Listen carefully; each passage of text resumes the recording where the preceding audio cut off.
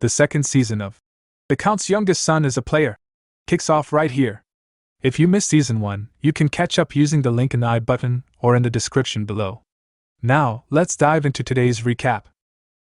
Sometime later, the scene transitioned to the conference room, where Kane stood before a gathering of key figures, delivering his report. That's all for now, he concluded. We've detected abnormal activity in 3 separate territories. Based on multiple eyewitness accounts, a mysterious night order, comprising dozens of unidentified knights, was seen driving out monsters and securing the main roads.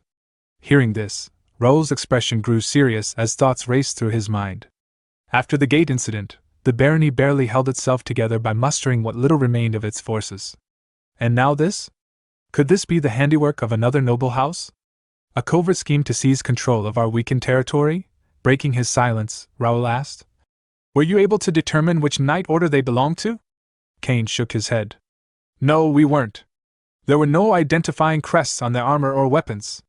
What's more, when our scout attempted to observe them, they disappeared without a trace. Raoul's brow furrowed in thought. That's strange. Knights take immense pride in the houses they serve. For them to conceal their crests, something's not right. Kane continued, his tone laced with concern. There's no way a barony could independently mobilize such a large number of knights. This operation must have a backer, or at least an accomplice. Raoul pressed further. Have any prominent houses or factions made suspicious moves lately? For now, Kane answered. The House of Duke Templeton and the House of Marquis Greer remain quiet. But that's to be expected, they rarely get involved in politics.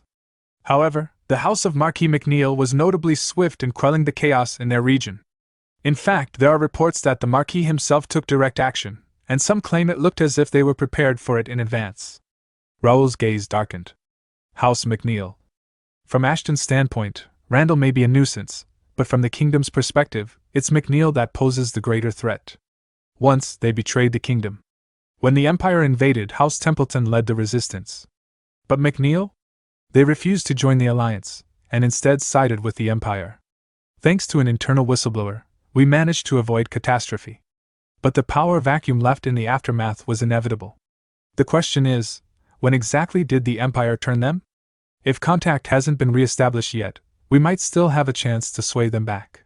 But if they've recommitted to the Empire, then we'll have no choice but to sever ties entirely. Kane resumed. In conclusion, the most suspicious parties are the House of Marquis McNeil, the House of Count Randall, and Viscount Jaden, whom you specifically mentioned, Master. There's something off about him as well, Raoul asked. Right, and what about my uncle? What is he doing now? It appears he recently returned to the capital, Kane replied. Word is, he's conspiring with some relatives from his faction. I believe it's tied to the disturbances in the territory. Raoul's thoughts turned inward once more. Judging by all the intel so far, those knights that have been appearing near our borders must be connected to one of them. It seems like they're planning to make their move here first. Still, can we really expect things to unfold the way we hope? Turning to Philip, who was seated across the table, Raoul gave a firm order. Keep the knights on high alert. Be prepared to activate the portal immediately in case of any emergencies. Philip gave a respectful nod. Understood, Master. Raoul then turned to Jake. From this point forward, the Guild's direct forces will assume all responsibilities related to gate management and monster extermination. The Knight Order will no longer handle those duties. Jake nodded, a confident smile on his face. Understood. Raoul looked around at the group. I trust all of you have noticed by now, our enemies are starting to move in earnest. They likely think we're vulnerable, easy prey. Let's remind them of the cost of underestimating us. Let's show them what happens when someone bites off more than they can chew. As the meeting concluded and the others filed out of the room, only Bernard remained. Raoul addressed him with a lower, more personal tone. I'll be staying in the capital for the time being. If you can't reach me and something happens at the family estate, do as I instructed. Bernard bowed deeply. So you want me to take Miss Nakia back to the estate if there's an emergency? Understood. Raoul nodded. Also, if any orders or requests for cooperation come from the estate, ignore them, unless they're from Brother Dylan. His expression turned grave. We still haven't identified the Empire's collaborator, who is likely still lurking within the estate. I need to be ready for anything. I'm sure their target will be my father. His power and influence remain strong. If he falls, the family will descend into chaos. We can't proceed with our plan while leaving a traitor within the main house. This incident may be the opportunity we need to root out every last enemy hiding within our family. Later that day, Raoul arrived at the first guild's Turium branch. He was welcomed by Ilias, the branch's leader, who greeted him warmly. "You're here, master." Raoul gave a nod. "Sir Ilias, have you been well?" Ilias chuckled. "Quite well, thanks to you, master." Raoul observed Ilias thoughtfully. "He began as a trainee knight from the Golden Bear Knight Order, one of 6 who initially followed me. Now, he's risen to expert rank and holds a top executive position within the guild. The Turium branch alone boasts 500 trained guild troops and roughly 20 station knights. Under royal authority, they manage several dungeons around the capital while also taking on commissions from both nobles and citizens." Ilias led Raoul deeper into the branch headquarters, where 3 knights greeted him with identical smiles and spoke in unison. "It's been a long time, master." Raoul recognized them immediately. These knights were my classmates at the academy. They joined the First Knight Order alongside Dalton. All of them were S-class candidates with remarkable talent. Thanks to the guild system, they've grown tremendously. Each of them is on the cusp of reaching mid-expert level. "I heard you've discovered the entrance to an ancient dungeon," Raoul said. "Could you share the details?" A knight with spiky brown hair raised his hand. "Yes, allow me," he said. "The dungeon was discovered by a wandering adventurer. Fortunately, it was near one of the dungeons under our jurisdiction, so we were able to secure it quickly." He continued explaining the situation in detail. Raoul thought to himself, there's no doubt about it. We've finally found an ancient dungeon. In Connect, there are 2 types of dungeons. The first is a gate that was improperly sealed and fused with our world. These continually spawn monsters and require specific conditions to be sealed. The second type, far rarer, are natural dungeons that existed before the gates even appeared. These include hidden sanctuaries, mage laboratories, dragon lairs, places of ancient power.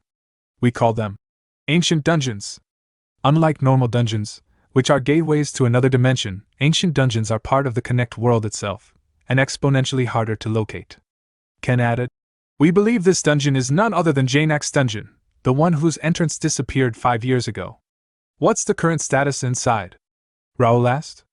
Ken replied, "Our knights and soldiers are guarding it closely, and information is under strict control.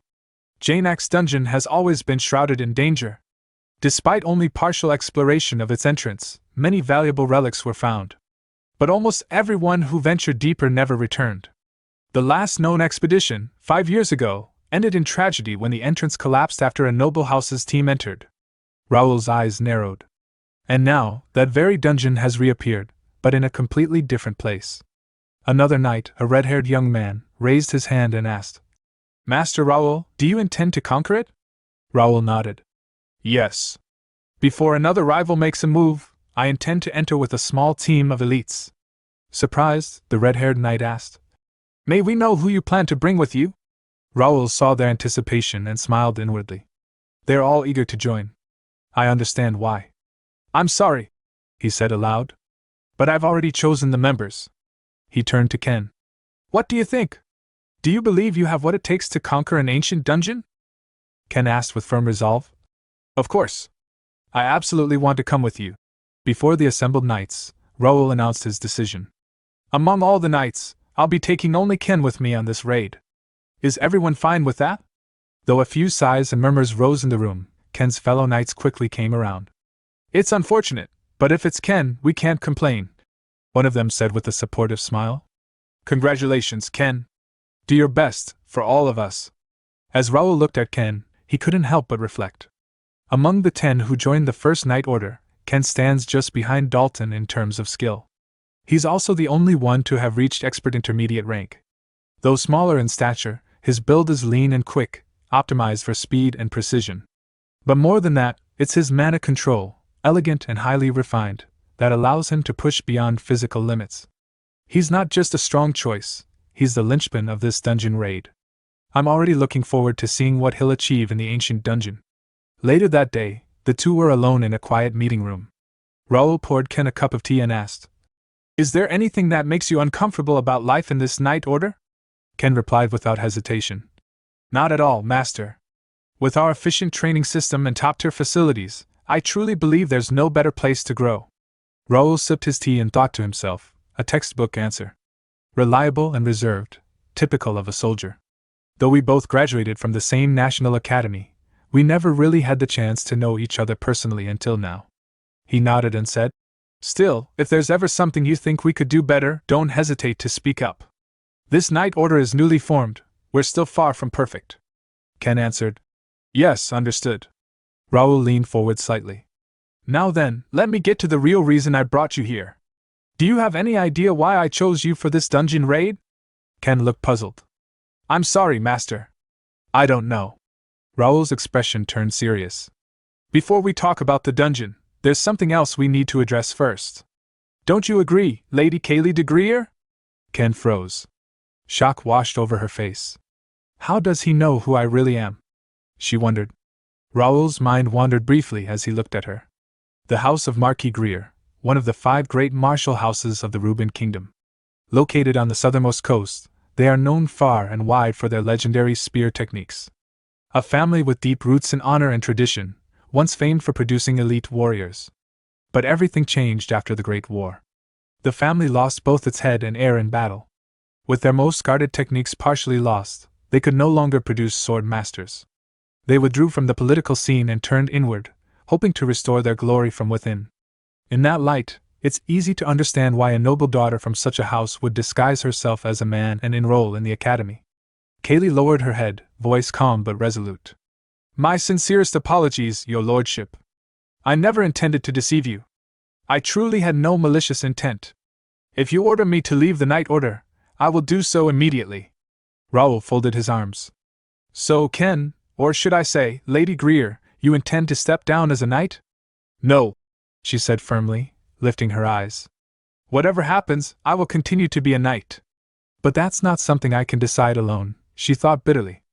Most knight orders in Reuben Kingdom don't even recognize female knights as members. Raoul raised an eyebrow. Then why speak as if you're prepared to quit? Has something in our order disappointed you? She quickly shook her head. No, absolutely not. But, Master, when you said I could stay, did you mean it? Raoul gave a short laugh. Isn't it obvious? What kind of knight order would let go of someone who reached expert intermediate rank as a teenager? Kaylee hesitated. But I'm a woman. And I belong to the House of Greer, which is a direct rival to your House of Ashton. That doesn't matter to me, Raoul said without blinking. Even if there are problems, I'll take full responsibility for accepting you. Her voice trembled slightly. So, you're saying my gender and lineage don't matter? Raoul met her gaze. What matters is your will. Moved beyond words, Kaylee rose from her seat, then dropped to her knees before him. I, Knight Ken of the House of Marquis Greer, once again pledge my loyalty to you, Viscount Raoul de Ashton, my master. Raoul also rose, stepping forward. Placing a hand gently atop her head, he said solemnly, I, Raoul, master of the First Knight Order, accept your loyalty, and vow to fulfill my duty as your commander. As she knelt before him, Raoul thought to himself, at last. The very talent I sought at the academy. It was never just Kaylee, it was Ken. The first female knight to reach master rank and connect. A prodigy with S-rank potential. Even though fate twisted things and she ended up under Dalton's wing first, I'm glad we're finally here. Looking up, Kaylee asked hesitantly, Then, what should I do now? Should I reveal my true identity and gender to everyone? Raoul shook his head gently. I'll leave that to your judgment. You can stay as you are, or come forward. It's your choice. A soft sigh of relief escaped her lips. Then, I'd like to stay as I am. As Ken. Raoul smiled. All right. Now shall we return to our original topic, the dungeon raid? After completing their preparations, Raoul's party arrived at the entrance of the ancient dungeon. Several knights who had escorted them paused at the threshold. This is where we stop, master, one of them said. We wish you the best of luck. Raoul turned to them, giving a respectful nod. Very well. Thank you all for your guidance. Raid team, this way. Josh bounced on his heels in excitement. I can't believe I was chosen for the dungeon raid team. It's truly an honor, master. Going on missions like this always gets my heart racing. He then pulled something from his bag. Look, I even brought the magic lamp you left in my care. Raoul chuckled. It's good to see you fired up, Josh. But this time, I brought something better than the lamp. With a wave of his hand, Raoul summoned Ravel, the forest fairy. She fluttered into the air, sparkles trailing behind her, and immediately cast a spell. "Leave the lighting to me," she said cheerfully. Suddenly, the dark dungeon corridor lit up with a warm green glow. The faint shimmer of ancient magic danced along the walls. Everyone looked around in awe. The ancient dungeon, with all its mystery and danger, now seemed almost alive with energy. Raoul gestured forward. "That should be enough. Shall we begin our raid on this ancient dungeon?" Some time later, as the party ventured deeper into the ancient dungeon, an unexpected threat appeared. A spectral blue wolf, its body semi-transparent and glowing with ethereal light, emerged from the misty corridor ahead. Ken instinctively thrust his spear forward with precise force, aiming directly at the wolf's core. But instead of wounding it, the spear simply passed through as if slicing through fog. The spirit beast let out a low, haunting growl before retreating silently into the depths of the dungeon. Frustrated but composed, Ken lowered his weapon and thought, "This is tricky."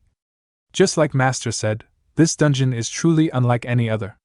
Most of the monsters we've encountered are spirit type, and physical attacks barely affect them. If that's the case, then the only real weakness must be psychic powers. Just as the realization settled in, Raoul, further ahead, extended a hand, his eyes narrowing. A burst of invisible force pulsed outward, striking down another spirit wolf in a single, decisive blow. The creature let out a distorted cry before vanishing into nothingness. After dispatching the threat, Raoul closed his eyes briefly, concentrating as the mana around him shifted subtly. Then, without looking, he spoke. "Josh! Touch the corner of that wall to your left." Josh blinked in confusion but obeyed. As his fingers brushed against the rough stone, the wall rumbled slightly. With the soft grind of ancient mechanisms, a hidden door slid open, revealing a narrow passageway shrouded in glowing mist. Seeing the hidden entrance, Ken's eyes widened. A secret passage. How does Master see through the dungeon's tricks so easily? But Raoul already knew what Ken was wondering. He thought to himself, "Of course I can see through it, because I've been here before. In my past life, Jainax's dungeon was the very first dungeon I ever cleared. Back then, it was considered a high-difficulty labyrinth that many had failed to conquer. But I succeeded because I wasn't an ordinary warrior, I was an esper. This dungeon wasn't designed for just anyone. It was a proving ground built specifically for those with psychokinetic powers. Jainax himself, once revered as the ancient fist master, or the combat master, was an esper. As espers vanished from the continent of Connect, so too did the ability to clear this place. And his closest companion back in the day was none other than the ancestor of House Greer. They pressed deeper into the heart of the dungeon, when suddenly, the narrow path gave way to a vast, open area. Before them stood an enormous stone mansion under a ceiling of enchanted sky, as though they had emerged outside. Josh gasped. "Wait, did we come outside somehow? Is this place still part of the dungeon?" Raoul looked around, eyes scanning the grand structure. "Yes, it's exactly like I remembered. You can never predict what you'll find in an ancient dungeon. This mansion was part of it too." Ken's gaze fell on the stone walls, the carvings, the architecture. Something about the building tugged at his memories. This place, it looks so familiar. "Master, over there!" Josh suddenly pointed toward a large arena-like area where two imposing statues stood facing each other. "There's something here!" Ken followed his gaze and stopped. His breath caught. A bronze statue stood tall, its design unmistakable. The scene faded to several days earlier, in the meeting room of the Turian branch. Raoul leaned back in his chair. "Now then, let's return to the topic of the dungeon raid. Ken, you've heard the rumors, haven't you? About the hidden treasure left behind by the ancestor of Marquis Greer in Jainax's dungeon?" Ken nodded gravely. "Yes. In fact, most of the artifacts unearthed in past expeditions were related to House Greer. The Marquis attempted multiple raids over the years whenever the dungeon reappeared. But the cost was devastating. Few ever made it back." His tone turned somber. "The most recent attempt was 5 years ago. My older brother Sean Greer, the heir of our house, led that expedition. When news reached the Academy of the Dungeon's discovery, he mobilized his escort knights and soldiers and rushed there. But he never came back." Ken clenched his fists. "Master, no matter what, I must go. I have to reach that place, for my brother's sake, and for my family."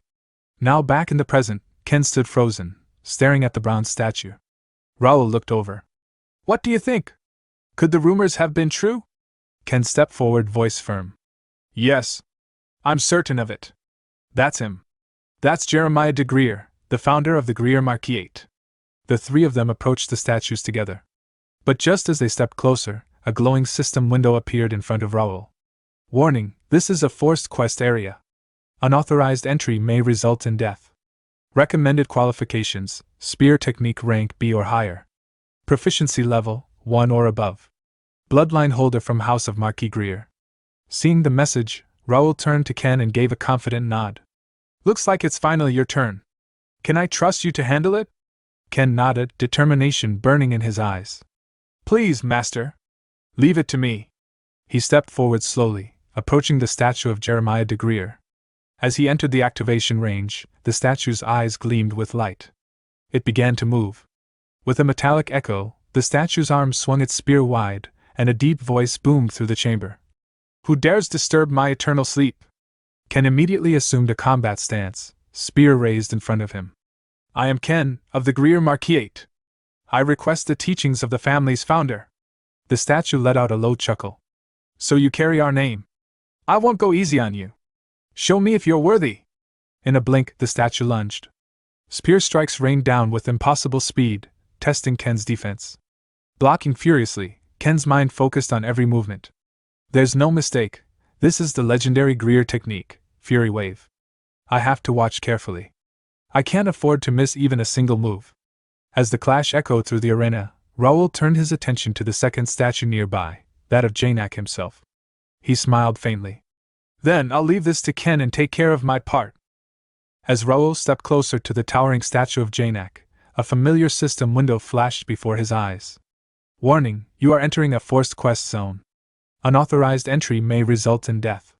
Recommended requirements: combat skill, rank B or higher, intermediate level +1, psychic skill, rank B or higher, intermediate level +1. Suddenly, the eyes of the Janak statue glowed with life. The stone began to crack and shift as the ancient figure awakened with a powerful voice that echoed across the chamber. Who dares disturb my long slumber? His gaze fell on Raoul and the tiny forest fairy, Ravel, hovering at his side. Janak let out a deep chuckle. A fairy and a fledgling psychic? How amusing. Very well. If you can endure my trial, I shall reward you accordingly. Do you accept the challenge? Raoul raised his head confidently. I will. In my previous life, he thought, I barely survived this fight with just intermediate level 3 telekinesis. But this time, I'm far stronger. This won't be a problem. With a wave of his hand, Raoul's psychic energy surged. Swords made of pure telekinetic force manifested in the air around him. Dozens, then hundreds, all floating and ready to strike. Janak's eyes narrowed in surprise. Unbelievable. That's clearly intermediate level psychokinesis, but the output and control. Out loud, he scoffed. You do realize having many doesn't mean you have everything, right? Raoul smiled faintly. Of course. I'm looking forward to this duel. Without another word, Janak lunged. His fist, wrapped in a greenish martial aura, tore through the air with immense pressure. In response, Raoul launched his psychic swords forward. But Janak twisted and dashed through the formation, slipping between the blades with uncanny speed. He swung his fist directly at Raoul. Ravel reacted instantly, forming a shimmering mana barrier around Raoul. The fist struck, yet the barrier offered no resistance. The blow pierced straight through and landed cleanly against Raoul's torso, sending him staggering back. Pain flared through Raoul's body. That hit landed directly, even though the barrier was intact. Could this be penetration fist? One of the advanced martial techniques? If so, I'm at a disadvantage. Just then, a familiar voice echoed from within the Regnitor armor. Karl's spirit materialized beside him. You've run into a rather dangerous opponent, Karl said calmly. How does it feel to face him head-on? Raoul grimaced. He's annoyingly tricky. His attacks cut straight through defense. Blocking won't work, I'd have to dodge everything. But if I do that, this wouldn't be a real duel anymore. Karl nodded. That's what makes martial artists like him terrifying. When facing someone who's mastered penetration fist, your options are limited, either deflect or stay completely out of range. Janak surged forward again, delivering another fierce strike. Raoul twisted aside, narrowly dodging. Before he could recover, another blow followed. Raoul bent backward, just barely avoiding the second attack as the wind from the strike passed over his face. Janak smirked. Warm-up's over. Now I'll show you my true power. Raoul's thoughts turned serious. So in my past life, he was holding back after all. Janak possesses 2 psychic abilities, flame manipulation and body reinforcement. That enhances both his attack power and defense. Combined with his master-level martial arts, he's one of the strongest one-on-one duelists I've ever encountered. But still, as Janak launched another deadly blow, Raoul vanished using flicker, reappearing in the air above him. With a gesture, a new ring of swords formed around Raoul, glowing with psychic energy. In aerial combat, I have the advantage as a telekinetic. The blades flew downward like meteors, targeting Janak. But Janak answered with overwhelming force. Flames exploded around his body as his aura flared. The stone beneath him cracked and scorched, and the pressure in the room spiked. On the ground, both Josh and Ken felt the change. Their expressions grew tense. Meanwhile, Janak shouted, "Didn't I tell you already, boy? Sheer numbers won't overwhelm me." He raised his fist again. "Junk like this, I'll cut down."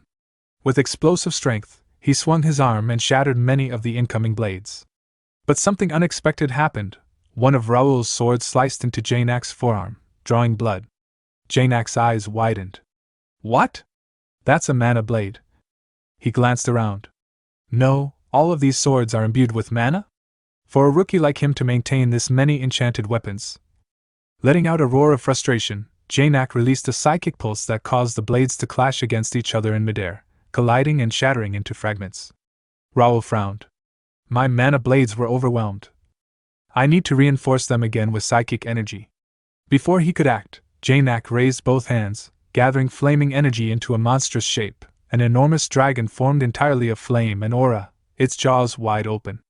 The beast lunged toward Raoul like a comet. Damn it! Raoul thought, panic rising. There's no way to dodge this. No matter where I run, I'm toast. Just then, Carl reappeared beside him, calm and composed. Relax, Raoul. Open your eyes and observe. That's not a real dragon, it's condensed flame aura. The form is just an illusion. What you need to find is the mana core. That's its weak spot. Raoul's eyes sharpened, focusing. He scanned the flaming dragon, and then saw it, a swirling orb of concentrated mana at the center of its mouth. There it is. Channeling his power, Raoul conjured a new set of telekinetic blades, sharper, stronger, more refined than before, and hurled them directly into the core of the incoming dragon. A massive explosion erupted midair. Flames surged, smoke filled the air, but as the dust settled, Raoul emerged from the smoke, unharmed. Janak stared at him in disbelief. His mouth opened slightly, and he muttered, I have to admit it. You've surpassed a level I can judge. He slowly lowered his fist, and bowed his head slightly. This duel is your victory. The statue of Janak spoke, its deep voice echoing through the hall. Thanks to having met such an outstanding junior, I can leave in peace. A sudden chime sounded in Raoul's ears, and a system window appeared before him. Forced quest, Janak's test, completed, rewards, mansion warehouse key, type B, 50,000 player coins, large amount of EXP, title obtained. The one who received Janak's acknowledgements. Before Raoul could fully process the notification, a brilliant golden light began to radiate from the statue's chest. Slowly, a shimmering golden core emerged, floating in the air. I look forward to the day your psychokinesis reaches the level of a master. The statue continued. May the experience you've gained from today's battle guide you along your path. Raoul's brows furrowed. What's this? Wasn't the reward for the hidden quest already fixed? The moment the golden core drifted away, Janak's statue fell silent and still, returning to lifeless stone. Across the hall, the statue of Jeremiah stopped mid-swing against Ken. Time's up. I concede, this match is over. Ken, panting heavily and drenched in sweat, could barely keep his stance. Jeremiah's statue inclined its head in respect. You've endured far longer than I anticipated. I respect your perseverance. Ken of Marquis Greer, you pass. From the sidelines, Josh let out an enthusiastic cheer for both Raoul and Ken. Yet another system notification popped up before Raoul's eyes. Forced quest, Janak's test, completed, rewards, mansion warehouse key, type B, 50,000 player coins, large amount of EXP. Raoul smirked to himself. Good, just as planned. That means Ken has cleared his trial too. Once they stepped inside the mansion of Greer, Josh couldn't help but marvel. It's on par with the mansions in the capital. Raoul waved a hand dismissively. You've both worked hard. Take a short break. I'll contact you through guild communications when I need you. Until then, rest in your rooms. Yes, master. Thank you for your hard work, Josh and Ken replied before heading off. As their footsteps faded, Raoul placed his hand on a table and opened his system interface. All right, time to sort through the rewards. A window displayed the details. Title: The one who received Janak's acknowledgements. Grade S. Effect: increases combat power, psychic skill strength, and skill proficiency by 20%. Raoul tilted his head thoughtfully. Not bad, though a swordsmanship buff would have been nice. Well, I can always get that somewhere else. From his inventory, he pulled out the golden core. Item: Janak's spiritual core, grade S. Effect: enhances certain psychic abilities of the consumer. A special core left behind by Janak for future generations. Grants unique powers based on the consumer's choice. Raoul froze for a moment, stunned. An S-grade core? In my previous life, the first dungeon clearer only got grade B, and everyone after that received grade C. Without hesitation, he swallowed the core whole. Golden light flared across his body. You have consumed the S-grade spiritual core, Janak's spiritual core. The core's effects are spreading throughout your body. Choose 2 growth effects suited to your aptitude. 3 new system windows materialize before him. Psychokinesis, power growth, increases the total movable weight by 10 times. Psychokinesis, control growth, increases the number of manipulable objects by 10 times and improves fine control. Psychokinesis, range growth, doubles both detection and spirit projection range. Raoul's eyes widened. I have to choose between these? That's insane. Taking a deep breath, he analyzed each. Power boosts the weight I can move and the speed of heavy objects. Control lets me handle more objects simultaneously and with precision. Range expands my area of influence and detection. After a moment of consideration, he made his decision. You have selected range growth and control growth. Golden light surged through his body, his eyes now glowing with radiant gold. Every object in the room rose into the air under his will, spinning and floating in perfect harmony. So this is how it feels. This sensation is completely different from when I reached Meister level in my past life. Honestly, I could crush the past life me in a psychic duel right now, and not just maybe, but definitely. With a thought, everything returned neatly to its place. Just then, he sensed a faint but unusual aura. Come to think of it, just as I got a hidden reward, Ken must have gotten one from Jeremiah. That ring and spear, looks like he awakened his abilities. Good for him. A smile touched his lips, until Josh burst into the room, face pale and breathless. Master! There's a big problem. Raoul turned sharply. What happened? Josh swallowed hard. I was walking around the back of the mansion during break, and I found something. A place that looks like a graveyard.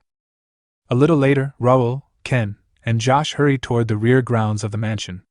The air was heavy, and an unsettling silence blanketed the area. As they rounded the last corner, the sight before them made them all tense. Hundreds of human skeletons lay scattered across the ground, bleached and brittle with age. Raoul's gaze swept over the grim remains. He turned to Ken, his voice low and grim. It's even more horrific than I expected. There's something in particular you're looking for, isn't there? Ken nodded solemnly. Yes, master. Without another word, Raoul stepped forward, extending his right hand toward the field of bones. His thoughts focused inward. Let's use the spiritual core's effect. An invisible wave pulsed outward, scanning the skeletal remains one by one. His senses sifted through the dead until something caught his attention.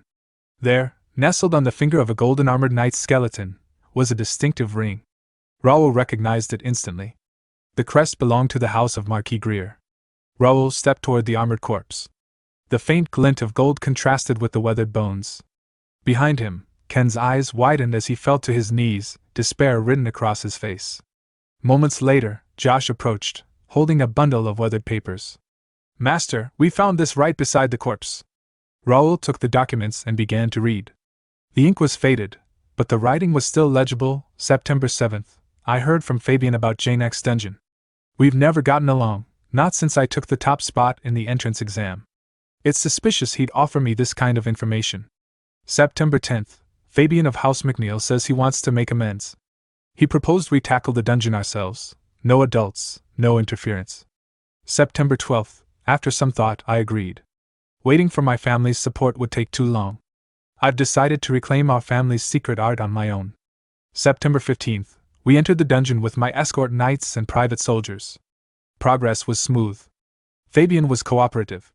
September 19th, something is wrong. The dungeon teems with spiritual entities. Physical attacks are useless. September 21st, I've been betrayed. Fabian and his party vanished during the night. Even the hired guide and priest are gone. It must have been prearranged. We later found the guide and priest's bodies. Fabian must have done it. The entrance has disappeared. Only one knight remains with me.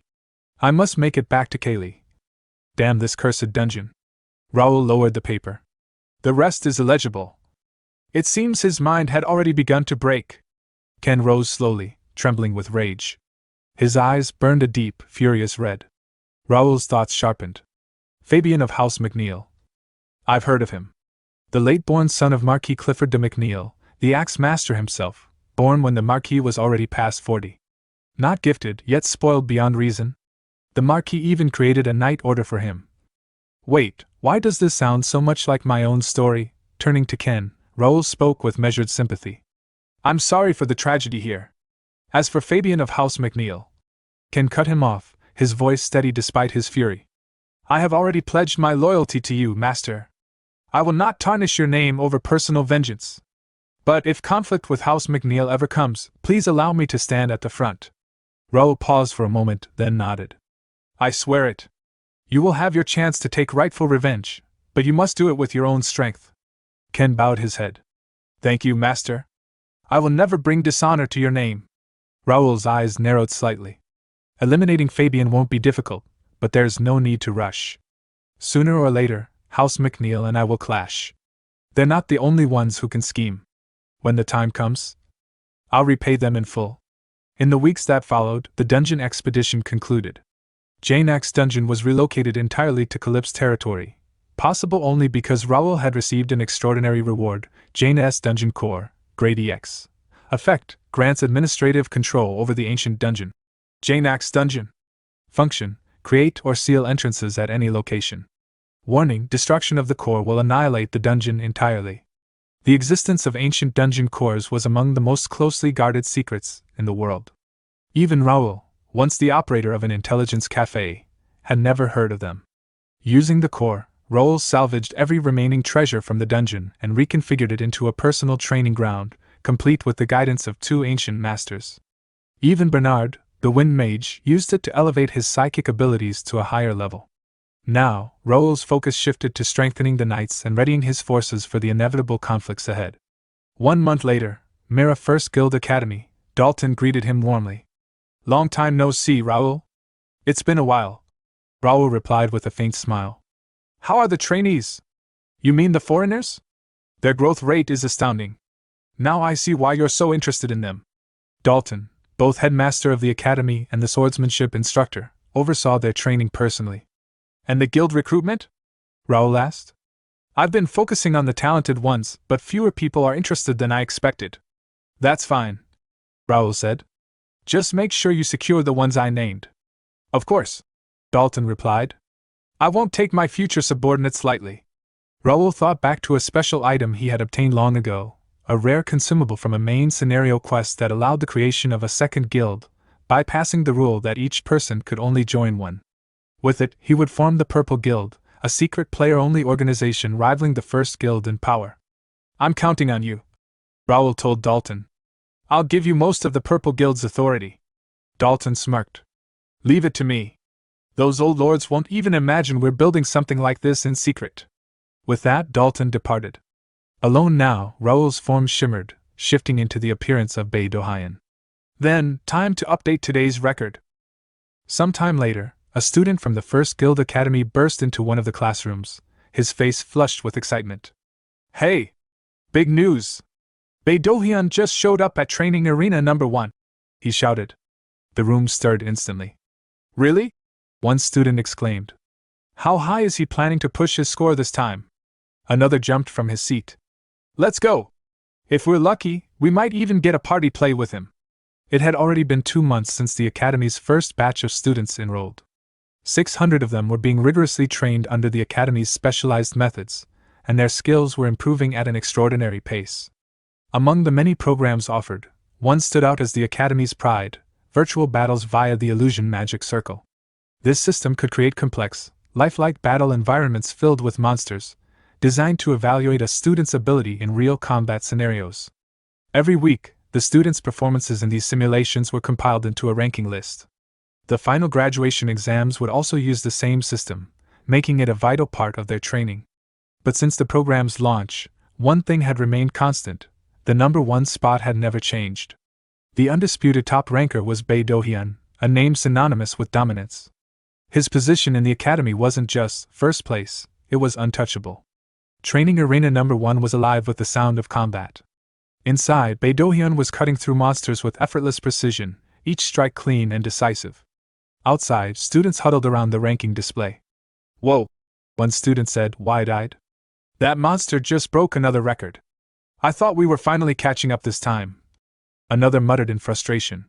A third asked, "He barely even shows up to classes. How does he keep getting scores like that? Even the instructors have acknowledged him." A fourth replied, "Rumor says he's busy running missions for the first guild." Moments later, Bae Do-hyun stepped out of the training room. At once, rank students like Blake hurried over. "You're sparring today, right?" Blake asked eagerly. "How about with me?" Before Bae Do-hyun could answer, another student cut in. "Don't be ridiculous." Someone behind Blake scoffed. "I booked him last week." That person was promptly shoved aside by Wang Tianming, who declared, "Move aside, everyone. Today, I'm going to avenge my last defeat." Bae Do-hyun let out a tired sigh. "Don't you guys ever get tired of this?" he asked. Wang Tianming smirked. "Not until I beat you. We can't graduate with a loss hanging over our heads. I'll keep challenging you until I win." Blake grabbed Tianming's shoulder from behind. "At least wait your turn," he said sharply. "You can't just charge in every time because you're impatient." The two immediately started bickering over who deserved the first sparring match. Watching them, Bae Do-hyun thought to himself, "Still, I have to respect their persistence. At least now that most of the troublemakers are gone, we can talk like normal people." Finally, he cut in. "Fine. How about a 2-on-1 today?" The arguing stopped instantly. Blake and Tianming turned toward him in surprise.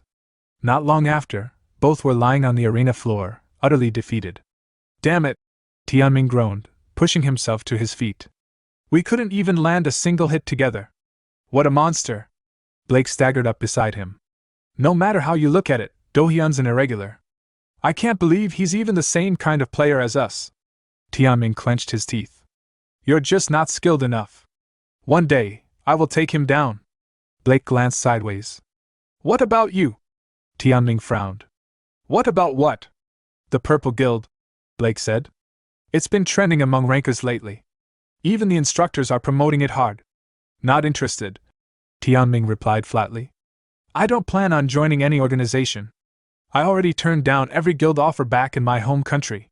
"I'm thinking of joining," Blake admitted. "The conditions sound really good." Tianming raised an eyebrow. "What kind of conditions?" "I want the best treatment in the best guild," Blake said matter-of-factly. "Even if I started my own, I doubt I could surpass the one Bae Do-hyun's in. Think about it, once the academy ends, it won't be easy to meet him again. If you want to beat him someday, wouldn't it be smarter to join the same guild and bide your time?" Tianming fell silent, imagining the day he could finally defeat Bae Do-hyun. "You still have that guild information brochure?" he asked. "Didn't you get one already?" Blake replied. "I threw it away the day I lost to him. I was pissed," Tianming admitted. "Then get another from the instructor." "Seriously, you need to control that temper," Blake said. Flustered, Tianming shot back. "Mind your own business." The scene shifted to the first guild's mirror branch, where a golden brown-haired guild member approached Raoul with news. "The business targeting outsiders is finally turning a profit," the man reported. Raoul smiled faintly. "Is that so? That's good to hear. We expect a steady flow of newcomers in the future," the man continued. "So we're planning to expand our shops in case we get more visitors than expected. The guild has secured both the manpower and the funding," Raoul assured him. "If you need anything, we'll gladly cooperate." We're truly grateful for your personal assistance, Baron Raoul, the man said sincerely. Suddenly, a system window appeared before Raoul, an incoming guild audio message. He opened it. The voice of Bernard came through urgently. Master, we have a problem. We just received word from our informant in Cauford Castle. Count Melvin has collapsed. Raoul's expression hardened. Damn it. Is the scenario starting exactly as I predicted? He immediately activated emergency transmission to all guild members. All forces, maintain maximum alert, he ordered. From this moment, consider this a wartime situation and prepare accordingly. Yes, master, came the unified reply. Raoul strode quickly down the corridor, flanked by knights, continuing his orders through the link. All knights of the Mirror Branch, head to Calip's castle. Also, there will be officer meetings tonight. Stand by until then. That's all. He cut the transmission and pushed open the door to a room, where Nikia, Dalton, and Kane stood near an active portal. What's the current situation? Raoul asked. Kane reported.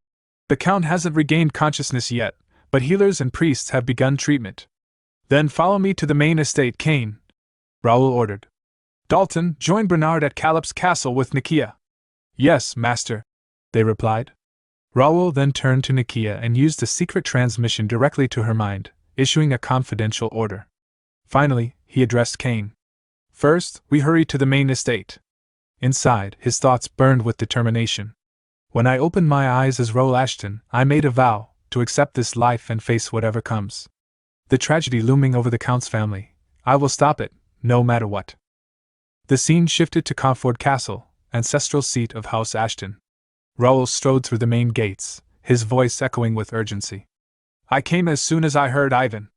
The butler, Ivan, was visibly trembling as he bowed low. Lord Raoul.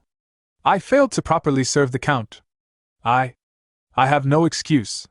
Raoul shook his head. Don't blame yourself too much, Ivan. What matters now is father.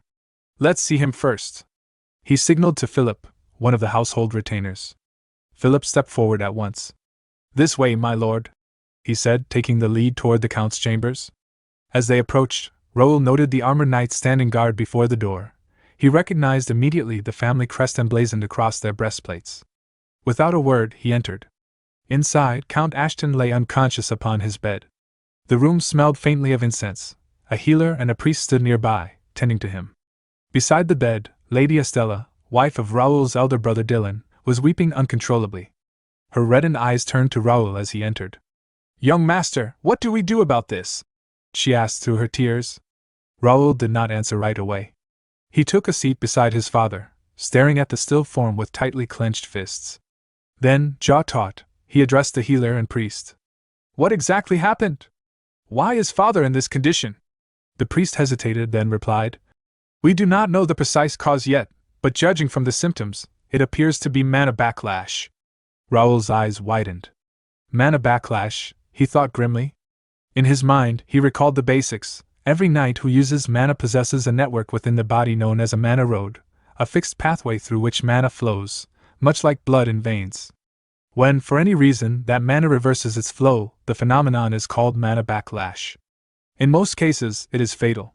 For those who survive, permanent disability is almost certain. The priest continued. Though this case is slightly unusual, mana backlash is the only condition that explains his symptoms. Raoul pressed further. Is there a treatment? We have to stabilize him somehow. The priest's expression turned regretful. In this case, divine power is ineffective. We can only offer blessings in his presence. Raoul gave a curt nod. Then please, do everything you can. Later, when the others had stepped back, Raoul remained seated beside the bed. From the armor he wore, a faint shimmer emerged. The spirit Karl, sealed within it, materialized. Karl's voice was low and grim. The Count's will is formidable. He must be enduring immense pain. Raoul turned sharply to him. Master, is there no way to save him? Karl considered, then said. Let me borrow his senses for a moment. Raoul placed his right hand over his father's head. Karl studied for a moment before speaking again. This is strange. It does not match any case of mana backlash I've encountered before. Raoul leaned in. So there is a chance to treat it? Karl's tone grew cautious. It's complicated. His condition is highly unusual. By this mana level, he should already be an intermediate master, yet he hasn't broken through. The Count's own mana is clashing against the reversing mana, pushing back as if in a stalemate. But he can't hold on forever. There are two possible approaches. First, identify the root cause of the backlash. There is an unnatural mana flow mixed in. If we block it, his natural flow should recover. Second, forcefully block the reverse mana flow. But this method requires a master-level manipulator to control the mana with extreme precision. It's incredibly risky, and even then, stabilization is not guaranteed. If either method succeeds, the worst-case outcome is unavoidable. Sometime later, Raoul walked through the castle corridor with Ivan, deep in thought. "Why hasn't my eldest brother arrived yet?" Raoul asked. Ivan replied. "A few days ago, 2 teams went missing in a strange dungeon. The eldest young lord went personally to investigate." Raoul frowned. No wonder he didn't respond to the guild's messages. "Has he sent word about returning?" Raoul pressed. "Of all places," Ivan answered. "The dungeon is located at the farthest edge of the Count's territory." Raoul's expression sharpened. "What about the Knight Commander? And Commander Ernest Bozel, the Viscount?" "The Knight Commander went into the dungeon with young Master Dylan. Viscount Bozel has been away for over a week conducting mobile training." Raoul stopped in his tracks.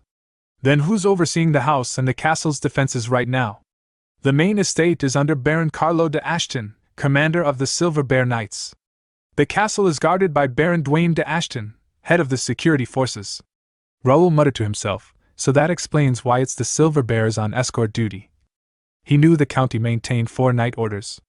Golden Bear Knights, elite warriors serving directly under the head of House Ashton.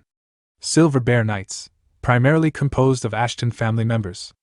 Iron Bear Knights, skilled fighters of common or foreign birth. Chain Knights, a not yet formalized order still in training. While prestigious by name, the Silver Bears were generally considered weaker in combat than the Iron Bears. Raoul made his decision. "Send a messenger.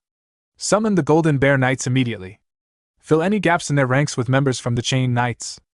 And tell Baron Dwayne to lock down Comfort Castle. No one gets in or out until further notice." "Understood, young lord," Ivan replied. As they moved, Raoul's mind was racing. The timing is too perfect. Everyone else thinks Father's collapse is an accident, but I don't.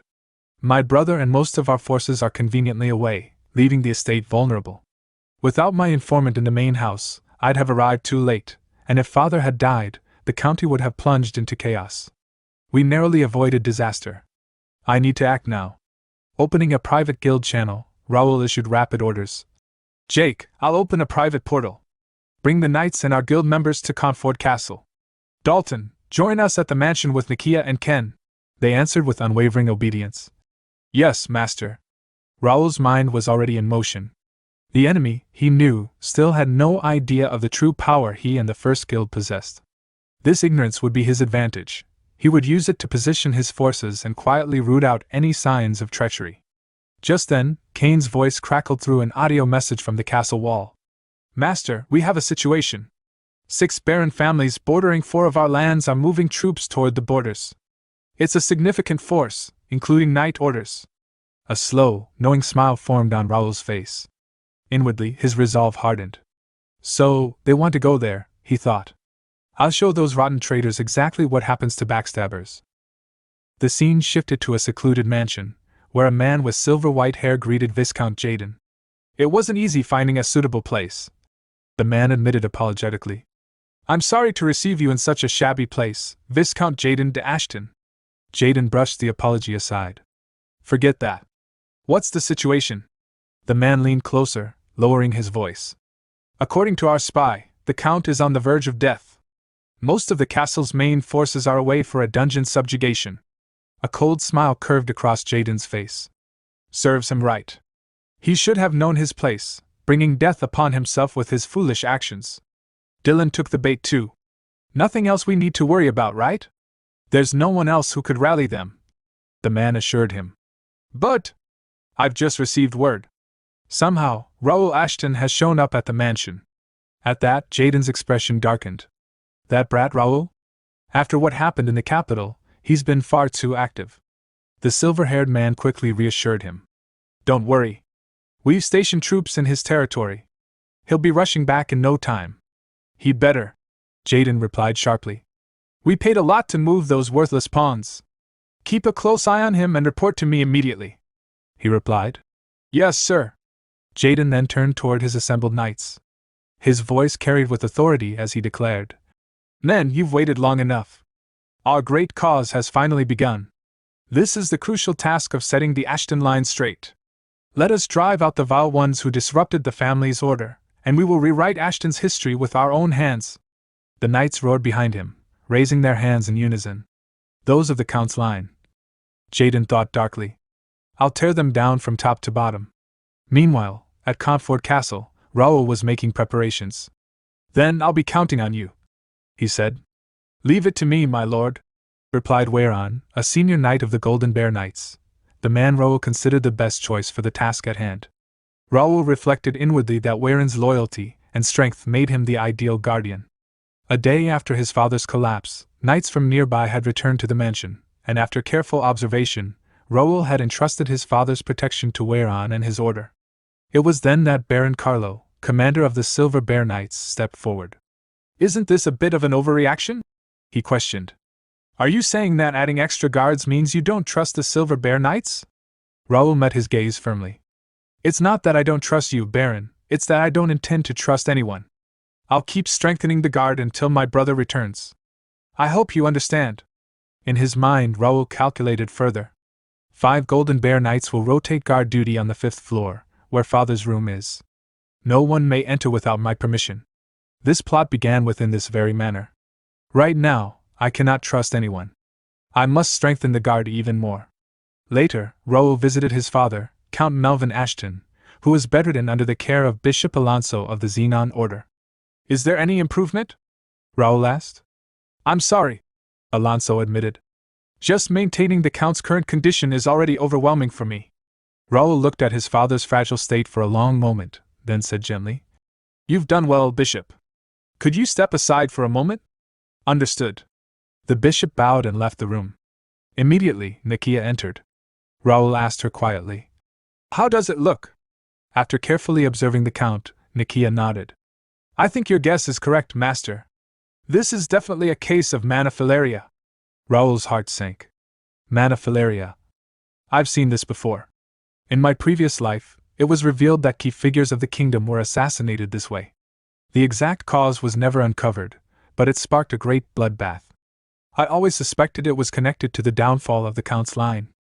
Is treatment possible? He asked. Based on the data you gave me, I've already developed a cure, Nakia replied.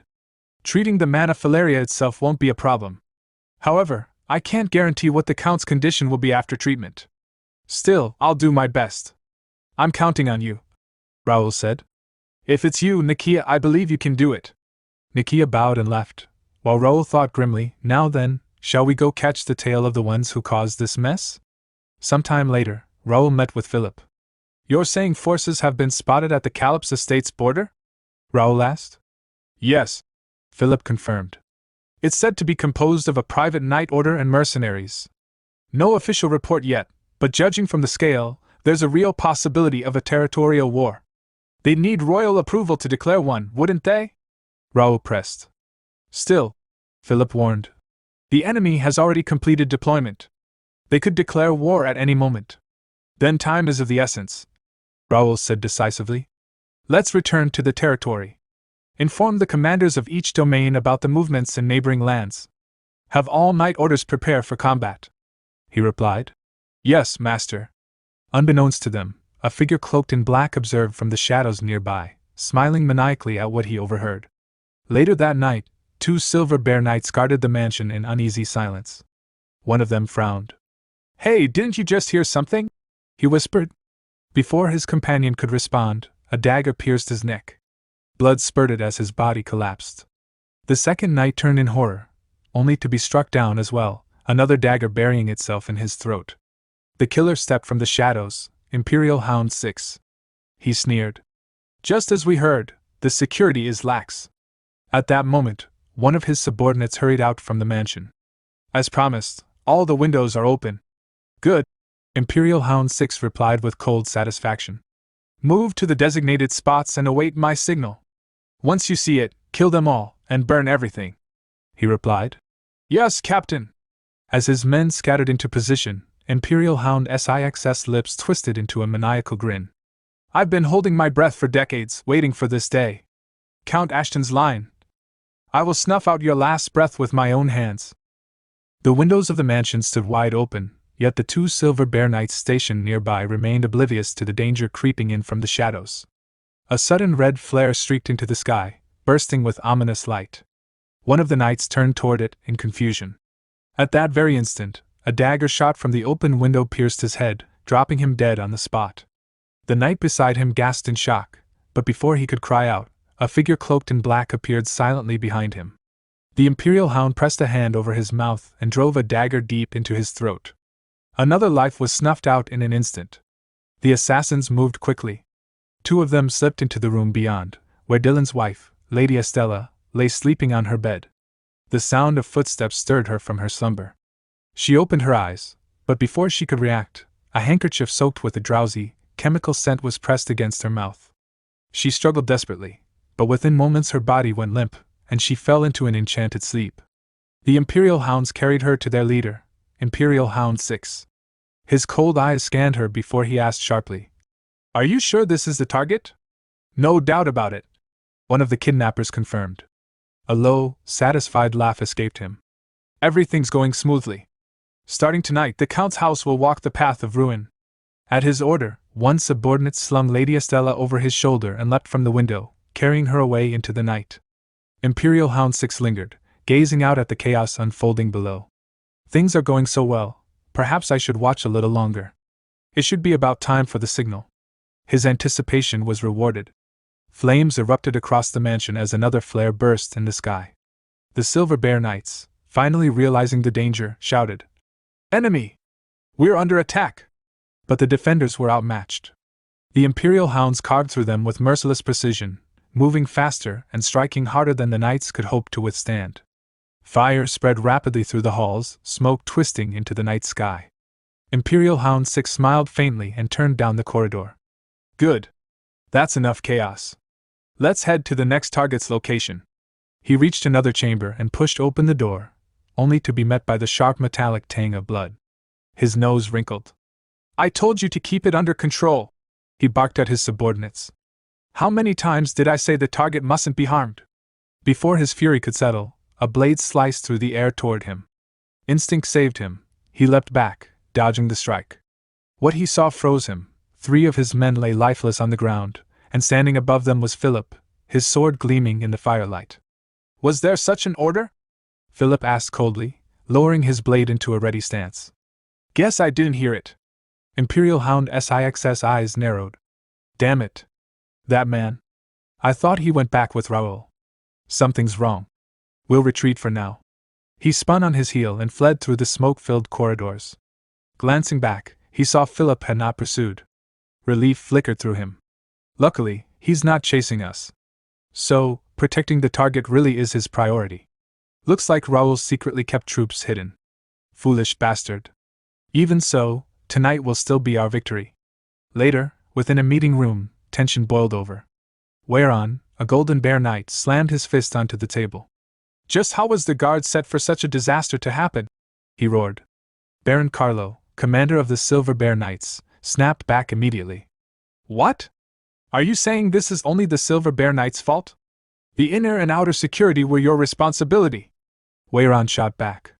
"This matter will be thoroughly investigated later, and responsibility will be taken. Try it if you can," Carlo snarled. "If you insult my knights who gave their lives in battle, I won't stand by quietly." Before the argument could boil over, Philip's sharp voice cut across the room. "That's enough. Both of you, stop this." Silence fell. Philip turned to a Silver Bear Knight nearby. "Report the damage." The knight bowed his head. "Yes, sir. In last night's attack, 30 guards were killed, and 5 Silver Bear Knights lost their lives. 1 annex burned down, half the East Garden was destroyed, and the main building suffered considerable damage. And amidst the chaos, Lady Estella was kidnapped."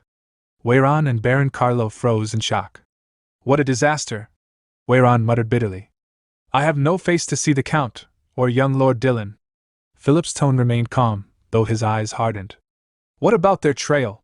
Any word from the pursuit team?" For some reason, the knight admitted.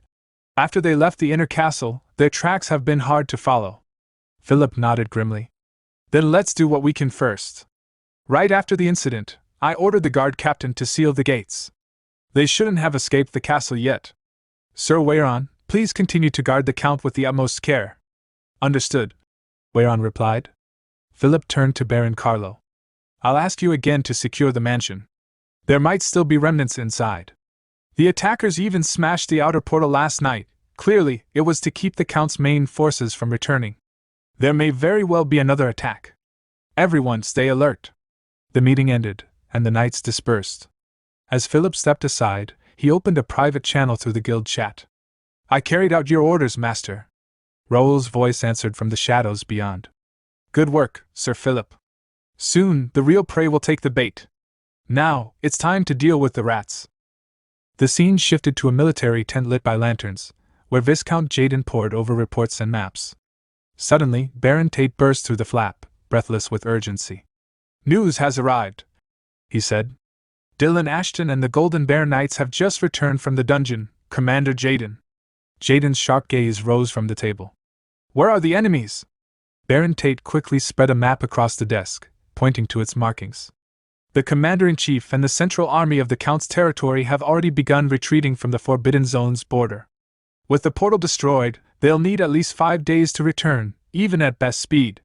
Meanwhile, we are east of Comfort Castle, in Baron Bennett's territory. With cavalry, we can reach it in 2 days. Jaden studied the map, then asked evenly. What is the current troop situation in Comfort Castle? Given its size, it is not an easy target, Tate replied. 5,000 guard troops maintain order and security. 60 elite knights and about 100 chain knights have been confirmed. In practice, Jaden mused, we have only about 1,500 elite troops. Taking the castle quickly won't be easy. But even if the unexpected happens, the hostages we hold will serve their purpose. Baron Tate gave a thin smile. You mean the captives secured right under the Count's nose? Our collaborators must be very skilled to have pulled it off. It wasn't that hard, Jaden said coldly. A man unfit for the seat of Count sits there. You're right, Tate agreed. The current Count is far too soft. This is the time when your decisiveness and drive are needed, Commander. Jaden rose from his chair and strode out of the tent. His knights stood assembled outside, awaiting his command. One of them lifted a horn and blew a sharp, resonant call across the camp. Raising his hand high, Jaden declared, All troops, march immediately on Comfort Castle. The story then shifted to the riverside, where Dylan and the Golden Bear Knights had halted to rest. Their horses drank deeply from the lake, while the men loosened their armor and sat in silence. Trevor de Hesse, commander of the Golden Bear Knights, approached Dylan, who stood brooding at the water's edge. Do you feel a little better now? He asked. Dylan exhaled heavily, shaking his head. I'm still frustrated. I should have judged more carefully. It's not your fault, young lord, Trevor said gently. It's been a long time since I, too, was deceived so thoroughly. Dylan's jaw tightened. The reports of a peculiar dungeon, missing soldiers and knights, with procedures in place, there was no choice but for me and the first knight order to act. Traces of demons had been reported. How could I ignore it? Yet the dungeon had been empty. No beasts. No demons. Nothing but a clever trap. His teeth ground together. First during the Royal Capital Rebellion, and now again, fooled twice by lies. Trevor's voice broke his thoughts. So, where do you plan to go now? After leaving the dungeon, I heard everything from Raoul, Dylan replied. He gave me 2 options. The main road splits ahead. One path leads straight to Comfort Castle to rally scattered troops. The other, Dylan's eyes narrowed, is somewhere we must visit before returning to the castle. We'll take that road. Trevor nodded without hesitation. Understood. Commander, Dylan called again, his tone quieter. What do you think of Raoul? The third young lord? Trevor considered. Before the Count went into seclusion, he once spoke to me about Raoul. He blamed himself for not realizing Raoul's true nature. He thought Raoul was a child to be protected for life. But Raoul was too exceptional for the Count's household to contain. Dylan turned sharply. Father said that? Trevor sighed. If Raoul had been only moderately gifted, your father would have warned caution. But Raoul is not someone who covets the Count's seat. Dangerous though it may sound, He has the talent to raise a nation. As the Count said, Raoul is far too great for one house alone. A faint smile crossed Dylan's face. That Raoul, when did you even win over the commander? He straightened, resolve burning in his eyes. Let's move. Those who dared betray the Count's house must pay the price. He mounted his horse and called to his knights. Move out again. Leave behind anyone who falls behind. Stay sharp and keep up. The Golden Bear Knights rallied, ready to follow. Far away, in the depths of an Imperial Hound hideout, Imperial Hound 6 returned with his subordinates after their mission. His teeth clenched as he surveyed the surviving troops. The last operation caused more damage than expected. Raoul left behind variables deadlier than we imagined. But it doesn't matter. No matter who survives, the result will not change. The Ashtons will tear each other apart, until only one remains. And that will be the perfect moment to cut off the Count's family's last breath. From the shadows above, he watched over the Empire's mana soldiers, his expression twisted with grim satisfaction. Imperial Hound 6 stood in the shadows of the underground chamber, his expression calm yet calculating. Should we have deployed the cavalry earlier? He wondered. No, they must not reveal themselves yet. Whether Baron Jaden seizes Comfort Castle or not, it no longer matters. Once the battle begins, our agent will neutralize the castle's magical defenses. Then, we'll open the portal beneath this chamber and unleash reinforcements and cavalry inside the castle walls. The cavalry must be saved until the end, for the bloody festival to come. Truly, I can hardly wait to see that scene.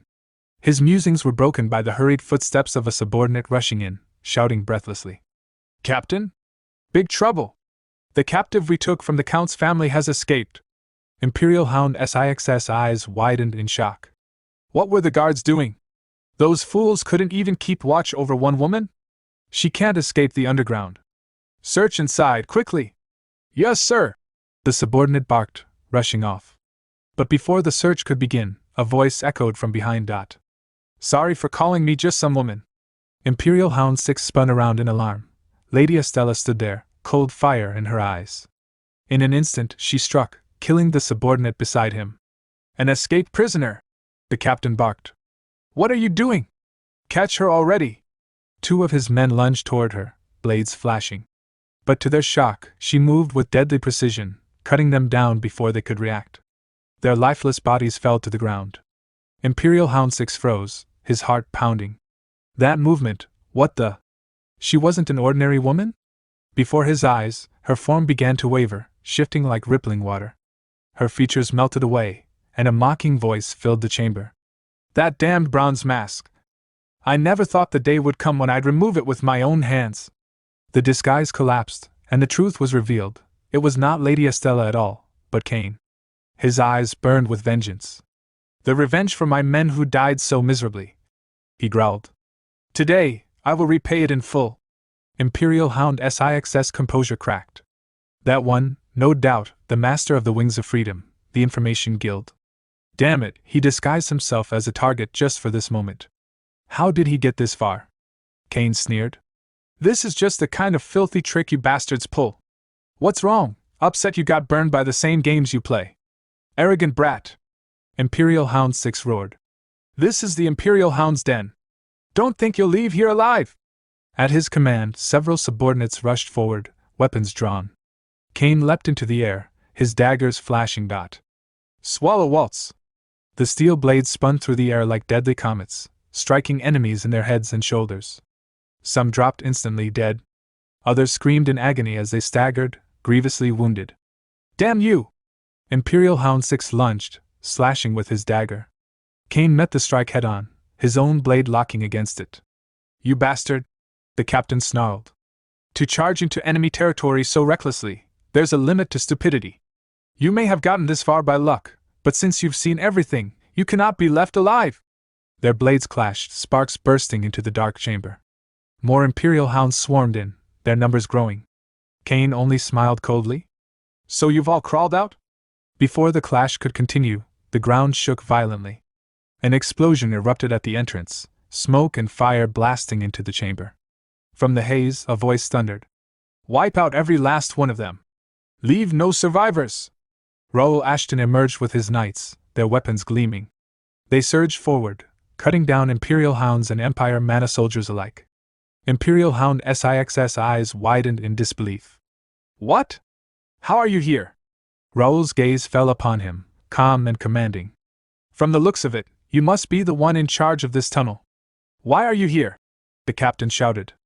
Didn't you return to your territory? Raoul glanced around the chamber, almost fascinated. Truly interesting. Does the Empire have a mole unit? How do you always manage to dig these underground tunnels? Imperial Hound 6 ground his teeth. Hundreds of cavalry, over 100 enhanced soldiers and Imperial Knights, all being completely overwhelmed. When did he gather such a force? This is nothing like the scale I saw at the investiture. Raoul's eyes followed the battlefield, pride flickering in his thoughts. For the past 6 months, I've been recruiting talent using the developer's analysis. With the system's aid, we conquered gates and trained without rest. One by one, they rose to expert-class knights. Now, all that effort is finally bearing fruit. But as the slaughter continued, Imperial Hound Six's expression twisted in desperation. My plan, 10 years in the making, is falling apart like this? No. I cannot give up here! He roared, summoning his full strength. A torrent of red aura burst from his body, flooding the chamber with murderous heat. For the glory of His Majesty the Emperor! Raoul's eyes narrowed in recognition, a hint of surprise flickering across his face. That technique, the Black Sacrifice. As the tension in the battlefield reached its peak, Cain assumed his fighting stance, daggers at the ready, preparing to face Imperial Hound 6. Raoul watched silently, contemplating the situation. What do you think, Cain? He wondered. The opponent was no ordinary foe, an expert-level fighter with activated tattoos, now in a berserk state, making them even more dangerous. Yet there seemed to be a flicker of emotion left within them. Would Cain take on such a challenge? Cain's form glowed with a greenish aura, the energy enveloping his daggers as he spoke with quiet resolve. I'm honored that you'd entrust this to me. For the sake of our fallen comrades, I'll make sure to take you down with my own hands. Without hesitation, Imperial Hound 6, fueled by his berserk state, lunged forward, striking with devastating force. Cain met the assault, his daggers clashing with the attack, sending waves of energy and dust scattering across the battlefield. At that moment, Jake approached Raoul and reported, Master, we've taken care of all the Imperial Knights and Demon Cavalry below. Raoul turned, relief flickering in his eyes. That ended faster than expected. Good work, everyone. Observing the duel between Cain and Imperial Hound 6, Jake commented, The berserk monster seems to have the advantage. Will it be okay? Raoul's gaze remained fixed on the fight. He's defending much better than expected. At this rate, the match will be decided soon, he thought. Jake, with a teasing grin, called out to Cain. Lady Cain, if this White Knight's help is needed, just say the word. Cain, flustered and angered by the remark, turned sharply. Not necessary, he growled, his eyes blazing. In a flash, he struck with lightning speed, slashing Imperial Hound 6 across the body. The berserker screamed in pain as blood spilled, falling to his knees, yet his dark aura still lingered. Turning to Jake, Cain asserted confidently, I'm more than enough on my own. Raoul nodded approvingly. It was an excellent match. Your skills have really improved. Cain replied humbly. I showed a shameful performance. Raoul's attention shifted to the fallen enemy. Now don't think this is the end, he said, activating his skill aura of radiance. Golden daggers surged forward, piercing Imperial Hound Six's body. Slowly, the dark, blood-infused aura began to fade. Cain observed silently, recognizing that the attack had severed the demonic energy that had possessed the hound. Raoul then commanded his knights to remove the corrupted power armor and take the fallen soldier away, still breathing. With the armor now on the ground, Raoul extended his hand, his regnator armor absorbing the fallen hound's power. Seeing his strength increase, he muttered, As I thought, this confirms it. Turning to the forest fairy, Ravel, who was examining the armor, he asked her opinion. Yes, Ravel replied, her eyes scanning the system window. To evolve Regnator to the next stage, we need to absorb power armor contaminated with demonic energy. I had a feeling it would be like this. Any other changes? Raoul asked. I think we'll know once the digestion is complete, Ravel answered. What's certain is that this alone is far from enough. Of course, don't worry. We'll have many more opportunities to acquire them in the future, Raoul reassured her. Turning to Jake and Cain, he said, Alright, let's quickly wrap this up and head back. We still have a lot to take care of. Yes, master, they replied in unison. Raoul handed Cain the mask of Imperial Hound 6. It might be troublesome, but Cain, I'll have to ask you one more time. Leave it to me. This is my specialty, Cain said, donning the mask and perfectly shape-shifting into the form of Imperial Hound 6. Well then, Raoul thought, now it's time to weed out the vermin hiding in the castle. Meanwhile, within the castle, nobles and high-ranking members were summoned. The crowd murmured among themselves. Gathering us like this? I wonder if something bad has happened to the family head. One whispered. Another cautioned. Don't even speak of such ominous things. They might have uncovered those who attacked the inner castle. At that moment, whereon the Golden Bear Knight arrived. May I have your attention, please? He called out. The reason I've gathered you all here today is to ask for your opinions on a certain matter. It concerns a magical message that arrived yesterday evening. The nobles gasped in shock. It was from Viscount Jaden. The messenger explained that Jaden had left the family, wandering foreign lands, but never forgot his duty. He had trained knights and soldiers, hoping to assist when needed. Upon hearing of the family's crisis due to the unprecedented gate incident, and the critical illness of the family head, he had mobilized his forces to come to the county's aid. Baron Jared de Ashton, elder council member of House Ashton, shouted indignantly. What in the world is this? What a long load of nonsense he's written! How dare that traitor set foot on this land again?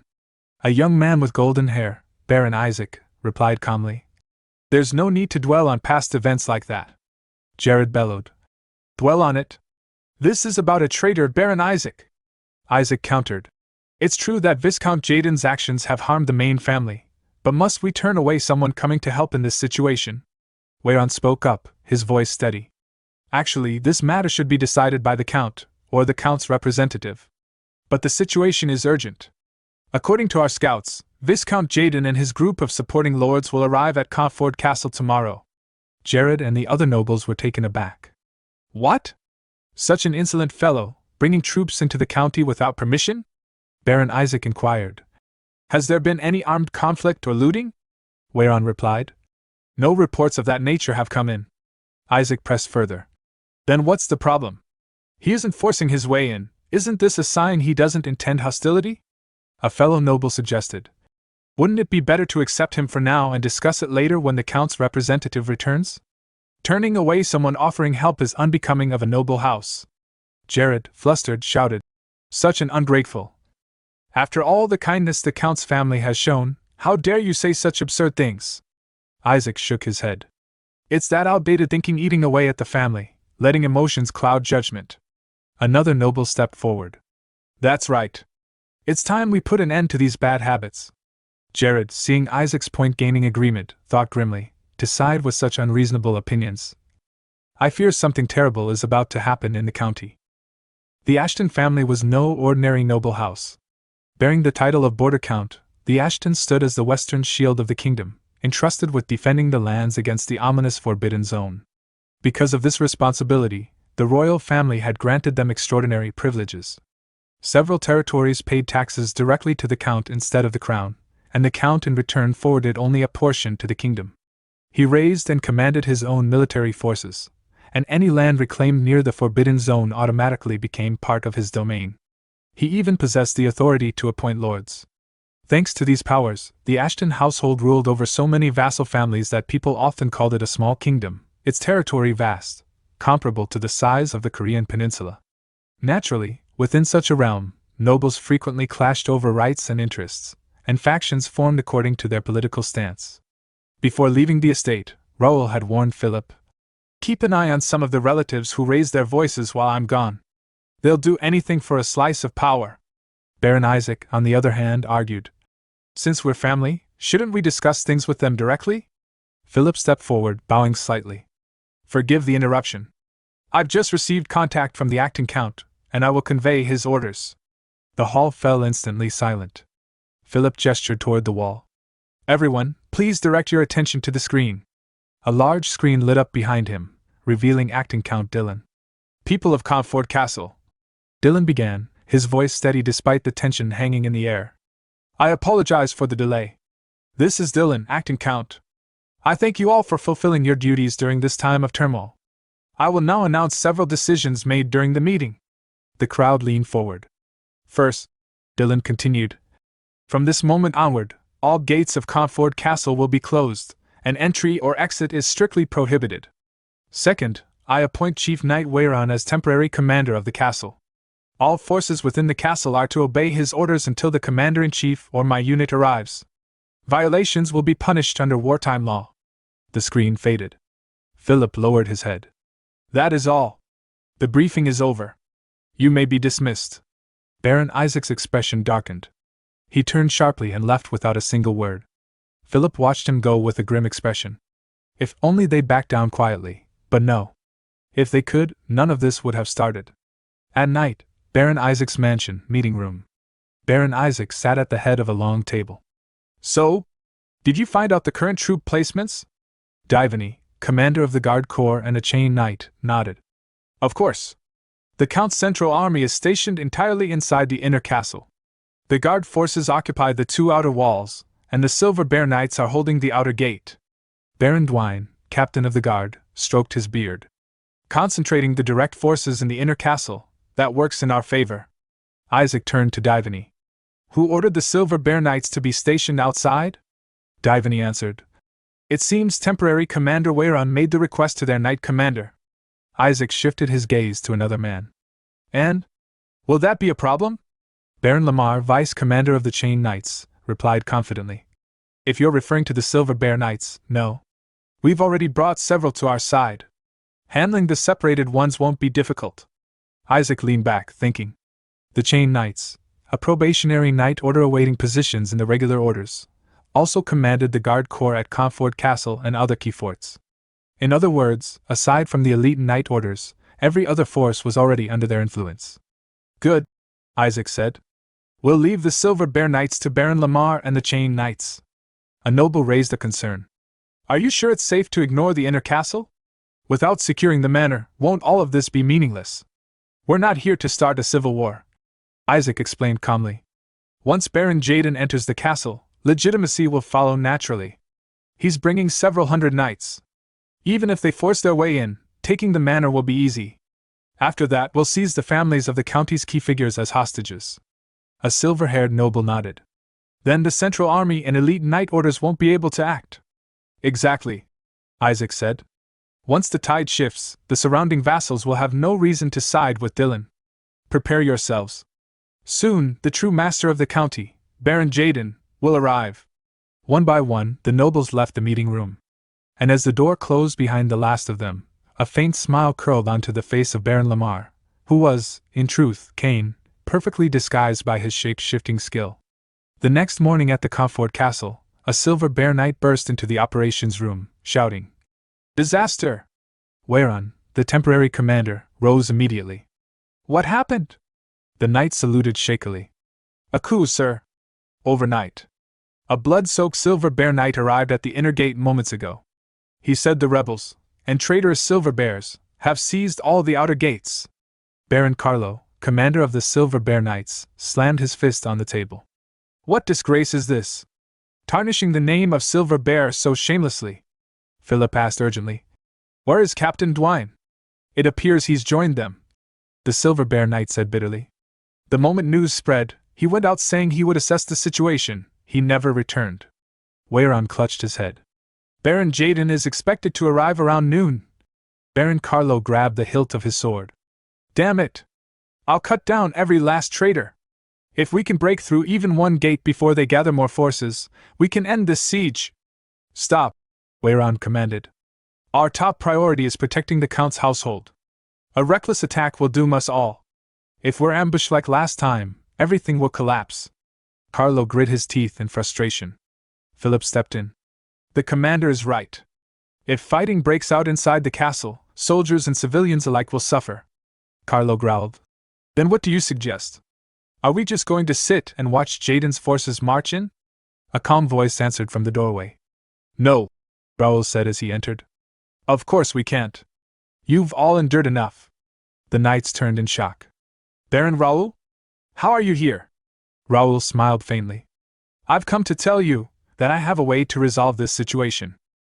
Some time later, at the outer walls of Comfort Castle, A cluster of silver bear knights stood wrapped in robes, some loyal, some already swayed by Baron Isaac and Baron Dwayne. Baron Isaac and Baron Dwayne arrived at the wall. One of the silver bear knights called out, "Captain of the guard, you've arrived. What's the situation?" Dwayne asked. The guard extended a small scope. "You'll have to see for yourself."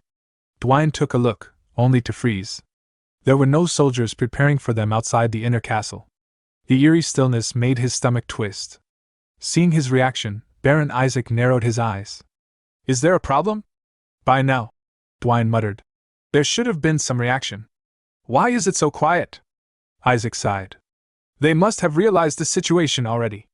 Don't you find it odd? Temporary Commander Weyron is probably hesitating. He clearly lacks confidence in his own judgment." "I hope that's all," Dwayne said quietly. But thoughts raced through his mind. Strange. Even if incompetent, shouldn't he at least send an envoy to gauge our intent? Do they plan to provoke direct conflict?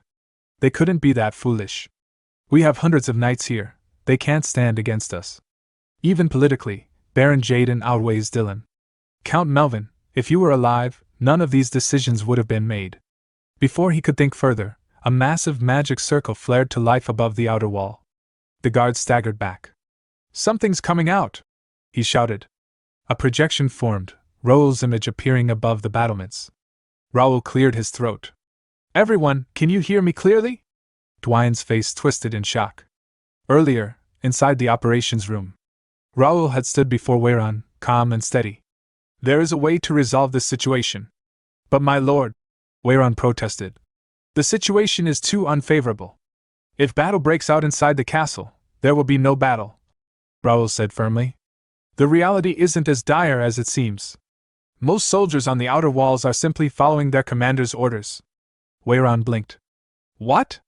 "The ones who seized the gates," Raoul explained, "were only some chained knights and nobles. Meaning most guards don't even understand they've been dragged into a rebellion. All we must do is awaken their sense of duty." In present at Raoul's broadcast, Raoul's voice boomed throughout the outer castle walls. "The Ashton County hopes you will not shed meaningless blood. Your duty is to protect your families and neighbors, not to swing swords at comrades. Do not be swayed by the instigation of a few shameless traitors." Baron Isaac slammed his fist against the wall. "Damn it! Stop that broadcast!" But already, soldiers were stepping back from their positions, refusing to obey. Isaac's face twisted. "He's branding us as shameless traitors. We'll lose control at this rate." Raoul continued. "I, Raoul de Ashton, give you my word, no soldier forced into rebellion against their will shall be held accountable." Isaac shouted frantically to the troops. "Don't be fooled! They're lying! The real rebels are those who seized the inner castle." But the soldiers didn't respond. Many quietly formed ranks facing inward, no longer loyal to Isaac's faction. Dwayne felt his confidence slipping. "This isn't turning in our favor, but we still hold the gates. Time is on our side. Once Baron Jaden arrives, everything changes. Raoul can't hope to retake this place." He clenched his jaw. He doesn't have the strength. At the inner gate, several nobles arrived with their troops.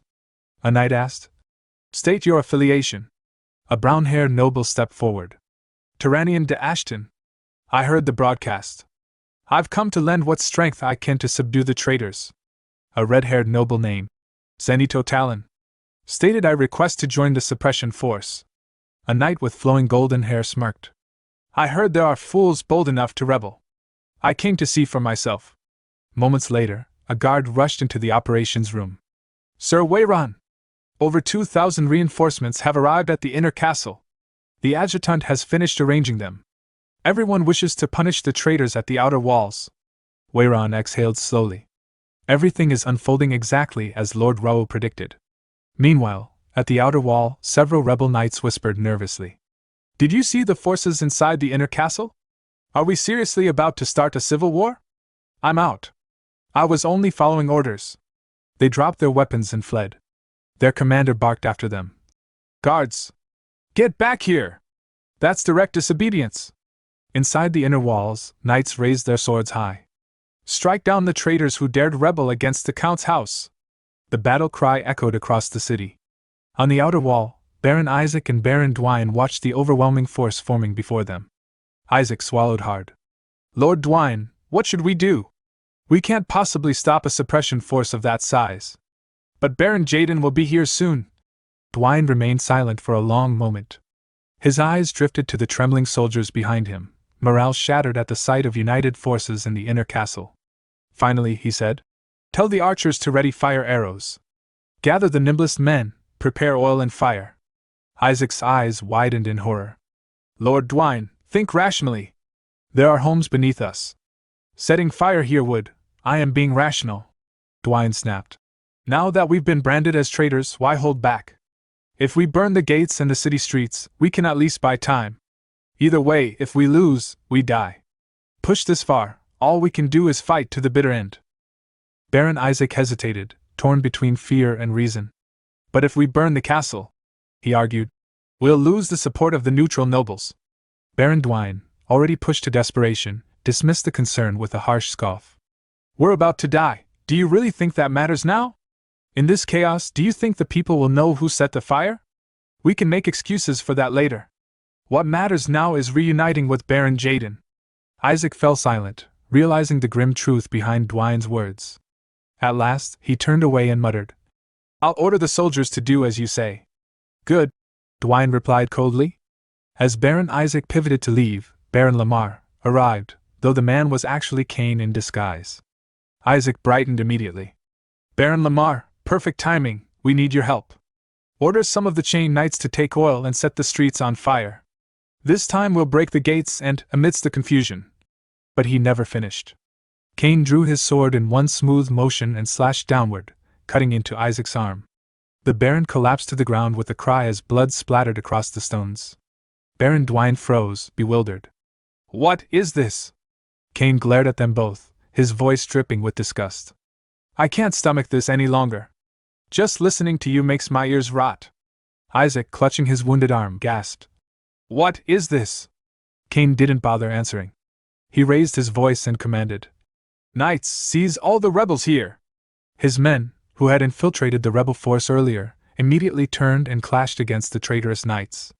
Baron Dwayne, reacting on instinct, unsheathed his sword and charged. Cain parried the powerful strike with ease, blades screeching as sparks flew between them. "Betrayal?" Dwayne spat. Cain smirked. "Don't make me laugh. Who's calling who a traitor?" Dwayne's eyes narrowed. Something about Cain's movements felt wrong, too fluid, too mocking. Then realization struck him. "You're not Lamar. Did you really think I wouldn't recognize a direct subordinate I've known for years?" With a fierce swing, Dwayne forced Cain back a few steps. But Cain only chuckled. "Who knows? But for someone claiming that, you realized it far too late." Before Dwayne could reply, he sensed a presence behind him. He spun, raising his sword just in time to block a brutally heavy attack. The sheer force sent tremors through his arms. "Who swings a sword with such monstrous strength?" he thought. He turned fully and found Jake standing there, eyes sharp and cold. "You can still stand?" Jake asked. "It's been a while, senior. Or should I call you a traitor now?"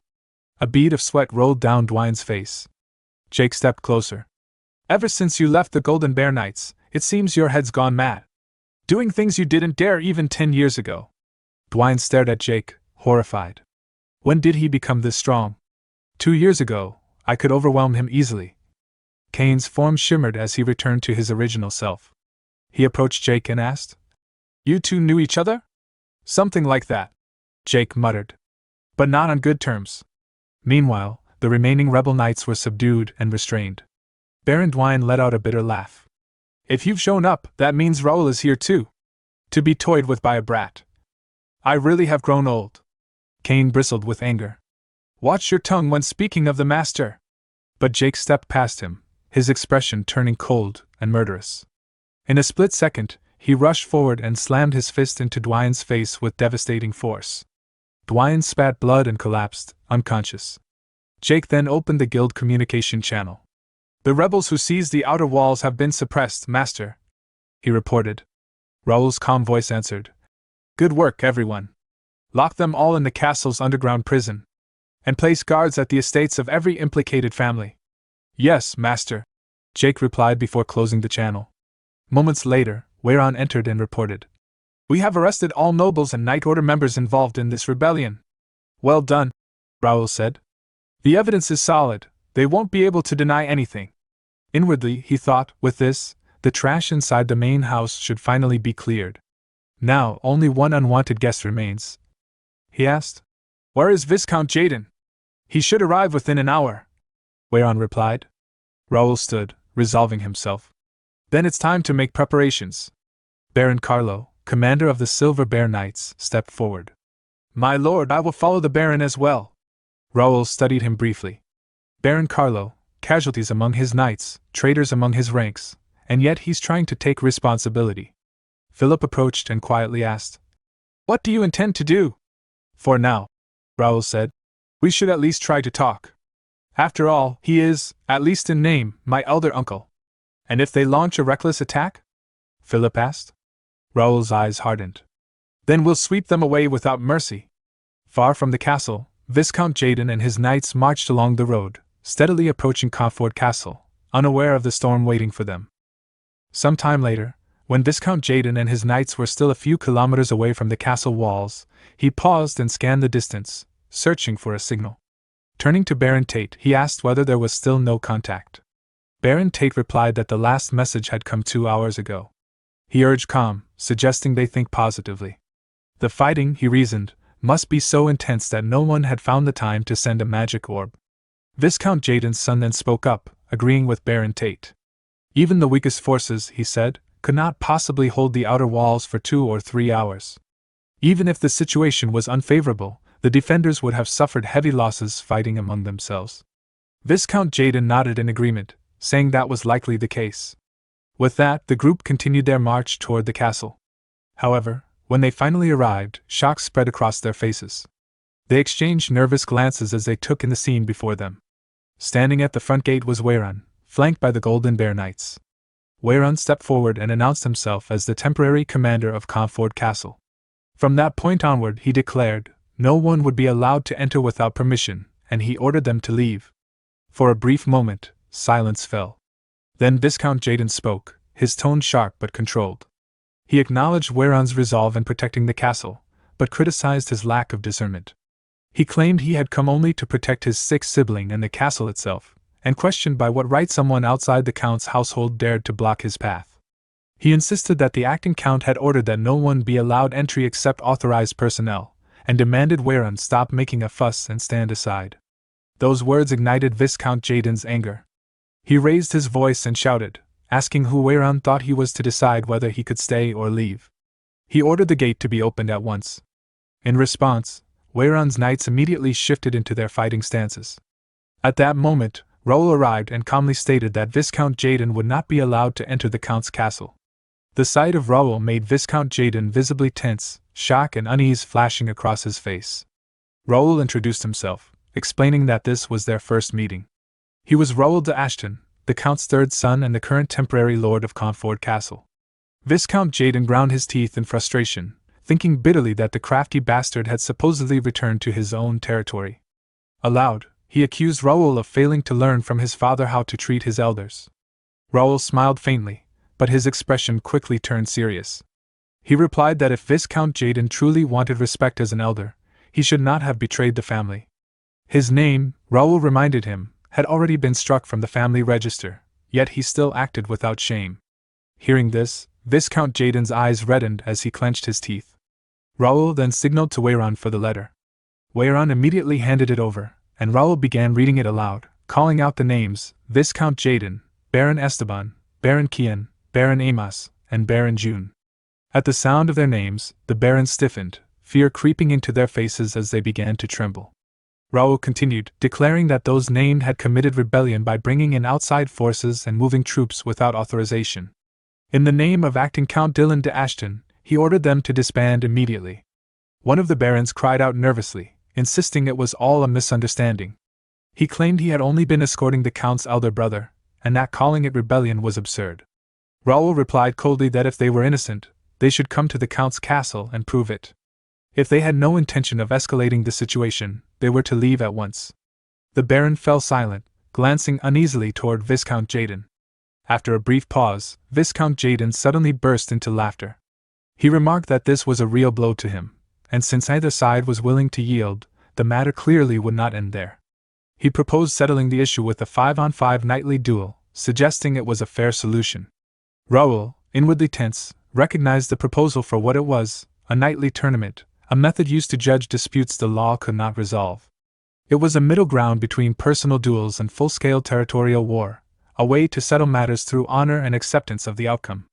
Outraged, Weyran shouted, demanding how someone without honor could even speak of a nightly duel. Viscount Jaden responded that he believed it was a proposal that would not put them at a disadvantage. If that method was unacceptable, he said, then there was no choice but to fight it out right there. Raoul could only think of it as a nuisance. At that moment, Jake, standing beside Raoul, sent a message through the guild channel, suggesting it would be better to simply fight and wipe them out. He volunteered to take the vanguard. Raoul admitted to himself that he wanted to do exactly that, but knew the decision was not so simple. Kane responded to Jake, advising against a direct clash. The losses on their side would be severe. Jake questioned that assessment, pointing out that the knights Raoul had prepared were twice the enemy's number. Kane explained the real problem. They were missing the most crucial force. All of Viscount Jaden's knights were equipped with power armor. That realization made Jake uneasy. Raoul, meanwhile, acknowledged the truth of it. Power armor was the real issue. Although they had gathered some themselves, their numbers were far too small for the manpower involved. Even if a battle began, the castle walls would suffer massive damage against armored knights. To fight here would mean accepting enormous losses. A proper battle, he knew, was one fought on chosen ground, at a chosen time. Letting out a slow sigh, Raoul finally asked Viscount Jaden what he wanted. Viscount Jaden answered that if his side won, a few lords, including himself, would be allowed to return to the inner castle to meet the Count. If they lost, they would quietly withdraw their troops. In his heart, Viscount Jaden reflected that having come this far, they had to at least fulfill their stated purpose of paying respects. Only then could they seize future opportunities. Though they treated him as an outsider now, everything would change if Melvin died. What he needed was a clear justification to aim for the next countship. Raoul remained silent for a moment before giving his answer. Very well, he said, they would accept the nightly duel. Hearing this, Weyran and the other knights looked on in confusion at Raoul's decision. Meanwhile, Viscount Jaden's lips curled into a sinister smile as he thought to himself that this was exactly what he wanted. Today, right here, he would prove beyond doubt that Raoul's way was wrong. Viscount Jaden nodded with satisfaction and declared that the negotiations would begin. He immediately ordered Baron Tate to handle the formalities. Baron Tate stepped forward and announced that, according to continental law, the nightly duel would follow a best-of-5 format, with the first side to claim 3 victories being declared the winner. A match, he explained, would be decided when one combatant was rendered unable to continue or formally declared defeat. He then asked if there were any objections. Raoul answered calmly that he had none. Baron Tate smiled and confirmed the arrangements. The duel would take place in 30 minutes on the plains outside the castle. Both sides were instructed to complete their preparations and assemble at the castle gates. With the terms settled, Raoul and his knights returned inside the castle, the massive doors closing behind them. Inside, several knights gathered around Raoul as he turned to face them. Weyran spoke first, volunteering the Golden Bear Knights to take the vanguard. Baron Carlo, commander of the Silver Bear Knights, added that his order was equally confident. A Chain Knight then spoke up hesitantly, apologizing before asking whether the Chain Knights might also be given a chance, if only to bolster the morale of the reserve forces who would one day become the backbone of the county. Raoul observed their enthusiasm in silence, thinking that everyone was brimming with confidence. As knights who valued honor above all else, it was only natural that they wished to step forward in such a moment. At that point, Jake stepped forward and asked Raoul to leave the matter to him, declaring that he would personally crush the traitors. Raoul refused immediately. Surprised, Jake asked why. Raoul reflected that, strictly speaking, the First Knights, Jake's order, answered directly to him. For an issue of this magnitude, it was better to resolve matters through the Count's direct authority, with minimal personal involvement from Raoul himself.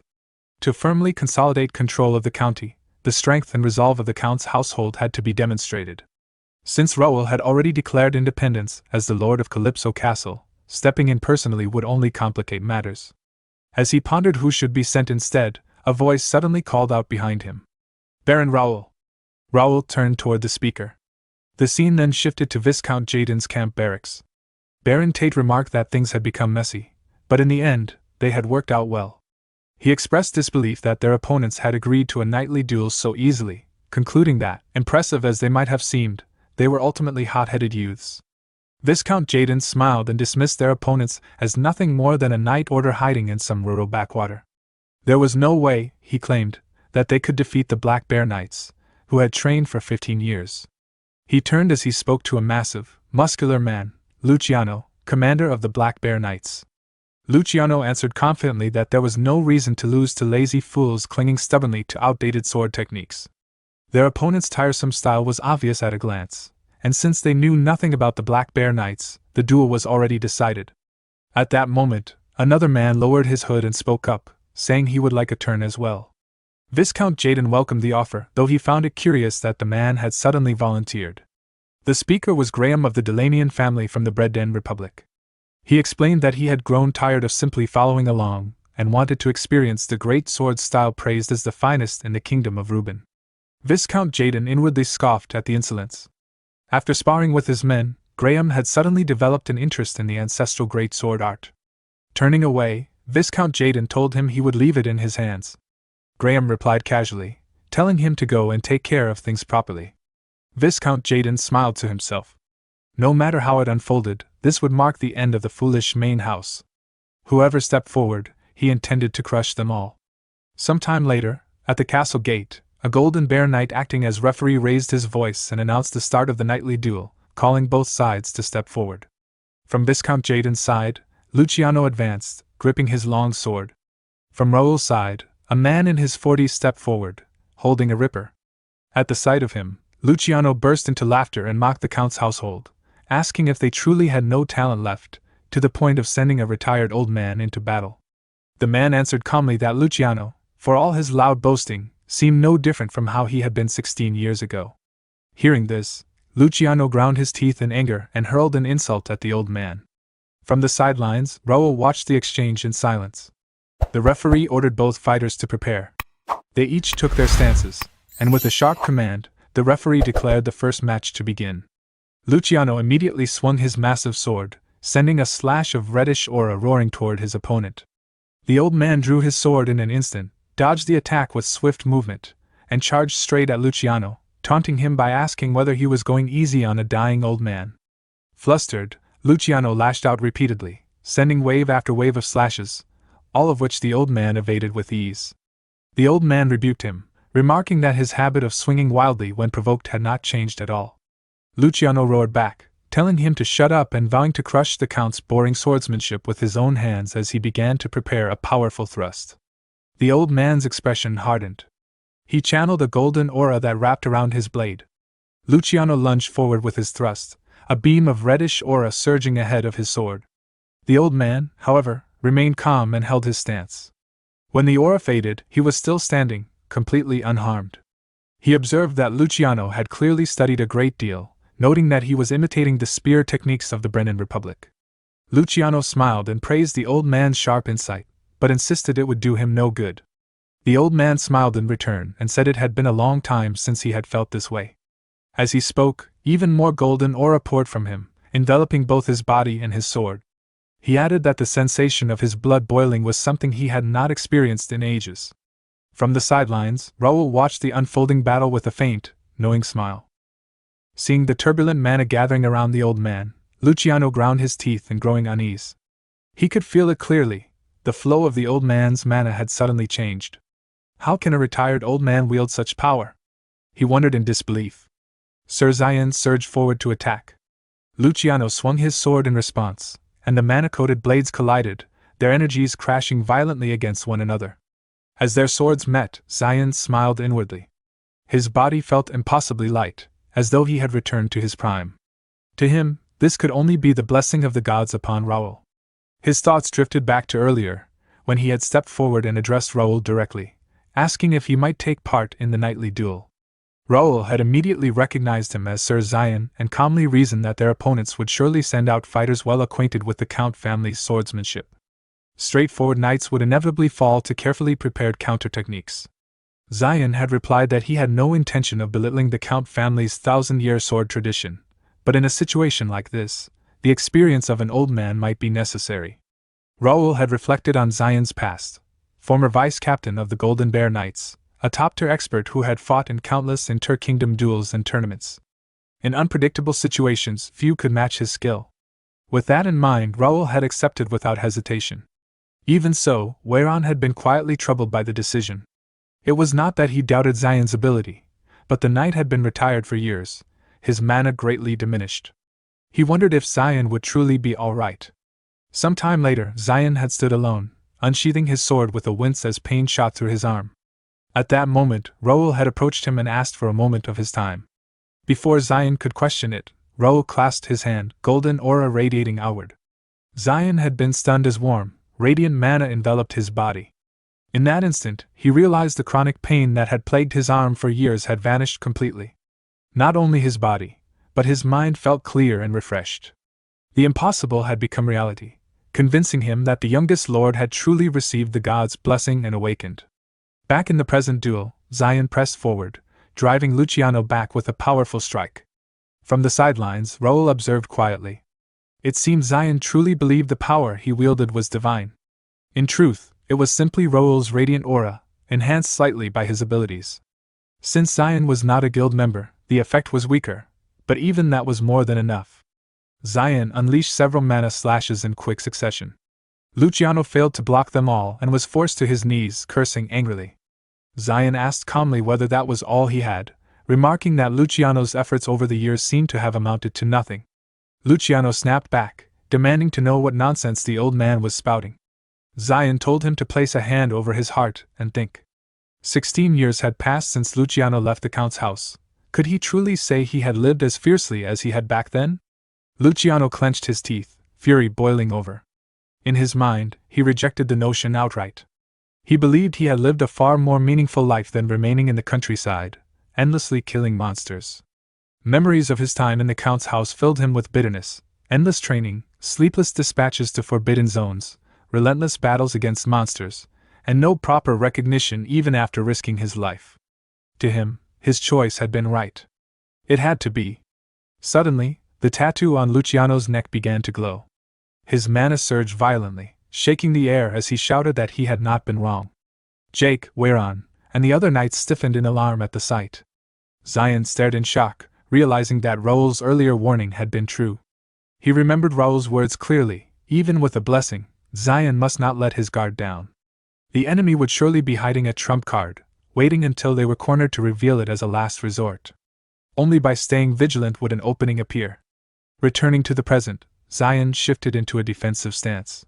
So their final measure was the Emperor's tattoo, he thought grimly. I never imagined they would actually touch such a taboo.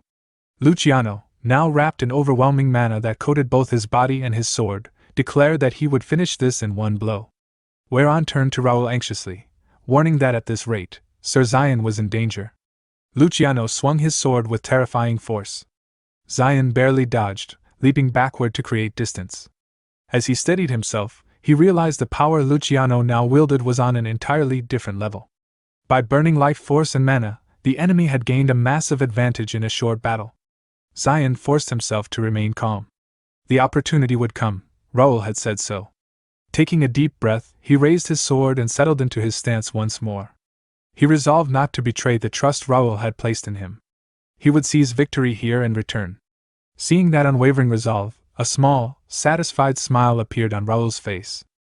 The battlefield shook as the mana blades of Luciano and Xian collided, sending explosions and clouds of dust spiraling into the air. Each strike threw debris across the field, forcing the knights watching the duel to brace themselves, expecting stones to rain down. Yet, to their confusion, the debris halted midair, stopped by Raoul's intervention.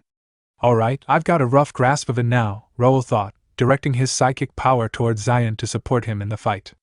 Well then, let's test the results obtained from Janak's dungeon. Xian prepared for the next strike, but this time he could not dodge Luciano's attack on his own. To his surprise, Raoul's power aided him, almost as if an invisible wind was pushing him forward. What's this feeling? He thought. Dodging has never been this easy. It's like the goddess of victory herself is standing behind me, protecting me. Raoul, observing from the sidelines, reflected on his technique, the telekinesis enhancement technique. Until now, he had only used it to augment his own physical strength. Since the power relied on spiritual energy, projecting it onto opponents with souls had been impossible. but no longer. With his support, Zion blocked Luciano's next attack head-on. In a swift counter, Zion severed Luciano's sword arm, causing the man to scream in agony as both his arm and weapon dropped to the ground. Kneeling, Luciano shouted, "I'm not wrong!" before collapsing unconscious. Viscount Jaden's eyes widened in shock. Around him, Raoul's knights cheered, praising Zion's victory. Zion, ever disciplined, immediately approached Raoul and saluted. "Zion, as per the Viscount's orders, I've returned victorious from the first duel," he reported. Raoul nodded approvingly. "It was a splendid duel, Sir Zion. On behalf of the Count's family, I commend you for your efforts." Turning to observe Viscount Jaden, Raoul pondered, now, what will he do next? A grim smile crossed Viscount Jaden's face as he gritted his teeth in anger. Moments later, the referee announced the next duel. Both knights were summoned to step forward. From Raoul's side, Baron Carlo advanced. "I am Carlo de Ashton, commander of the Silver Bear Knights," he declared. From Viscount Jaden's side, Graham stepped forward. "You may call me Ray for now," he said casually. Baron Carlo bristled at the insolence. "How rude! In a knightly duel, it is proper to openly reveal one's identity. How dare such a fellow challenge the Ashton Count's family?" The referee quickly intervened. "Prepare yourselves, the duel will begin shortly." Raoul watched, thinking wryly, here we go again. He was insisting on a fair match earlier. His gaze landed on Graham. "By the way, it's been a while since I've seen that one. I wonder when he would appear." Raoul examined his status window. Graham, 46 years old, level 89, a seasoned sword expert affiliated with the Kingdom of Reuben, Baron Hahn's House of the Brennan Republic, and House Delanian. Raoul recalled that Graham had been present during an incident at the capital mansion in the past, where he had proven himself a formidable opponent. "I wonder how he is now." The duel began. Graham leapt into the air, wielding a sword in each hand, and swung downward at Baron Carlo, who blocked the strike with his long sword. Sparks flew as their blades clashed. Raoul thought to himself, he's certainly a force to be reckoned with, but Carlo is no pushover either. Baron Carlo dropped into a defensive stance, then charged. Graham barely blocked the incoming attack, grinning as he activated a tattoo. "Good. As expected of the kingdom's strongest swordsmanship, but that's the end of it now." Mana surged around him, and in a blur of speed Graham moved around Carlo, leaving multiple afterimages in his wake. Graham's mind raced. "Unlike the foolishly self-destructive Luciano, I can properly handle this power. When dual swords move this fast, the opponent is bound to reveal an opening. One moment of distraction, and their life is over."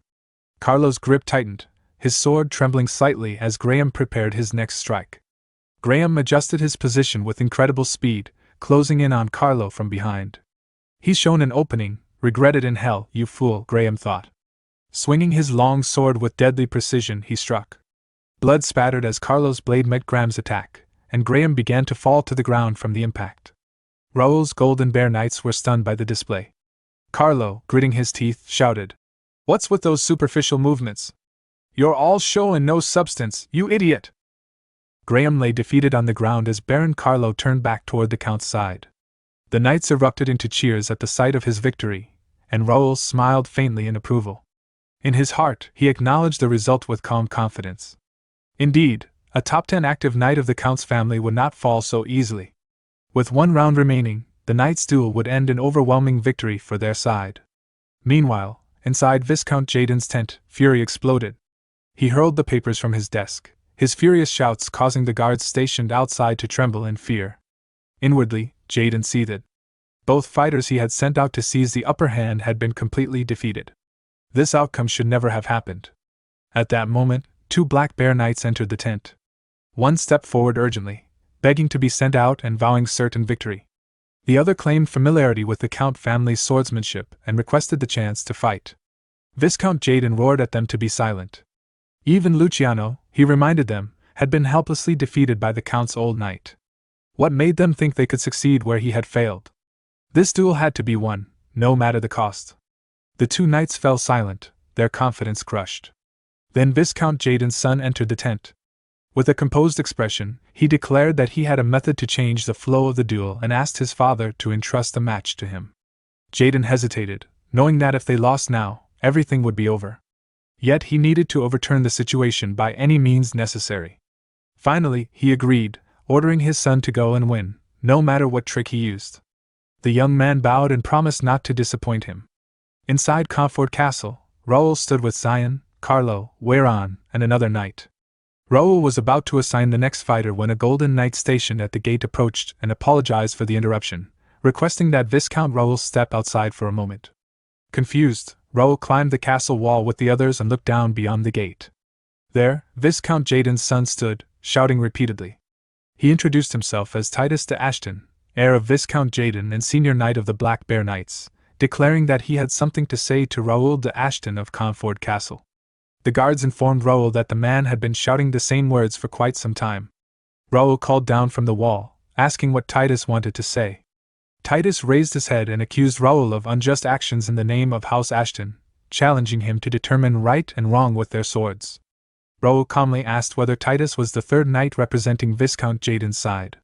Titus denied it, insisting this was a personal duel, unrelated to the knight's duel. Hearing that, Raoul turned away and refused outright, questioning what qualifications Titus had to issue a challenge without even holding a proper title. Titus was stunned. Raoul had seemed hot-blooded, yet he rejected the duel without hesitation. Realizing that the knight's duel was turning against them, Titus resolved to invalidate it by any means necessary. If Raoul de Ashton, the one responsible, could be incapacitated, the situation might still be salvaged. Acting quickly, Titus shouted again, declaring himself the third dual knight. He taunted Raoul, daring him to cross swords and claiming that a true descendant of the prestigious Ashton Count's family would not fear defeat. Raoul stopped and turned back at once. If Titus was the third contestant, then the matter was different. He accepted the duel. Titus smiled darkly, convinced that Raoul had taken the bait. Zion immediately voiced his concern, urging Raoul not to accept. They already held the advantage, and letting other knights handle it would be safer. Stepping forward himself was far too dangerous. Raoul reassured him calmly, asking for his trust. After all, he was the one who had received divine blessing. Some time later the duel began. Raoul and Titus stood facing one another with swords drawn. Titus lowered himself into a fighting stance, while Raoul calmly observed his status window.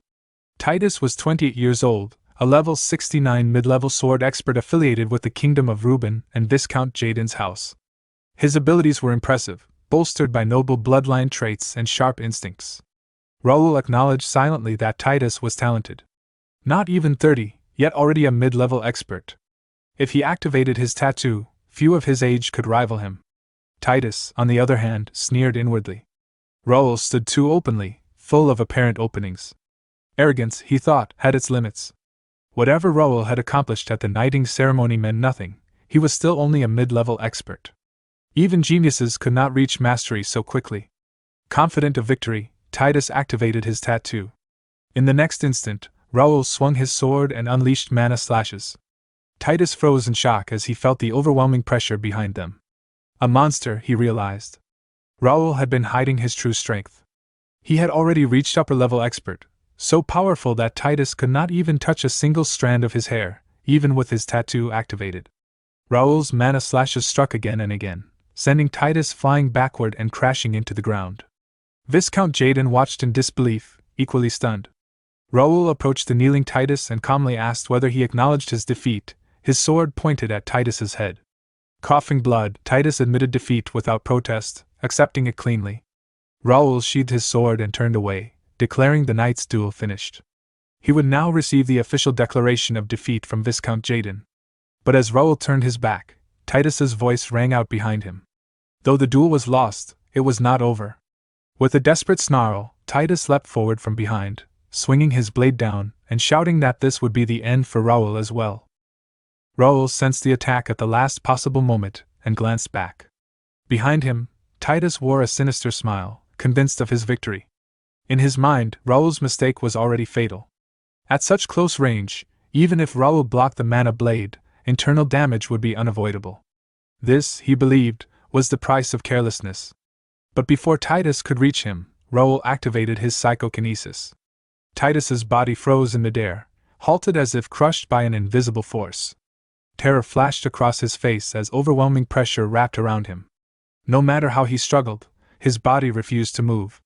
He could not comprehend what power had seized him. Raoul turned fully to face him, his voice cold and steady. He condemned Titus for attempting a surprise attack during a sacred duel and calmly warned him that such audacity carried consequences. With a subtle motion, Raoul intensified his psychokinesis and twisted Titus's leg.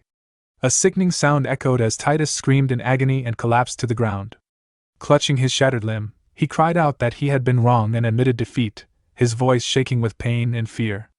Raoul drew his sword, his expression unforgiving. Admitting defeat now, he declared, was meaningless. For daring to defile a duel sanctioned by the Count's family, Titus would pay with his life.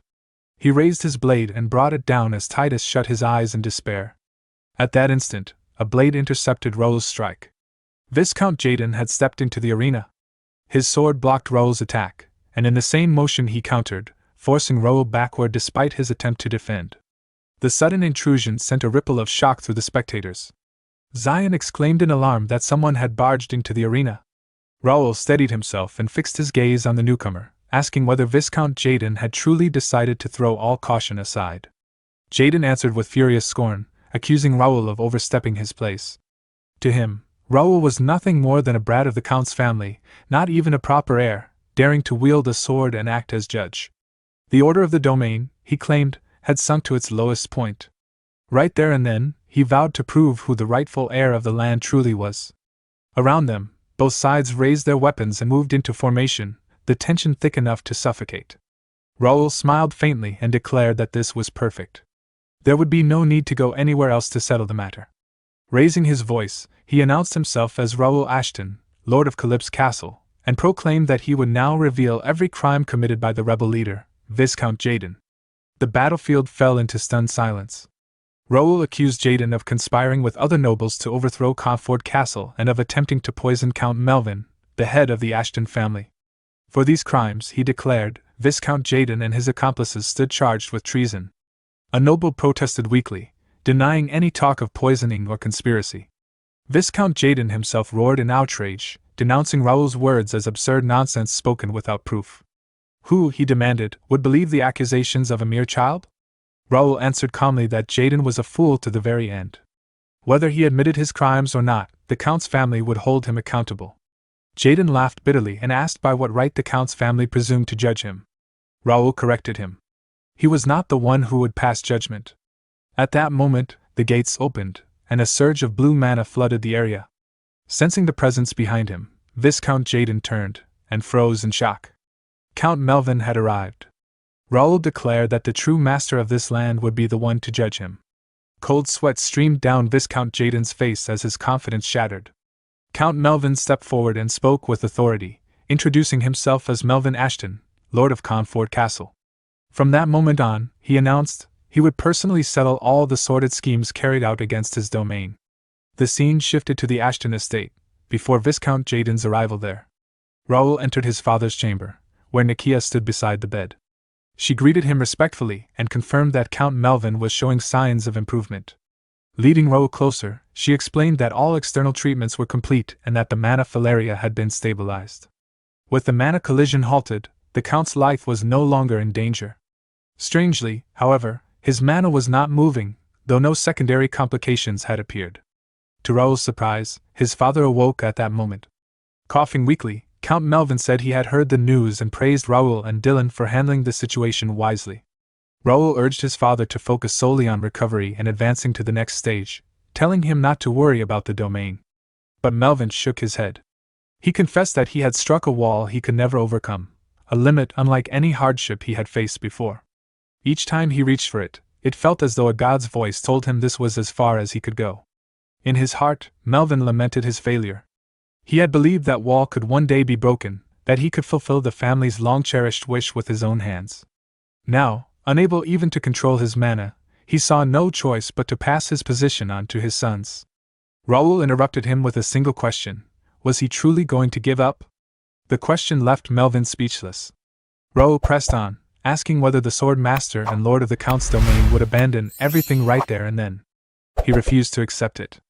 That defeated expression, he said, was not the face the head of the Count's family should wear.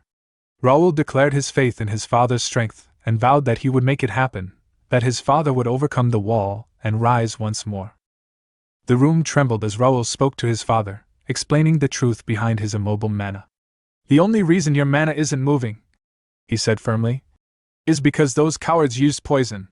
You can't despair simply because scoundrels tried to deceive you. You're not an empty shell, your power remains intact.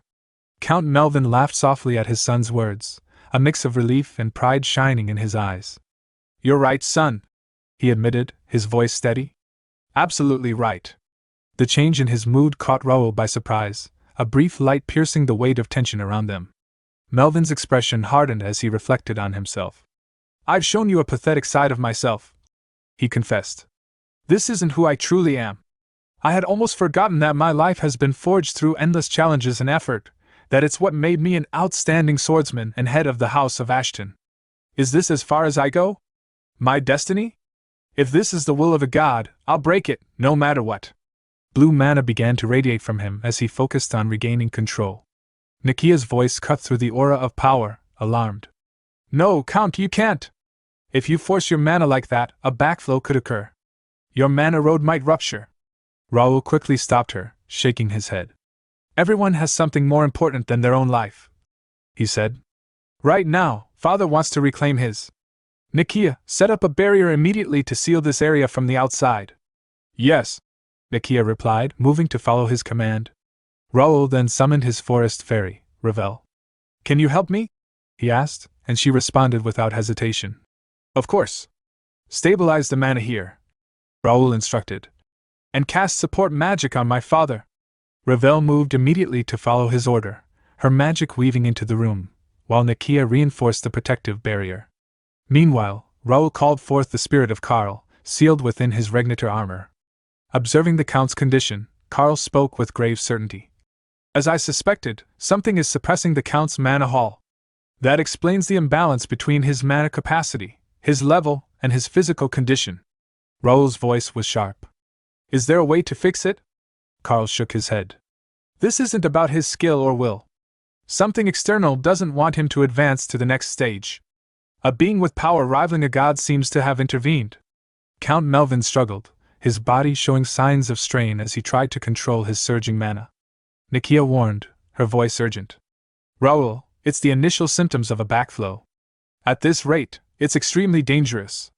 Raoul stepped closer, his eyes locked on his father. Father, he said with determination, that wall blocking your path is a curse. I know you would never yield to it, and one day you would overcome it yourself. But the world will not leave us alone, and the House of Ashton needs your strength now. Don't refuse my request this time. I will help you shatter that detestable wall and fight alongside us. Without hesitation, Raoul sent the guild invitation through the system to his father. The world seemed to freeze as several red warning windows appeared around him, each flashing dire messages, errors, forced scenario warnings, and calculations predicting catastrophic outcomes if Raoul's actions continued. The system cautioned that releasing Count Melvin's binding force could extinguish thousands of related quests and drastically diminish Raoul's influence in the House of Ashton. But Raoul ignored the warnings. Screw that, he muttered, sending the guild invite to his father. Time resumed, and Melvin accepted the membership. The Count's mana erupted violently, thrumming through the room like a storm. Karl's voice rang out urgently. Get everyone away from the Count! Raoul reacted instantly. He grabbed Ravel and carried Nikia to safety, as the mana surged around the Count. Philip, stationed as guard, was equally stunned by the sheer power radiating through the room. Raoul checked with Nikia. How's the barrier? I've centered it on the room, she replied. It's a little unstable, but the effects won't reach outside the mansion. Ravel reassured Raoul. Leave the mansion's barrier to me. I can control it just fine. Raoul clenched his fist tightly, his mind focused on the warning windows he had seen moments before. With a quiet mutter, he made a vow to himself. I'm done living a life where I'm dragged along by a script someone else wrote. From now on, I'll write all my own scenarios. The Count's mana roared around him, but with the support of his allies and his own indomitable will, Melvin de Ashton began reclaiming control, a storm of blue light illuminating the room as father and son prepared to face the trials ahead together. The room bore the scars of raw power. Shattered windows and splintered furniture testified to the intensity of Count Melvin's uncontrolled mana. Yet now, seated on his bed, the Count had regained command over his energy. Raoul stepped forward, concern etching his features. Father, are you okay? He asked, feeling the lingering weight of his father's immense mana. Count Melvin's expression softened as he looked at his son. At last, he said, voice tinged with both relief and triumph. I have done it. The long-awaited wish of our family, something I could never fulfill. But now, the day has finally come when I accomplish it with my own hands. Raoul, it's all thanks to you. Raoul's lips curved into a proud smile. Congratulations on reaching the realm. You worked so hard, father. Nikia's eyes widened, unable to fully comprehend what she was witnessing, and even Philip joined in, bowing slightly. Congratulations, my lord Count, he said, voice filled with awe. As Raoul and the servants gathered around, Count Melvin reflected inwardly. Thinking I had to surpass the realm by my own strength, it was only stubborn pride. I thought I was alone, but I wasn't. I have people to protect, loyal subordinates, and a family I love. Raoul, I owe this boy yet another debt. Suddenly, a red warning window appeared before Raoul, flashing urgent messages. It declared that the main scenario NPC, Count Melvin de Ashton, had resisted compulsion and joined the first guild, triggering errors in the fourth scenario. Fall of House Ashton. The system warned that misfortune might strike at any time, and the failure to follow protocol could jeopardize thousands of related quests. Raoul read it carefully, pondering the term karma for the first time. Players meddling with a mandatory scenario is nearly impossible, he thought. NPCs act as if guided by divine instructions. My existence. I must be a variable. What kind of obstacle will this create? Before Raoul could dwell further, Count Melvin attempted to rise. Nikia quickly intervened. You must not move yet. You've just reached the realm, the pain will be intense. Raoul added, voice steady. Father, you don't need to push yourself. My brother and I can handle this matter ourselves. Count Melvin smiled gently and patted Raoul on the head. I'm sorry for making you worry, he said. And thank you. You've done well all this time. You must have suffered having such a lacking father. I want you to stay by my side and witness the end of this matter. Will you allow that? Raoul's thoughts flickered. I don't know how this karma will affect me, but it's worth accepting. I won't regret it. Of course, father, he replied firmly. With that, Count Melvin moved toward Viscount Jaden, his mana radiating powerfully around him.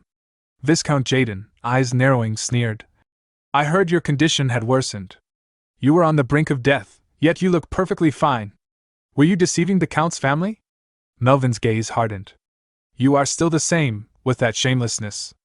I heard you were living comfortably in another nation. What drove you to this point? Anger contorted Jaden's features as he bared his teeth. Wipe that pitiful look off your face. You've forgotten, everything you have, I conceded to you. And yet you repaid that with ingratitude and blame me? Are you out of your mind? Melvin's command cut through the tension. Come in. Into the arena walked Nikia, Bishop Alonso of the Xenon Order, and Sixth Circle Mage Carissa of the Mage Association. The bishop spoke first. According to the Xenon Order and the Mage Association, the Count's collapse was not an accident. It was a clear assassination attempt. Nikia added gravely. These are the findings we obtained while treating the Count. He is suffering from an illness called manifilaria, a method commonly used within the Empire. Raoul's voice thundered. Drag them in. The servants were forced forward, trembling under the weight of Raoul's authority. We have secured not only evidence, but witnesses, accomplices, and the mastermind, he declared, joining multiple swords and pointing at the culprits. Now then, speak clearly. What did you do? One servant quavered. We only followed orders. We were told to mix a measured amount of the drug into the Count's food. Raoul pressed further. Who gave the order? Viscount Jaden, the servant admitted. Viscount Jaden's lips curved into a sinister smile. I see now, he said. So this was your scheme, my dear brother. To rid me completely, the one who threatened you, you deceived everyone, even used me. I will never forgive you, Melvin. He leapt into the air, swinging his mana sword at Melvin, who blocked effortlessly. Jaden activated his tattoo and spat venomous words. Yes, those eyes. That expression. That attitude, looking down on everyone as if you were the best. Decades have passed, yet I never forgot. Everything you took as if natural was originally mine. If not for you, it would all have been mine. Melvin's patience snapped. I can't listen to this any longer. This is where I stop treating you as my elder brother. Viscount Jaden, I charge you with treason for disrupting the Count's domain. Jaden shouted. Don't be ridiculous. Who are you to dare? His words cut off abruptly as he felt Melvin's overwhelming mana. What is this? This pressure, so strong I can barely breathe. Melvin swung his mana sword, and Jaden managed to block, but his arm trembled uncontrollably. No way, this level is the realm of a High Master, he thought in shock. With a roar, Melvin leapt into the air again, his attack exploding into a storm of mana, shaking the ground and filling the arena with raw, unbridled power. As the dust settled, the aftermath of Count Melvin's attack became clear. Deep scars marred the ground, evidence of the devastating force unleashed. Viscount Jaden had managed to block the strike with his sword, but the impact drove him several feet backward. Blood spilled from his mouth as he coughed violently, and collapsed to his knees. Viscount Jaden realized something was terribly wrong. Count Melvin had reached the High Master level, far beyond what had been expected. Desperation took hold as Jaden resolved not to let the battle end this way. He reflected on all he had endured to reach this point, then roared in fury and swung his sword, releasing a mana slash toward the Count. Count Melvin calmly focused his mana into his blade and cleaved through the incoming attack. Without hesitation, he followed up with a punch. Viscount Jaden raised his sword to block, but the blow struck the blade directly, cracking it apart. In an instant, the sword shattered. Viscount Jaden stiffened, finally growing truly serious. But before he could react, Count Melvin's fist slammed into his face. The sheer force hurled the Viscount backward. He clutched his face, overwhelmed by the pain. Count Melvin declared that he had been far too lenient in the past.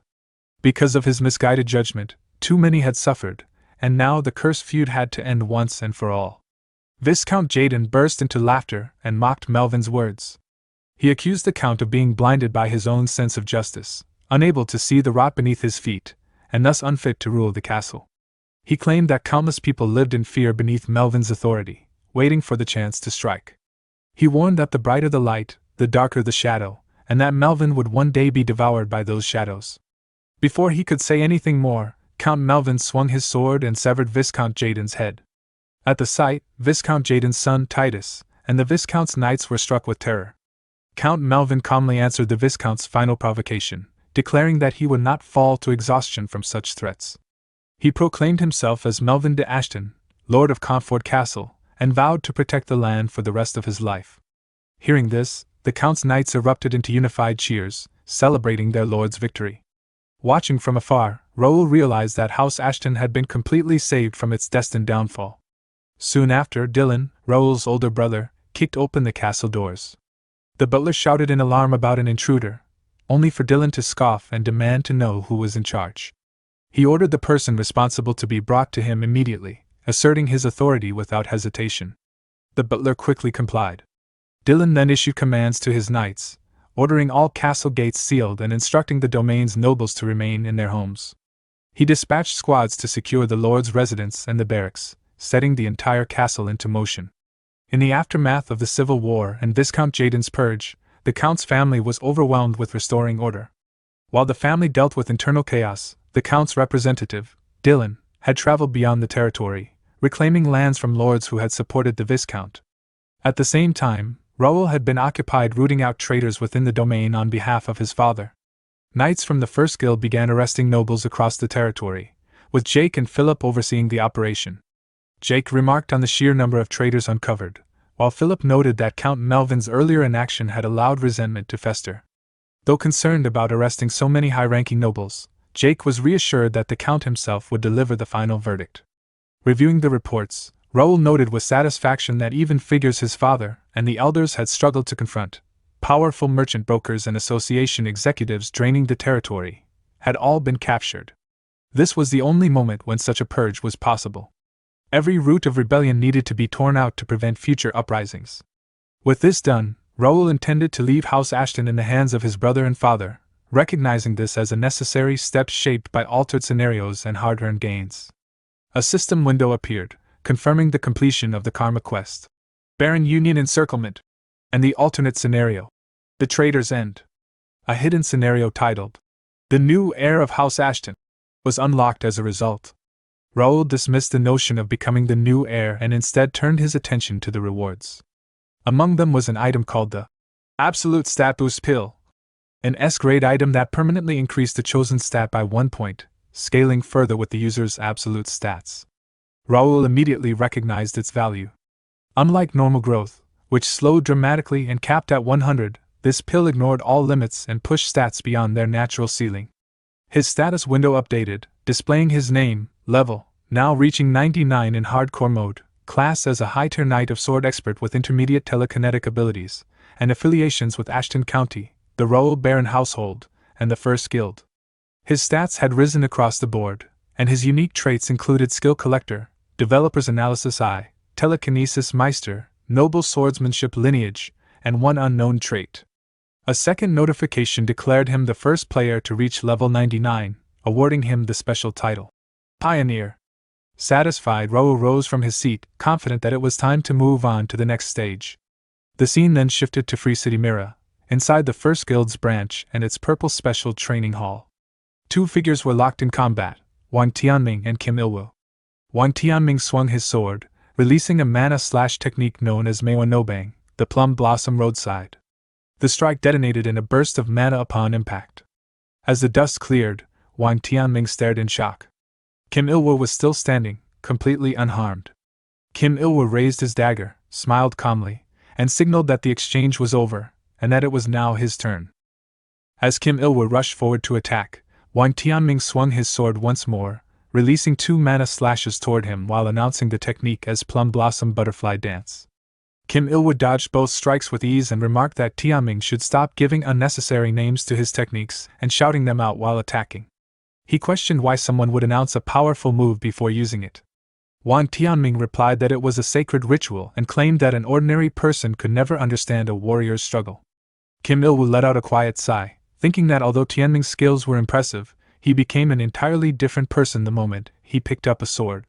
While the two continued sparring, they were observed by others nearby. One of them was Blake, a flashy fighter from the United States, who commented that it was hard to tell whether Tianming's behavior was individuality or simple stubbornness. The other observer was Han Seohyun from Korea, a mythical beast summoner. She remarked that if something interfered with combat, it should be called stubbornness.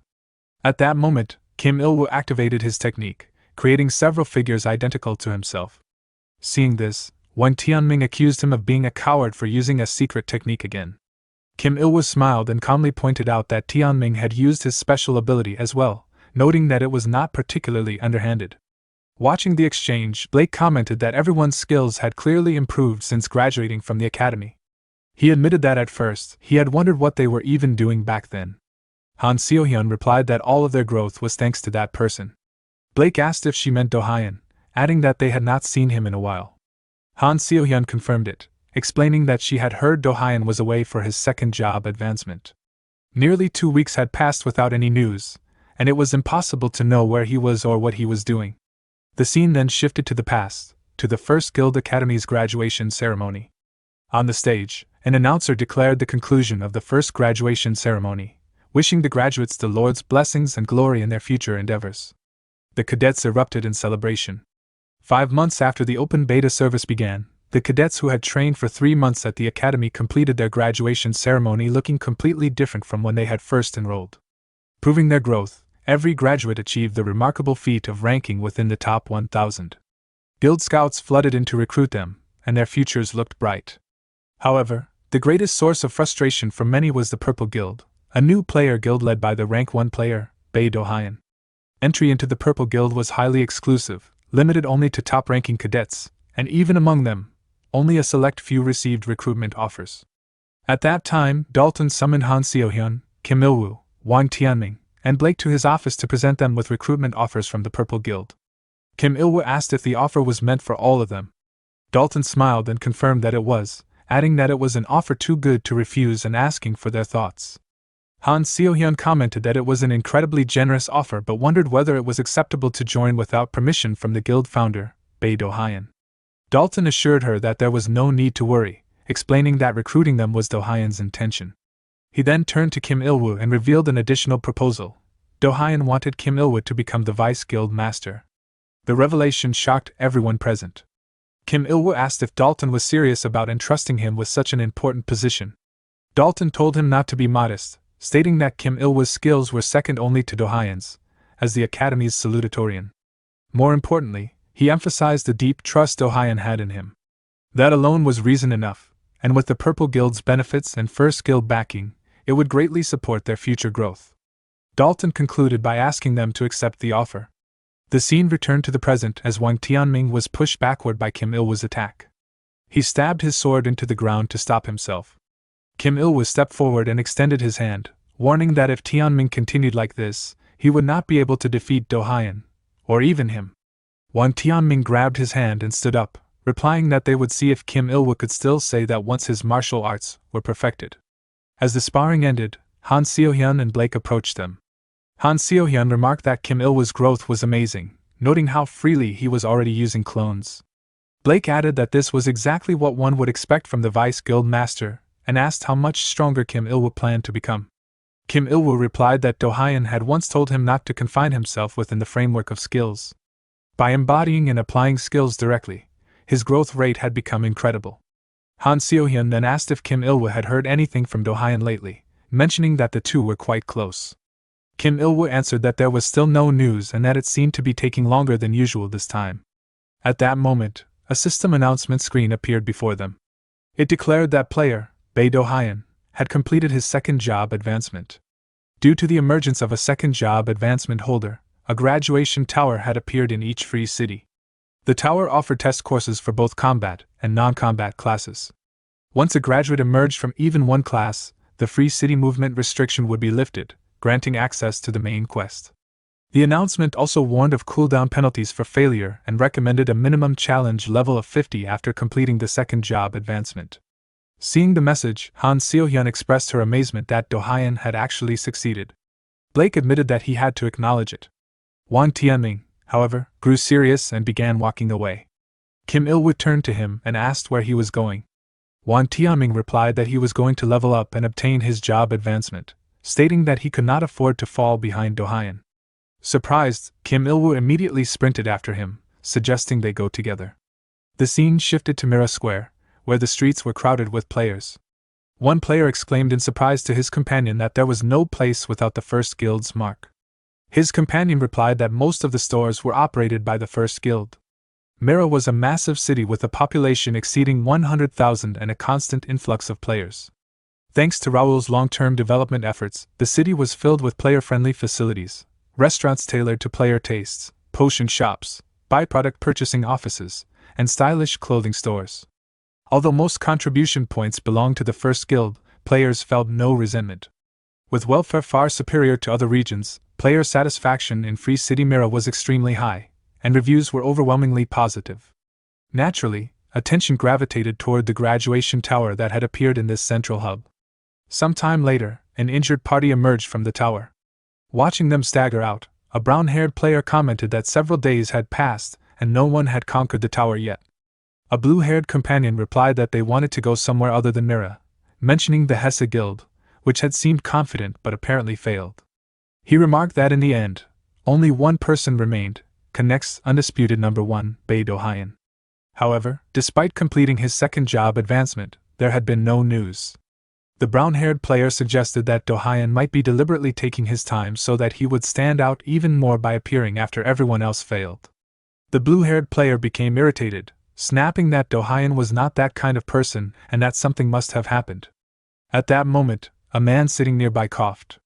Both players turned toward him in confusion. The blue-haired player's companion put an arm around him, and the two walked away, while the brown-haired player continued talking, suggesting they focus on their own job advancements instead of worrying about someone who was not present. Once they left, the seated man removed his hoodie, revealing himself to be Raoul, disguised as Bae Dohyun through shape-shifting. He muttered that he had not expected even his observation to be detected. Having gauged the atmosphere, he decided it was finally time to make his entrance, just as desired. As Raoul walked through the streets, players who noticed him stopped in surprise. One of them wondered aloud if that person could really be him. His companion answered in disbelief that it was Bae Dohyun. Soon, players began shouting excitedly, asking him to look their way even once and declaring themselves as fans. Raoul waved casually in response. At that moment, his forest fairy companion, Ravel, emerged and remarked that it must be nice to be so popular. Raoul asked if that was meant as a compliment, and Ravel confirmed it with a teasing tone before shifting to a more serious concern. She questioned whether it was truly fine to leave the Calip's territory unattended, warning that any remaining troops could still spark a territorial war. Raoul smiled calmly and replied that there was no need to worry about that place at all. Ravel commented that his attitude was unusually carefree, to which Raoul responded that it was simply because he was confident everything would turn out fine. The scene then shifted to the Reuben royal palace, where Gerald D. Reuben sat upon the throne. In a thunderous voice, he ordered the knights to bring before him the lords who had deployed troops to Calops. Several noble lords were dragged in and forced to kneel. Gerald questioned whether they were the ringleaders who had attempted to wage a territorial war without royal permission. One lord hastily claimed there had been a misunderstanding, insisting that they had been threatened by Viscount Jaden. Gerald clenched his teeth in anger, and accused them of fearing a foreign power that had defected to another nation more than the royal family of Reuben. He ordered all of them imprisoned, declaring that the matter would be thoroughly investigated and punished accordingly. As the lords were dragged away, they pleaded desperately for mercy. Gerald then addressed everyone present, declaring that Calops was a territory he had personally granted to Sir Raoul in recognition of his tremendous contributions. He emphasized that Raoul was a benefactor of the nation and a precious friend, and that attacking him was equivalent to turning one's back on the crown itself. He warned them all to understand how grave such an act truly was. The scene shifted again to the graduation tower, where Raoul entered the structure. He remarked that it had been a long time since he had last been there. Ravel recalled that he had once passed through the tower before, and Raoul agreed, noting that it seemed largely unchanged.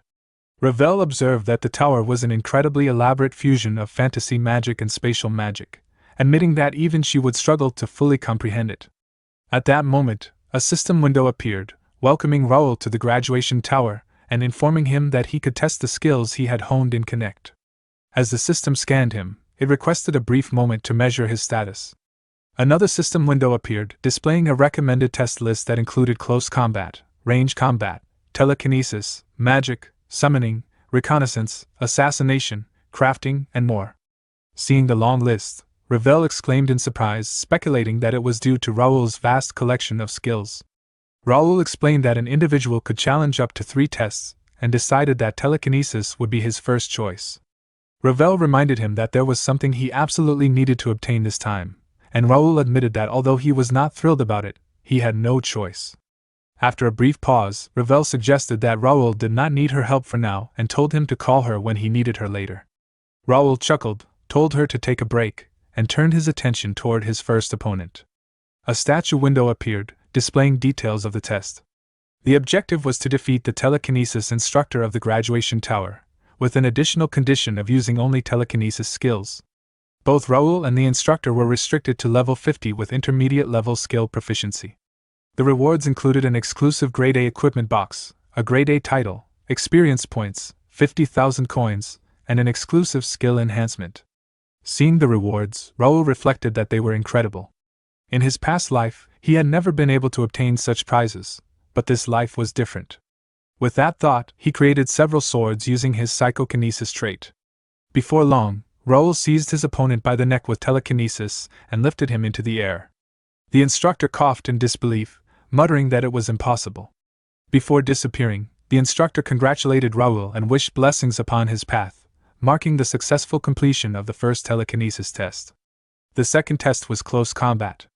Raoul faced a red-haired sword master of the graduation tower and, after exchanging several sword strikes, defeated him with ease, passing the second test as well. Spirit Carl, clad in Regnitor armor and Raoul's sword instructor, praised Raoul, stating that his skills had improved greatly. Raoul credited his master and asked how he was finding the new environment. Carl replied that there was nothing particularly uncomfortable, explaining Regnitor's stealthy predation function, which allowed it to absorb lower-tier power armor to mimic their abilities. By concealing Regnitor's appearance through internal armor consumption, he had successfully disguised himself as Beidou Haiyan, even fooling the instructors. A system window then appeared, asking Raoul to select a course for the final third test. Raoul chose magic and declared his intention to face the magic instructor of the graduation tower. Upon hearing this, Ravel appeared enthusiastically, announcing that it was finally her turn and proclaiming herself as Ravelina Ario Merdian, heir to the fairy folk. Raoul stopped her mid-sentence and confessed his long-held dream of becoming an all-master, capable of using every skill. He asked her for just one chance to pursue that dream. Ravel was shocked but ultimately created a staff for him and instructed him to try casting a basic fire spell. Raoul attempted to form a fireball, but the spell dissipated before it could be launched, and the staff shattered. Raoul questioned whether the staff was the problem, but Ravel reminded him that a true craftsman does not blame their tools. She expressed disbelief that someone so skilled with swords and telekinesis could be utterly incompetent with a staff. Raoul argued that the mechanisms behind swords and telekinesis were fundamentally different. Ravel bluntly stated that Raoul lacked even the slightest talent for magic and urged him to abandon the reckless idea of mastering it. Raoul admitted that he had dreamed of becoming an all-master, but as Ravel glared at him, he nervously wondered if it was time to give up on that dream. At that moment, the third test opponent appeared, a mage who greeted Raoul and asked if they should begin the test. Ravel grew excited, declaring that she could no longer stand watching from the sidelines. She flew toward the mage, eager to finally show off her skills after such a long time. Seeing Ravel, the mage immediately began casting a spell, chanting for the floating mana of flames to answer his call and pierce through his enemy. In response, several fire spears formed in the air and shot toward her. Ravel reacted instantly, casting an elemental shield to block the incoming attack. As the fire spears struck the shield, a massive explosion erupted. Despite the blast, Ravel remained unharmed, protected by her magic. Without hesitation, she counterattacked, casting a chain lightning spell and directing it at the mage. Startled, the mage quickly summoned a stone wall to intercept the attack. Watching the battle from a distance, Raoul was left in awe. Their spellcasting speed was so fast that his mind could barely keep up. The exchange was far more intense than he had expected. Ravel then cast two spells in quick succession, an explosive fire bomb and a windstorm, and fused them together. The combined magic transformed into a raging firestorm that surged toward the mage. He had no answer for it. The attack struck him head-on, overwhelming his defenses and defeating him. Acknowledging his loss, the mage spoke with solemn respect. He admitted that she had surpassed all the spells he had memorized and recognized her, the owner of the grimoire, as a true mage. Ravel smiled quietly at his words. Raoul thanked her, expressing his gratitude for fighting in his place. Ravel brushed it off lightly, saying it was nothing. Turning his attention to the system window, Raoul prepared to check the results. The window displayed a message congratulating him on successfully passing the graduation exam and asked whether he wished to graduate from the starting city and take on the challenge of the real Connect world. Raoul selected yes.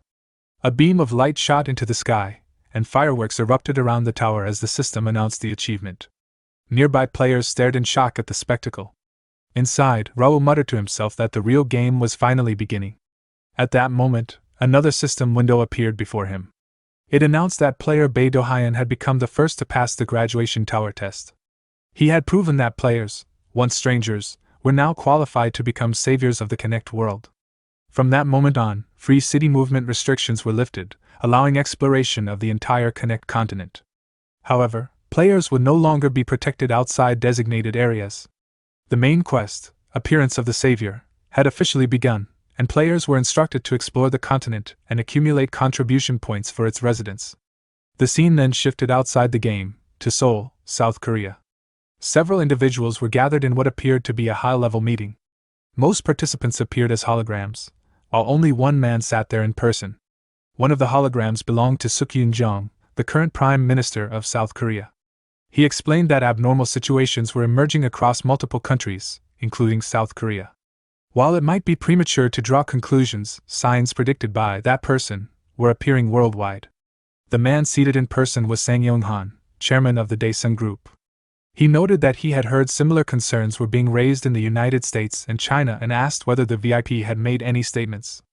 A young man questioned whether it was too early for the government to take direct action. A middle-aged man sighed, arguing that other countries had likely already begun moving and that they were falling behind.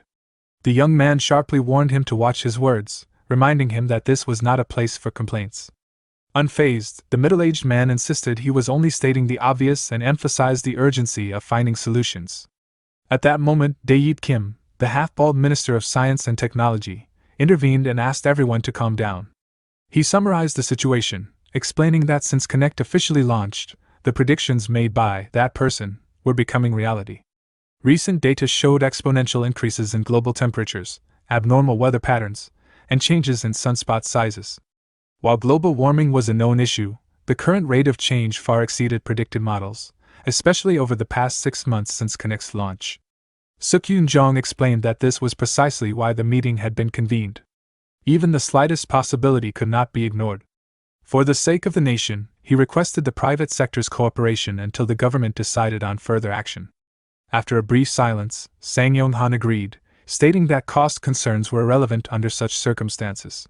However, he hoped the next meeting would produce more practical and constructive agreements. The Prime Minister thanked everyone for their cooperation and emphasized the importance of sharing new information as major changes continued to unfold within Connect. With that, the meeting concluded. The holograms vanished, leaving Sang Yong-han alone. His expression hardened as he called someone into the room. His eldest son, Seon Woo-han, entered and commented that none of the attendees seemed truly certain and that they all appeared to be hiding something. Sang Yong replied that it was only natural, as they themselves had not revealed everything. He asked his son what they should do next. Seon Woo suggested gathering people and having them join Connect, stating that it would be a crucial move going forward and a major opportunity for the company. Sang Yong considered his son's words, thinking that his boldness likely came from youth, but acknowledging that he was not wrong. He then called for Secretary Lee. Lee responded immediately. Sang Yong instructed him to post a recruitment notice and form a support team, promising to provide as many capsules as necessary and to deploy more personnel as additional capsules became available. Lee acknowledged the order. Turning back to his son, Sang Yong reminded him that he hated losing. Seon Woo confirmed he understood. Sang Yong stated that if that person's words were true, Connect would become the key to their future. He warned his son not to tarnish the name of the Daesung Group. Sometime later, the scene returned to Connect, inside the first guild building. Raoul reviewed his reward items one by one. When he reached the final item, he asked if it was the last one. Ravel confirmed that it was. Raoul sighed, complaining that most of the graduation tower rewards were nothing but useless junk. He wondered when he would ever clean it all up as he looked over piles of swords, daggers, gold coins, and miscellaneous items. Hoping for something worthwhile, he opened the final box. As it opened, a brilliant light spilled out. Ravel noted that the effect was different from before. From the light emerged a necklace. Raoul immediately checked its details. Its name was Song of Three Souls. The item was of unique rarity and S grade. Its effects included a 50% increase in spirit power recovery speed. Its special effect allowed it to store 3 telekinetic abilities in advance for later use. The description explained that it was crafted from fragments of ancient telekinetic souls, whose guidance enhanced spirit power recovery and allowed stored abilities to activate automatically or under preset conditions. Reading the description, Raoul realized it was a dream item for telekinetics. The options were perfect for him, allowing him to store finishing moves or evasive techniques as insurance. He continued muttering to himself while staring at the necklace. Ravel coughed lightly, clearly flustered, and asked how long he planned to stare at it. Raoul turned to her, realizing he had kept her waiting. He quickly agreed and said it was time to move on. The most important rewards still remained. Opening the system window, he read the next message. It displayed a quest achievement for defeating the instructor and announced an additional reward, skill effect enhancement. He was prompted to select one option. With quiet determination, Raoul declared that it was finally time to fulfill his long-cherished wish. Multiple system windows appeared before Raoul. One window displayed the information Infinity Sword efficiency growth. The second showed Infinity Sword speed growth. The third displayed melee weapon proficiency increase. The fourth showed telekinetic power growth. The fifth displayed magic casting speed growth. Raoul examined the options and realized that these choices could enhance various skill effects in the telekinesis, close combat, and magic fields he had been developing. All of them were useful, but he knew there was something Fairy Ravel wanted most. He continued scrolling through the windows and soon found another system window. It displayed the information magic item. Skill Collection Seal. Release. The sealed magic item, Skill Collection, was partially unsealed and bound to player Bae Do-hyun Dalton. Upon seeing it, Ravel became visibly surprised. She exclaimed that she had found it, then turned to Raoul and reminded him that she had told him it would appear as an option. Raoul acknowledged her, remarking that she truly was an internet expert. Without hesitation, he selected the option to release the Skill Collection seal. Immediately, letters written in an unfamiliar language began revolving around Ravel. The surrounding mana gathered, aligned, and flowed directly into her body. After some time, the letters faded away, and Ravel absorbed all the mana completely. She let out a satisfied chuckle. Another system window appeared before Raoul. Skill collection. Grade, Epic status, sealed, March 5th, bound, Librarian Ravel residing within. Effect, enhances the effectiveness of skills based on the types and number of skills recorded. Current total recorded skills, 1,573. Additional function, skill book creation, new. It allowed the creation of skill books from recorded skills and also allowed newly learned skills to be recorded. Special materials were required for creation. Raoul was stunned as he read it. He realized that skill book creation meant he could turn all the skills he had acquired into skill books. He immediately understood how overwhelmingly powerful and unbalanced that ability was. Ravel proudly remarked that he had done well to listen to her. Raoul asked her how she felt and whether she noticed any changes. Ravel replied that her body's shape and wings had become more distinct. She explained that once the seal was completely broken, she might be partially freed from the binding spell. Raoul congratulated her, and sincerely hoped that day would come soon. However, inwardly, he realized that when that time came, she would escape her soul state and regain her real body. When that happened, he would have to say goodbye to the companion who had stayed by his side for so long. He understood that everything from that moment onward would be different. As the Connect world truly began, his life would change completely. Although the main branches of the scenario would remain the same, he knew he had to move more cautiously. Still, he would not hesitate, because he trusted his own strength more than anyone else. The scene then shifted to the northwestern barrier of the continent. Several knights moved carefully through a dungeon, unaware that a wolf monster was sneaking toward them. Suddenly, one man noticed it, unsheathed his sword instantly, and killed the monster in a single strike. That man was Lawrence de Ashton, the second son of House Ashton. The knight he saved thanked him respectfully. Lawrence calmly warned him to remain careful, explaining that there were far more monsters than during their last expedition. As he moved forward, Lawrence reflected on the situation. Beyond the barrier, past the canyon of despair that connected to Corpse Road, an enormous number of monsters and undead were invading from the restricted mountain range. This had been happening for a long time. Even after clearing the hordes, they would return as undead. Exhausted by the endless war of attrition, headquarters had formed an expedition team to investigate. Recently, they discovered that dimensional gates had appeared there as well. Dungeonization had accelerated, causing monsters to multiply rapidly and creating a vicious cycle. The only solution was to block all dungeon entrances beyond the barrier. Lawrence informed the knights that failure would result in the barrier's collapse. One knight added that according to the mages, the dungeon spaces themselves had changed. Lawrence agreed and explained that decades of accumulated information had become useless. However, this was the last candidate location. If everything went smoothly, they could complete the mission and return within 3 days. The knights expressed relief and exhaustion. One of them mentioned wanting to send a letter home, knowing his family must be worried. Suddenly, red eyes appeared in the darkness. Bats flew toward them, and the dungeon began to tremble. Lawrence rushed ahead and froze in shock. 3 dark gates stood before him, and from them poured countless zombies, undead, and demonic monsters. The knights trembled in fear, believing it was the end. Lawrence shouted at them to regain their composure, and ordered them to escape immediately and report to the barrier. Nearby stood 2 figures. One was the necromancer McClanahan, holding a wand topped with a human skull. Beside him stood the warrior Ezekiel, gripping a long sword. McClanahan expressed amusement at Lawrence's composure and mockingly offered him the honor of serving His Majesty as an undead. Ignoring the provocation, Lawrence ordered his knights to flee. As they ran, McClanahan cast a spell, summoning more undead from the ground to block their escape. Lawrence immediately charged forward, cutting down the undead with his sword technique to clear a path. Watching this, the necromancer smiled with interest and recognized the technique, realizing that Lawrence belonged to House Ashton. Sometime later, at the barrier, the knights stationed on gate guard duty saw 3 knights rushing toward them, completely out of breath. Alarmed by their condition, the guard knights immediately asked what had happened. One of the escaped knights urgently replied that they needed to inform the commander-in-chief immediately about Captain Lawrence. Without delay, they were escorted to the commander-in-chief's office, where they reported everything that had happened earlier. After hearing the report, the commander-in-chief immediately wrote a formal message and sent it by carrier pigeon to Count Melvin Ashton, Lawrence's father. Upon receiving the report, Count Melvin Ashton summoned both Raoul and Dylan. He read the contents aloud before them. Raoul's expression darkened as he listened.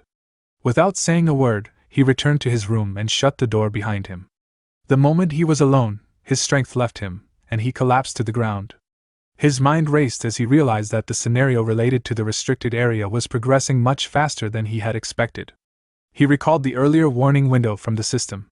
It had informed him that he had received the system-imposed force, karmic retribution, for forcibly interfering with a mandatory scenario.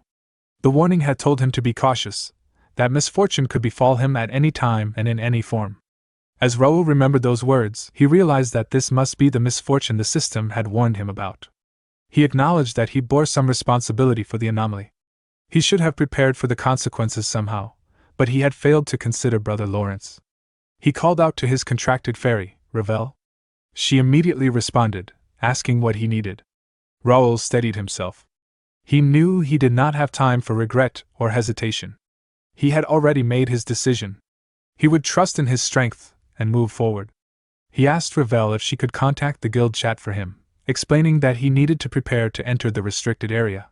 Sometime later, Raoul arrived at the northwestern barrier of the continent with a small group of his knights.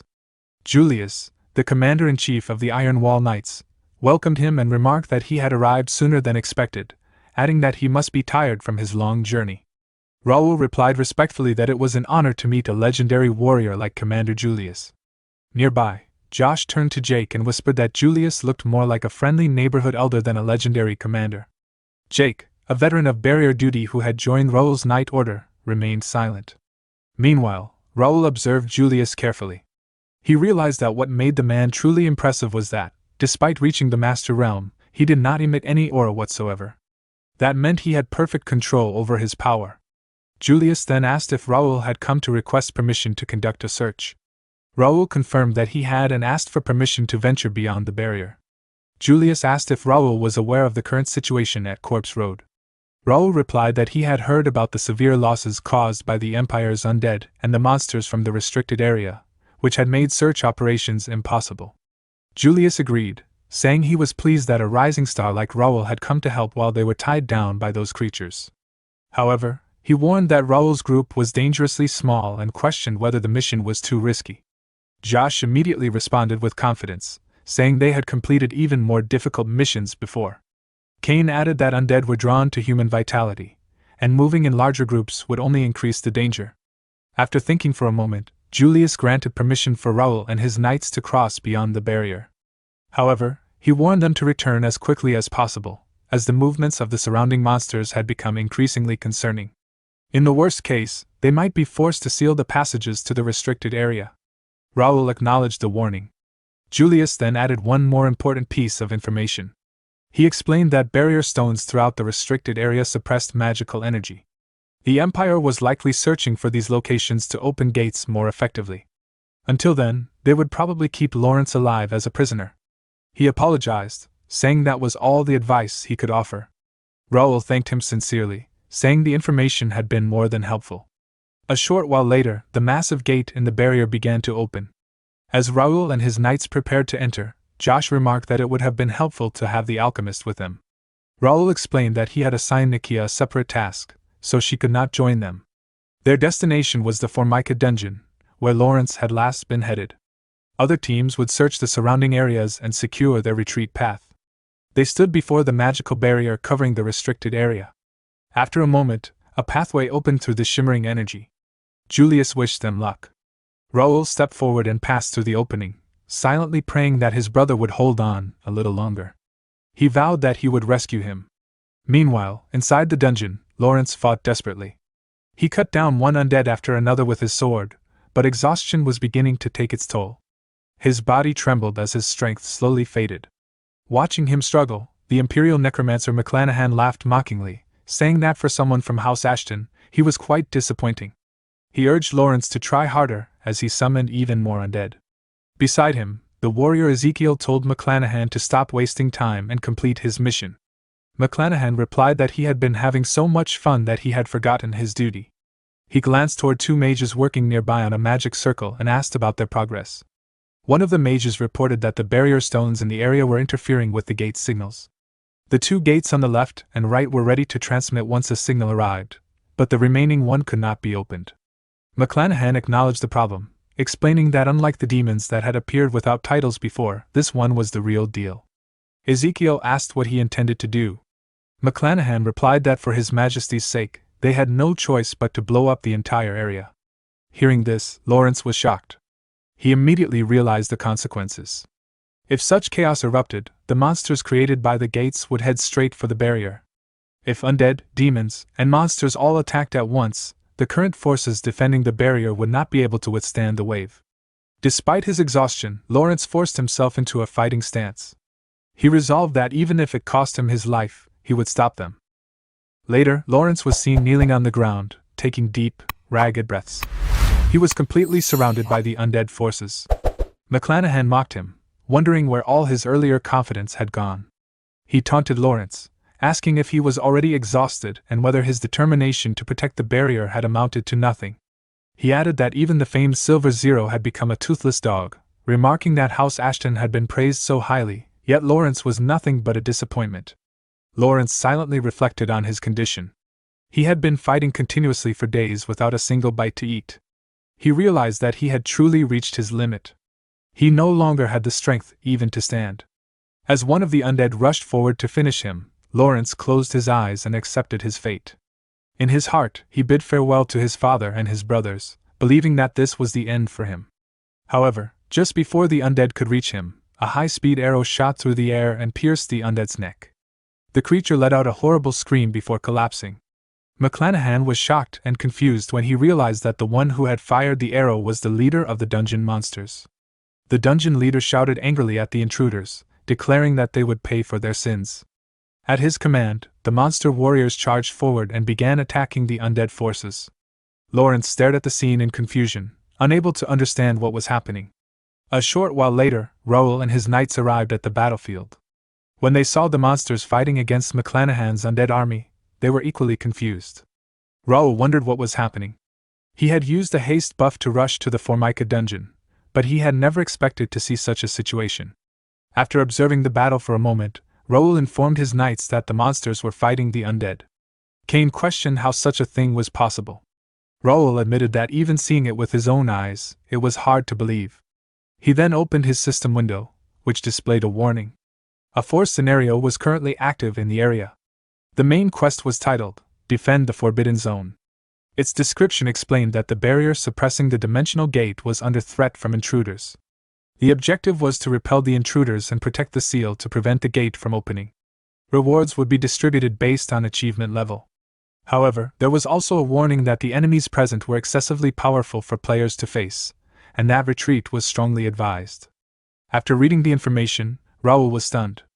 Even though he was level 99 and at the highest tier of expert, the system was advising him to retreat. He wondered what kind of enemies could possibly warrant such a warning. At that moment, Josh spotted Lawrence in the middle of the battlefield and urgently pointed him out. Seeing his brother, Raoul's expression immediately filled with tension. Without hesitation, he rushed forward with his knights.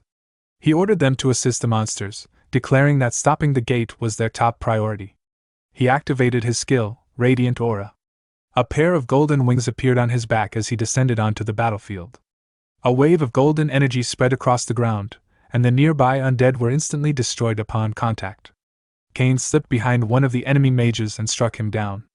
Josh used his sword techniques to defeat two enemies at once. Meanwhile, Pierce, positioned on a cliff above, located his target. Using his sniping skill, he fired a high-speed arrow that struck and destroyed one of the mage's magic circles. McClanahan gritted his teeth in fury and demanded to know who had dared interfere. Lawrence also turned and saw Raoul approaching with a strange, radiant technique. Raoul landed in front of him and smiled. He told Lawrence that he had come to save him. Lawrence was shocked by Raoul's changed appearance and strength. He hesitated before asking if it was really him. Around them, the battle continued as the monsters and Raoul's knights fought fiercely against the undead. Raoul asked Lawrence why the Naga monsters were fighting the undead. Lawrence explained that the monsters had their own reasons. The Empire was trying to blow up the entire area to destroy the ward stones installed throughout the Forbidden Zone. However, the Naga's home base was located there as well. They were fighting to protect their territory. Raoul realized that it was essentially a temporary alliance against a common enemy. Lawrence confirmed this and added that he had survived several deadly situations thanks to the Naga. He then pointed toward Ezekiel and warned Raoul that the Imperial commander was at least master level, judging by the mana he emitted. Raoul was alarmed. He understood now why the system had issued such a severe warning. Master-level forces had been deployed deep within the Forbidden Zone. Lawrence told him that even without Ezekiel actively joining the battle yet, the situation was already dire. He appreciated Raoul coming to help, but he urged him to retreat and bring reinforcements. Raoul refused. He declared that he could not leave his brother behind. Lawrence reminded him that the enemy was a master, someone on a completely different level from upper-tier experts. He warned that without someone capable of dealing with such an opponent, their current numbers would not be enough. Raoul calmly replied that there was someone capable of facing a master. He revealed that he had brought along someone who knew sword masters very well. Lawrence immediately looked around nervously, wondering who it could be. Raoul then glanced at his regnator armor. He declared that the time had come. He called out respectfully, asking his master to reveal his true power. As he spoke, golden aura began flowing from his body into the armor. A few days earlier, at Conford Castle, immediately after Baron Jaden's rebellion, Raoul stood inside his mansion. Spread out before him on the ground were several pieces of power armor he had obtained during the rebellion. His contracted fairy, Ravel, looked at the damaged armors and asked if they would be enough. Raoul replied that even though they were broken, they would still serve the purpose. He reflected that the corrupted power armors were necessary for Regnator's evolution. Thanks to Baron Jaden forming an alliance with the Empire, obtaining them had become much easier. At that moment Karl, whose spirit was sealed within the Regnator armor, spoke. He remarked that the energy emanating from the armors was foul and strangely familiar, resembling the power of a certain enemy. As Karl began channeling his aura, the Regnator armor started absorbing the corrupted power armors. Raoul asked what he meant by theirs. Karl explained that he was referring to demons from the demon realm. He said that the Empire's dark magic and demonic energy were remarkably similar, yet still different. He added that there had long been rumors of ties between the Empire and demons. He believed that by continuing to absorb the corrupted energy, he might eventually uncover clues. As the Regnator armor absorbed the last of the corrupted armor, Karl suddenly fell silent in surprise. In the next instant, Regnator deactivated on its own. Raoul became alarmed, and Ravel immediately asked why he had deactivated the armor. Raoul replied that he had not done it intentionally. The armor had shut down by itself. At that moment, a system window appeared before him, informing him that Regnator had awakened and unlocked a new special ability. Back in the present, Raoul activated Regnator's special ability, Ghost Armor. At once, a full-plated duplicate of the Regnator armor materialized before him. The system displayed its description, Regnator's special ability, Ghost Armor. It allowed control of Regnator's doppelganger through an independent ego. Raoul realized that normally, the armor's internal ego would control the doppelganger. However, that role had now been transferred to someone else. The one controlling the armor was none other than Master Karl. Karl immediately unleashed his Infinity Sword technique, cutting down several enemies with effortless precision. As he fought, Karl reflected on his past. Once, he had been trapped in a fate of eternally guarding a seal, wishing only for extinction. Now, he had regained a physical form once more. When an undead attempted to sneak up behind him, Karl turned instantly and destroyed it without difficulty. He felt a deep sense of exhilaration. This was the feeling he had longed for. Nearby, McClanahan and Ezekiel watched in shock as Karl cut down the undead with overwhelming ease. McClanahan gritted his teeth and declared that they had enough corpses to summon even more undead. However, Ezekiel stopped him. He said that too much time had already been wasted and that it would be unwise to keep the main force's mage commanders waiting. Without hesitation, Ezekiel leapt down from the cliff and landed before Karl. Dark purple aura radiated from his body as he mocked Karl, saying he looked like a half-wit trapped inside discarded armor. He declared his intention to smash the armor to pieces. Karl calmly replied that he wondered whether someone accustomed to working from the shadows even knew how to fight properly. He declared that he would personally teach him what a true master's battle looked like. As the fight began, Ezekiel's skin turned red as he activated the Empire's seal and blocked Karl's sword strike. Karl immediately recognized it, and remarked that Ezekiel had already activated the Empire's seal, showing that he was calm and rational. Karl then swung his sword again, forcing Ezekiel backward. He declared that he would now show his true power and rushed forward. Watching from a distance, Raoul was in awe. Even though Carl was controlling only a doppelganger body, his skill as a sword master remained absolute. His infinity sword technique contained no wasted movement. Each strike flowed seamlessly into the next, forming fluid combinations and elegant blade lines. To Raoul, it resembled a magnificent dance. However, Raoul knew that ghost armor was a time-limited ability. He realized that he needed to finish his own battle quickly and join Carl. Around him, his knights and the monsters continued fighting the undead. Raoul activated his skill and created dozens of floating swords. With a single command, he sent them flying toward the undead, destroying them instantly. He noted with satisfaction that the battle was progressing smoothly. At that rate, they would soon eliminate the enemy forces. Suddenly, an undead knight emerged from the ground behind him. Raoul immediately sensed its presence and turned around. At the same time, McClanahan spoke coldly. He said that inferior knights could never properly wield divine power, and that Raoul's strength must be the result of a temporary blessing. He concluded that Raoul himself was the source of that power, and declared that he would eliminate him personally. Raoul faced the undead knight without hesitation. Meanwhile, far away at the northwestern barrier, a new force arrived. It was the household army of Marquis Fabien de McNeil, who had come with his knights to the battlefield. Fabien dismounted from his horse and, upon seeing Julius standing before him, respectfully greeted him.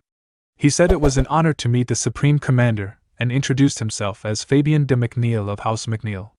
He explained that after hearing news from the barrier, he had brought his personal knight order to assist in the war effort. Julius observed the forces standing behind Fabien and remarked that they did not quite look like knights. Fabien calmly explained that they were mercenaries he had personally hired. Although they belonged to a mercenary company, they had been trained like knights and would not act independently. Julius then turned around and began walking inside the barrier, stating that it must have been a long journey, and thanking Fabien for bringing reinforcements. He invited him inside and said he would brief him on the barrier's current situation. Fabien thanked him, but added that there was something he wished to ask about, the ancient seal beneath the barrier. Hearing this, Julius became cautious. He said that not many people even knew a seal existed within the barrier and asked where Fabien had learned about it. Fabien replied that he simply had a personal interest in military knowledge. He asked if Julius could tell him roughly where the seal was located, suggesting that it might be wise to station troops there in advance in case of an emergency. However, Julius refused. He stated that he could not freely disclose information about the barrier's seal, even to Fabien. He assured him that the area was under strict management, and that there was no need for concern. Fabien let out a nervous laugh and replied that he understood and had been worrying unnecessarily. As they moved deeper inside, Ken silently watched Fabien from the shadows, hidden from view. Meanwhile, inside the dungeon, the battle between Ezekiel and Carl continued. Ezekiel's red aura sword clashed violently against Carl's golden aura sword, sending powerful shockwaves throughout the dungeon. Ezekiel gritted his teeth, gathered more aura, and swung his sword downward with tremendous force. Carl immediately leaped backward to dodge, and when the sword struck the ground, destructive shockwaves spread in every direction. Carl criticized him, saying it was like placing a legendary sword in a child's hands. He said Ezekiel was not wielding the sword, but rather the sword was wielding him, and declared that he did not deserve to be called a master. Enraged, Ezekiel rushed forward and attacked again, declaring that he would see how long Carl could maintain such arrogance. His strike forced Carl backward. As he fought, Carl analyzed him. He realized that Ezekiel's swordsmanship was crude and his dark energy suffocatingly dense. He concluded that Ezekiel must have reached master level through some unnatural shortcut. He also realized that ghost armor would only last a few minutes at most. If time ran out before he defeated his opponent, he would disappear once again and return to being nothing more than a ghost of the past. In that moment of doubt, Carl recalled a memory from when he had trained Raoul. Back then, he had told Raoul that he was overcomplicating things. Raoul had asked what he meant. Carl had explained that for swordsmen like them, the sword was life itself. In moments of danger, the only thing protecting their lives was the sword in their hands, so it was best to focus entirely on that one sword. However, Raoul had disagreed. He had said that while it was possible to win with a single sword, it was not always the best option. He declared that he would fight using every sword he had. Back in the present, Ezekiel charged forward and declared that it was time for Carl to become scrap metal, swinging his sword with full power. Carl dodged by leaping backward, and in that moment he threw his sword toward Ezekiel. The sword embedded itself into the ground near him. Seeing this, Ezekiel mocked him. He said such a pathetic strike could never defeat him, and declared that Carl was a fool throwing his life away. He vowed to grind him into dust. However, at that moment, Ezekiel realized something. He was not facing only one sword. Suddenly, Jack, Josh, and Cain appeared around him from all directions, surrounding him. Ezekiel was shocked. He realized he had been so absorbed in the fight that he had not sensed them approaching. A sinister smile appeared on his face as he thought they were nothing more than expert-level fighters. He believed that once he released his dark energy, they would be reduced to nothing. But at that moment, the sword Carl had embedded into the ground began releasing golden aura. The aura disrupted Ezekiel's dark energy, preventing him from releasing it properly. Ezekiel realized too late that Carl had planned this. Before he could react, Josh, Jack, Cain, and Pierce attacked him simultaneously. Their combined strike pierced through him, and Ezekiel let out a scream of pain. Carl then declared that when all his swords came together, defeat was impossible. Moments later, Ezekiel's lifeless body collapsed onto the ground. Looking down at the corpse, Jack remarked that his fingertips were tingling intensely. Josh proudly declared that he had personally helped defeat a master. However, Pierce warned everyone to stay alert, reminding them that the gate had not yet closed and that they needed to hold their position until their master completely sealed it. Meanwhile, elsewhere on the battlefield, Raoul continued fighting against the undead knight. The undead knight swung its weapon and launched an aura slash toward Raoul. Seeing the attack, Raoul leaped into the air and dodged it. While still airborne, he counterattacked by swinging his sword and releasing an aura slash toward the undead knight. However, the undead knight calmly raised its arm and blocked the attack. Seeing this, Raoul was surprised and realized that the area buffs and ghost armor activation had drained much of his divine power, because his attacks were no longer effective. Raoul immediately ordered Ravel to use all the magic stones in his inventory to recharge his divine power. Ravel acknowledged his command and quickly used the magic stones, restoring his divine power. Nearby, Necromancer McClanahan sensed Raoul's restored strength and muttered nervously that Raoul still had that much power left. Realizing he had no choice, he decided to use that method. He began chanting a spell, calling upon the knights who served death to rise and answer his call. In response, more undead soldiers emerged from the ground and surrounded Raoul. Ravel grew nervous and warned Raoul that there was a limit to how long they could hold them off, especially against a master-level necromancer. Raoul calmly replied that there was only one way to stop necromancy, by taking down the caster. The undead knight then thrust its sword into the ground and unleashed a wide-area attack directed at Raoul. Sharp bone spikes erupted from the earth and rushed toward him. Raoul swung his ore-infused sword and shattered the spikes before they could reach him. He then ordered Ravel to cast her spell, and she immediately cast Rage Wind, destroying several undead soldiers. Seeing this, the undead knight became flustered and summoned a spear, throwing it toward Ravel at high speed. Raoul reacted instantly and raised his sword to block it, but the impact caused his hand to tremble from the force. Raoul realized that none of the enemies they had faced so far had noticed or targeted Ravel directly, but this undead knight had immediately aimed for her. He understood that its instincts were extremely sharp, far beyond ordinary enemies. He quickly ordered Ravel to focus on defense from now on. Ravel was surprised and asked if that meant she would no longer be able to use proper area attacks. Raoul explained that the undead knight was more dangerous than he had expected. It had targeted her at the exact moment she was vulnerable while casting. He knew it would continue targeting her whenever she was defenseless, so he could not allow any openings. Ravel hesitated but agreed to support him defensively. However, she asked how they would reach the necromancer if they fought this way. Raoul calmly replied that she did not need to worry, because someone else had already figured it out and was heading there. At that moment, Lawrence appeared behind McClanahan and swung his sword in a surprise attack. However, McClanahan sensed him and dodged. The undead knight immediately tried to assist, but Raoul used psychokinesis to create multiple floating swords that blocked its path. He declared that he would not allow it to interfere. McClanahan mocked Lawrence, pointing out that he had been too exhausted to even stand earlier, yet still dared to attack. He launched a spell at Lawrence, but Lawrence cut through it with his sword. Lawrence then mocked him in return, saying that McClanahan was clearly anxious because his undead army was trapped. Angered, McClanahan slammed his staff into the ground and declared that since it had come to this, no one would leave alive. Dark mana surged around him, forming skull-shaped manifestations that surrounded his body. He screamed in agony as the transformation began. A massive burst of energy erupted. Lawrence was shocked and could not understand what was happening. Raoul, however, immediately recognized it as lichfication. He understood that McClanahan was sacrificing his soul to become undead himself, gaining near-immortal vitality and forbidden dark magic in exchange for his humanity. Raoul realized that the only way to stop him would be to destroy the vessel connected to his soul, which only his analysis eye could detect. He knew he had to finish his current battle quickly and help Lawrence. As he destroyed another undead soldier, a system window suddenly appeared before him.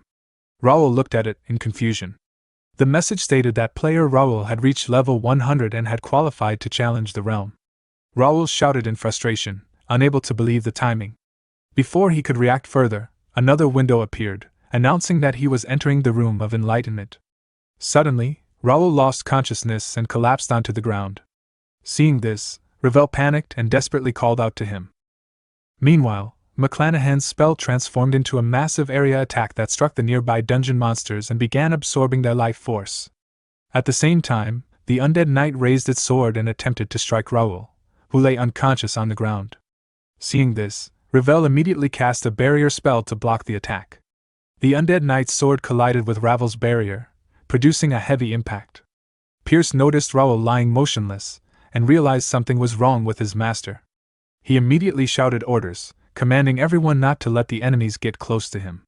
The knights quickly gathered around Raoul and began cutting down the undead soldiers that approached. The undead knight continued attacking the barrier with relentless force. As Ravel maintained the barrier, she realized with growing alarm that the mana stored in the codex was draining rapidly. She understood that if Raoul did not wake up soon to replenish it, she would be trapped inside the book and rendered completely helpless.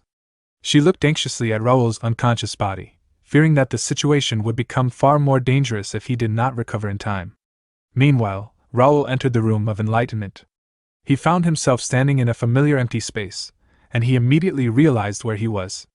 He could not believe he had returned there again. He remembered that the room of enlightenment was the place players entered upon reaching level 100, where they fought powerful enemies to comprehend a new realm. He had experienced this place once before in his previous life.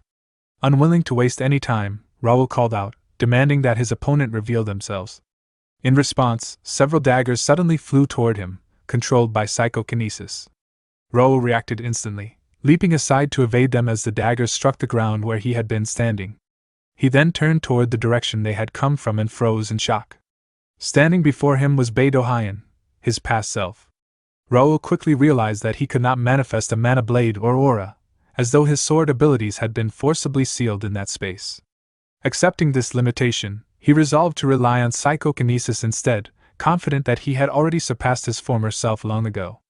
Meanwhile, during the night at the northwestern barrier of the continent, Fabian moved quietly through a restricted area accompanied by several hooded figures.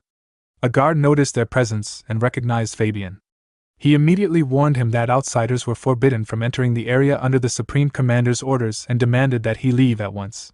Fabian let out a nervous chuckle, but before he could respond, one of the hooded figures suddenly covered the guard's mouth and stabbed him with a dagger, killing him instantly. The guard's lifeless body collapsed to the ground. The group continued forward, silently murdering the guards they encountered along the way until they arrived at a massive metal gate. Fabian grew uneasy and warned that leaving behind so many corpses would inevitably lead to their discovery. One of the hooded figures dismissed his concerns and ordered him to focus on his mission.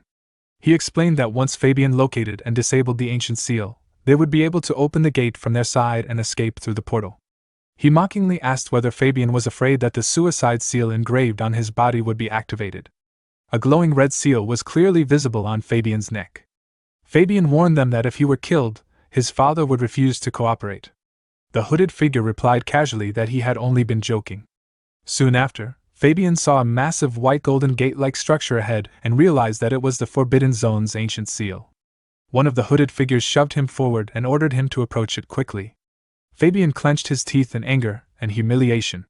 He realized that the seal suppressed dark energy, preventing them from using their full strength. Deep inside, he swore that once he escaped, he would kill them all. At that moment, Karl arrived, weapon in hand.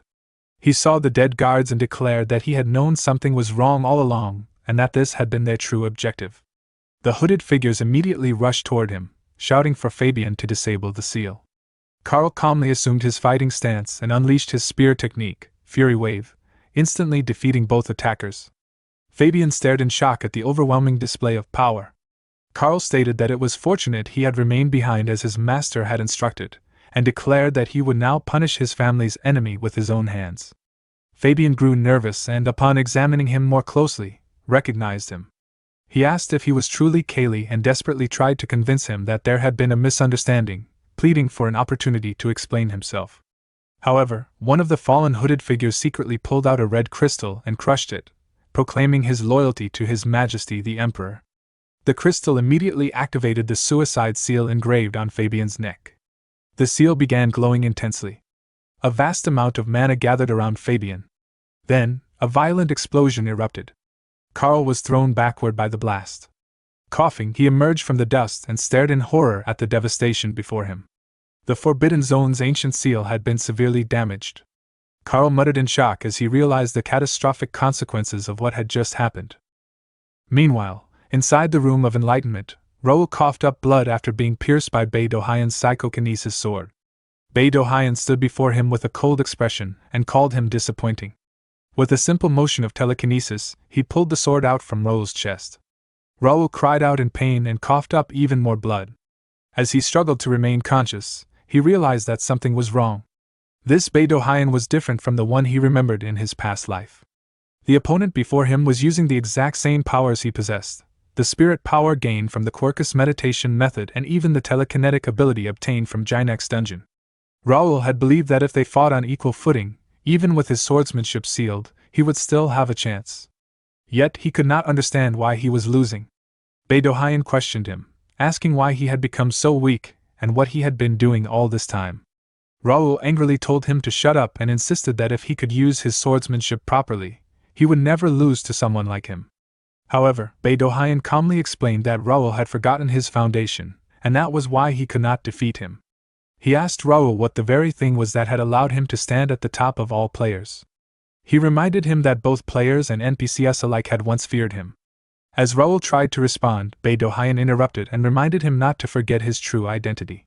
He declared that Raoul was not only Raoul of House Ashton but also Bei Dohyan, the greatest telekinetic. Hearing those words, Raoul suddenly smiled. He realized that he had indeed forgotten something important. He understood that telekinesis was never merely a support ability for his swordsmanship. It was one of his greatest strengths. Having realized this, Raoul regained his confidence and declared that they should fight properly once again. Meanwhile, in the real world, the undead forces had slaughtered most of the dungeon monsters, and Raoul's knights were desperately fighting to protect his unconscious body. At the center of the battlefield, a violent storm of mana swirled around McClanahan as his body underwent its final transformation into a lich. Lawrence, who stood nearby, was forced backward by the overwhelming pressure. Pierce rushed to his side and asked if he was all right. Lawrence immediately warned him to stay back, declaring that the lich transformation was almost complete. Powerful mana shockwaves burst outward, forcing both of them into defensive stances. Moments later, McClanahan stepped forward. His transformation was complete. His body had become that of a lich. Filled with ecstasy, he declared that the power he had long desired was finally his. Lawrence refused to hesitate. He charged forward and unleashed a powerful mana slash that struck the lich directly. However, the lich remained completely unharmed. It laughed mockingly and stated that such attacks could never scratch its body. Pierce asked in disbelief if it was truly useless. In response, the lich raised his wand and cast a spell. A magic circle appeared above Pierce, and deadly mana attacks rained down toward him. Pierce froze in terror, unable to react. Lawrence immediately intervened and destroyed the spell with a mana slash, saving him. But immediately afterward, Lawrence coughed up blood, his body showing clear signs of strain. Pierce realized the truth. Lawrence's mana was unstable. His recovery could not keep up with his consumption. If he continued, his body would collapse. Pierce desperately begged him not to overexert himself, and declared that he would take over. Drawing his bow, he fired an arrow that pierced straight through the lich's skull. Yet the wound regenerated instantly. Both of them froze in shock and frustration. Lawrence muttered that it was impossible. As long as the lich's soulbound catalyst remained intact, they could never truly defeat him. Despair filled his mind as he wished he had been stronger. The lich laughed cruelly and declared that this place would become their grave. He promised to kill them in the most painful way possible. Then his gaze shifted to Raoul's unconscious body. He declared that Raoul would be the first sacrifice. The Lich cast a devastating spell toward him. Ravel immediately created a barrier around Raoul, but she could tell that her barrier would not be enough to stop it. The Lich coldly declared that he would erase Raoul completely. Jake and Kane, who stood nearby, could only watch in horror. Ravel desperately begged Raoul to wake up. A massive skeletal construct formed from mana and unleashed a beam of destruction toward him. The attack struck, and a massive explosion consumed the area.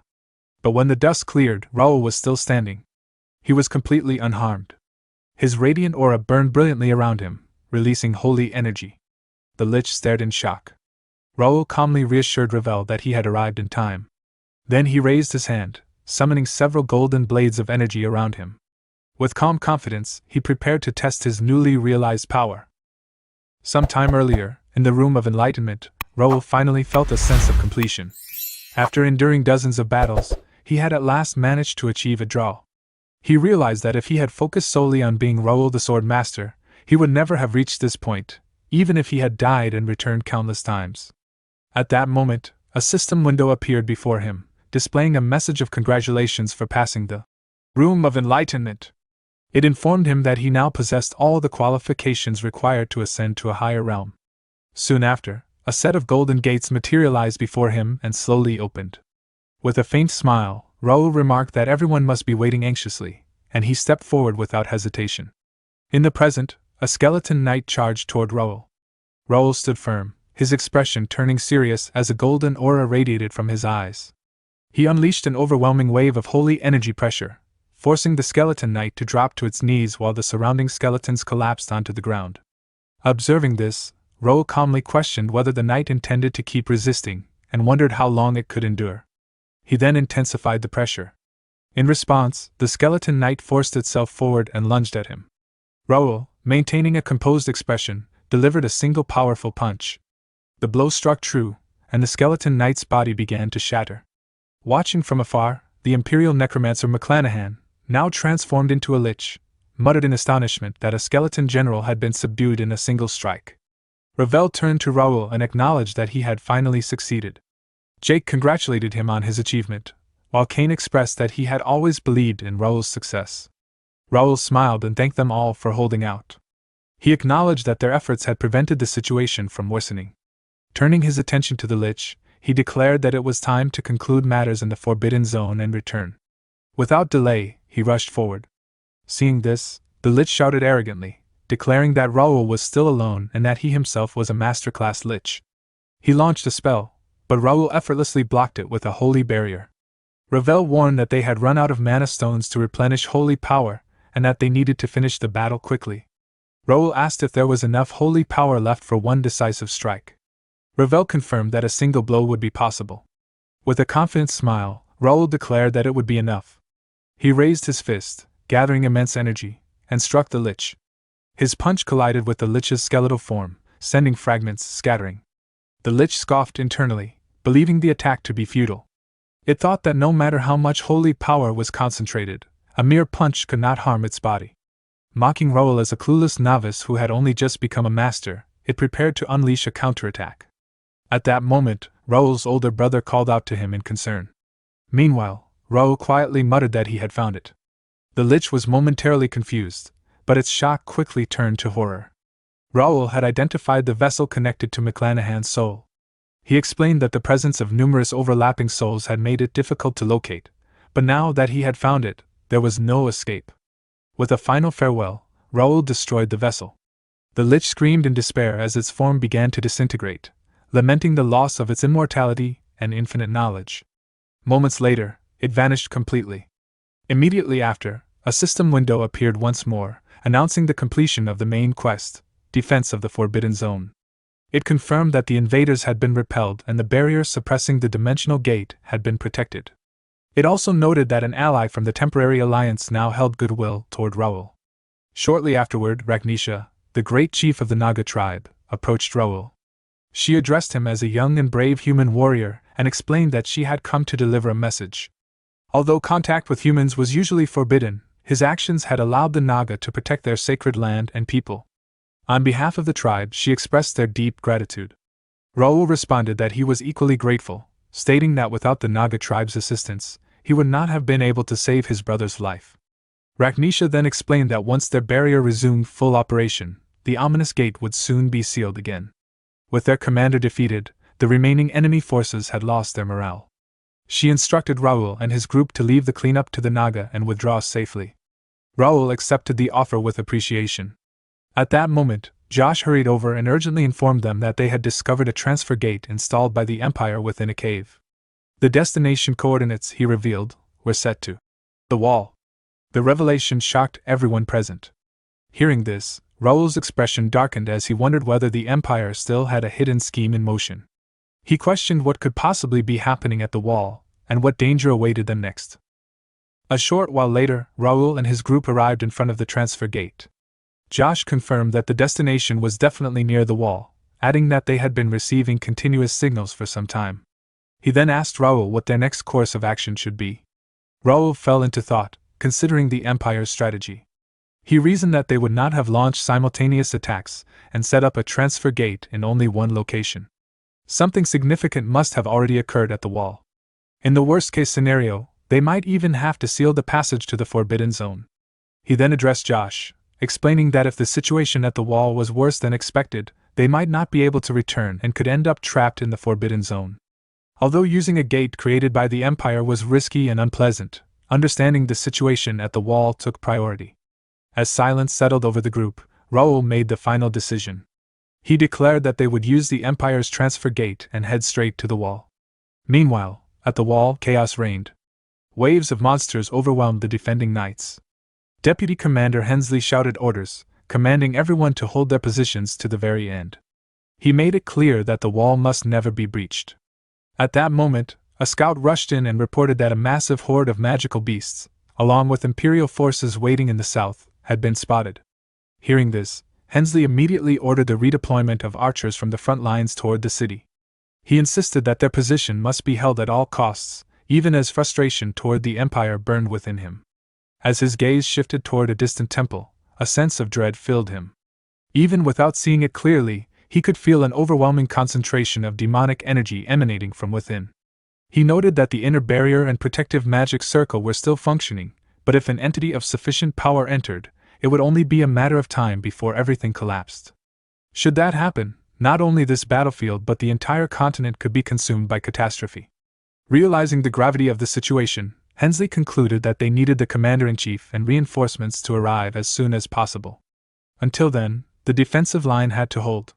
He shouted once more, ordering everyone to tighten their formation and defend the wall even at the cost of their lives.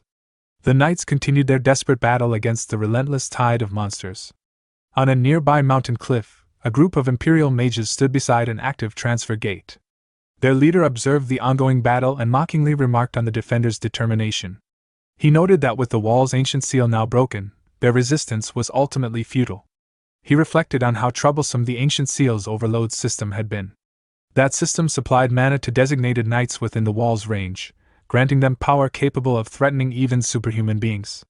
It was the reason the wall had once been considered impregnable. However, with the seal destroyed, it could no longer sustain such immense mana consumption. With their final hidden card in play, the wall's fall was inevitable. Turning to a junior mage, the leader asked whether there had been any response from the teleportation circle. The junior replied that it remained silent, for now.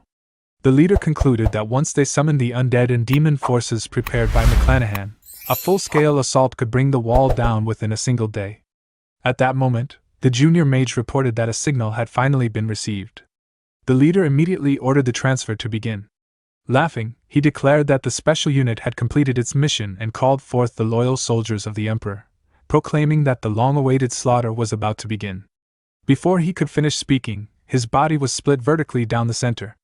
Jake had struck him down instantly. At the same time, the remaining mages were swiftly eliminated by Cain, both of whom had emerged from the transfer gate. Jake glanced toward the distant temple and questioned what kind of madness they were dealing with. Raoul soon stepped out from the gate as well. The moment his eyes fell upon the temple, his expression tightened with unease.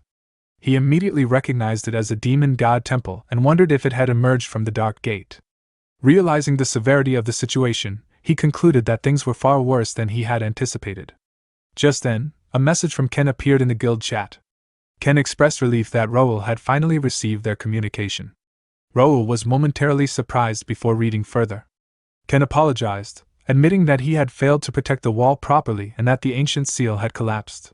Raoul reassured him, telling him not to blame himself too much. He pointed out that the Empire would never have fought fairly in the first place. He then asked about the current situation inside the wall. Ken replied that, according to reports, the Imperial army numbered at least 30,000. They had joined forces with the monsters that had crossed through the gates and were waging a war of attrition. The commander-in-chief was urgently sending messengers to gather all forces back to base. Hearing this, Raoul reflected on his past life, wondering if everything had fallen into ruin back then because of this very incident. He then asked Ken whether he had heard anything about a floating castle. Ken replied that he had not received any information that far. Raoul analyzed the situation further. He understood that demons who descended into the world could not use their full power immediately. They required demonic energy, which took time to spread from the Dark Gate. The most efficient method for them was to summon a demon god temple from the demon realm, turning the surrounding area into demonic territory. With that realization, it became clear where he needed to go. Turning to his older brother, Raoul asked if he could entrust him with command of the Night Order. His brother questioned what he meant. Raoul explained that he intended to head straight for the demon god temple. The knights immediately objected, insisting that it was too dangerous for him to go alone and declaring their intention to follow him. However, Raoul refused. He emphasized that the main base was in grave danger and that they needed to support the rest of the Night Order under Ken's leadership to defend the wall. He added that their father and brother, who had received Sir Julius's message, would arrive soon. Until then, they needed to hold their ground. He reminded them that they were his trusted knights. Hearing this, they clenched their teeth and accepted the responsibility, assuring him that they would not fail. With that, Raoul turned away and told them he would leave this side in their hands. Without hesitation, he declared that it was time to deal with the monstrosity ahead. Accompanied by his contracted fairy, Ravel, Raoul began walking toward the demon god temple. At that moment, Raoul unleashed his radiant aura, and brilliant golden wings manifested on his back. With a powerful leap, he soared into the air and began flying straight toward the temple. As they approached, Ravel sensed the overwhelming presence emanating from within and remarked that the cold, dark energy could only be one thing. Raoul confirmed her suspicion, stating that it was the immense demonic energy released by the demon god temple. While flying, Raoul reflected on the phenomenon known as the demonification of the temple. The structure, having crossed through the Dark Gate, absorbed the surrounding mana and converted it into demonic energy. He realized that even to restore the overload system, the demon god temple had to be completely destroyed. However, they lacked the necessary information to conquer it. His master had yet to respond, likely still recovering, and beyond this point lay an unfamiliar part of the connected world. For a moment, doubt crept into his mind as he wondered whether he could truly accomplish this alone. Noticing his unease, Ravel reassured him. She reminded him of everything they had already achieved together, and expressed her unwavering confidence that they would succeed once again. Even in uncertainty, she urged him to trust in their bond and continue fighting side by side. Raoul looked at her and thanked her sincerely. Regaining his composure, he declared that it was time to see just how formidable their guest truly was. Upon entering the temple, they were met with a horrifying sight. The corridors were covered in thick, coagulated blood. Ravel instinctively covered her nose, overwhelmed by the oppressive demonic energy saturating the area. As Raoul observed his surroundings, he sensed the presence of a barrier. He noted that minor spatial expansion spells had been cast within the temple, but beyond that, there was an unsettling distortion in the space itself. He questioned what kind of ability could create such an effect. Suddenly, one of the blood clots exploded. Raoul reacted instantly, raising his sword to block, but Ravel was faster, casting a protective shield that absorbed the blast. A voice echoed through the temple, laced with irritation. The demon complained that he had been enjoying a rare moment of leisure before being disturbed. Seated atop a throne, the demon smiled coldly and mocked the intruders as rude and uninvited guests. At his will, the blood throughout the corridor began to move. He muttered that anyone who dared to disturb Count Forces's rest deserved punishment, and pondered how best to kill them to improve his mood. In response, Raoul activated his psychokinesis trait and shattered the glass the demon held in his hand. The demon's smile widened, expressing amusement at the unexpected trick. As the demon advanced, Raoul immediately launched an aura-infused slash. However, the demon manipulated the surrounding blood to form a barrier, effortlessly blocking the attack. Raoul was momentarily surprised. Ravel quickly asked if he had noticed the same thing.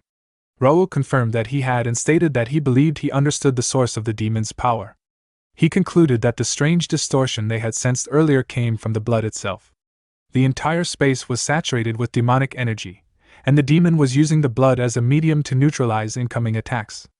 Ravel added that demons often possessed unique traits based on their bloodline, and this one appeared to specialize in blood manipulation. Despite not having fully regained his original power after crossing the gate, he was already incredibly strong.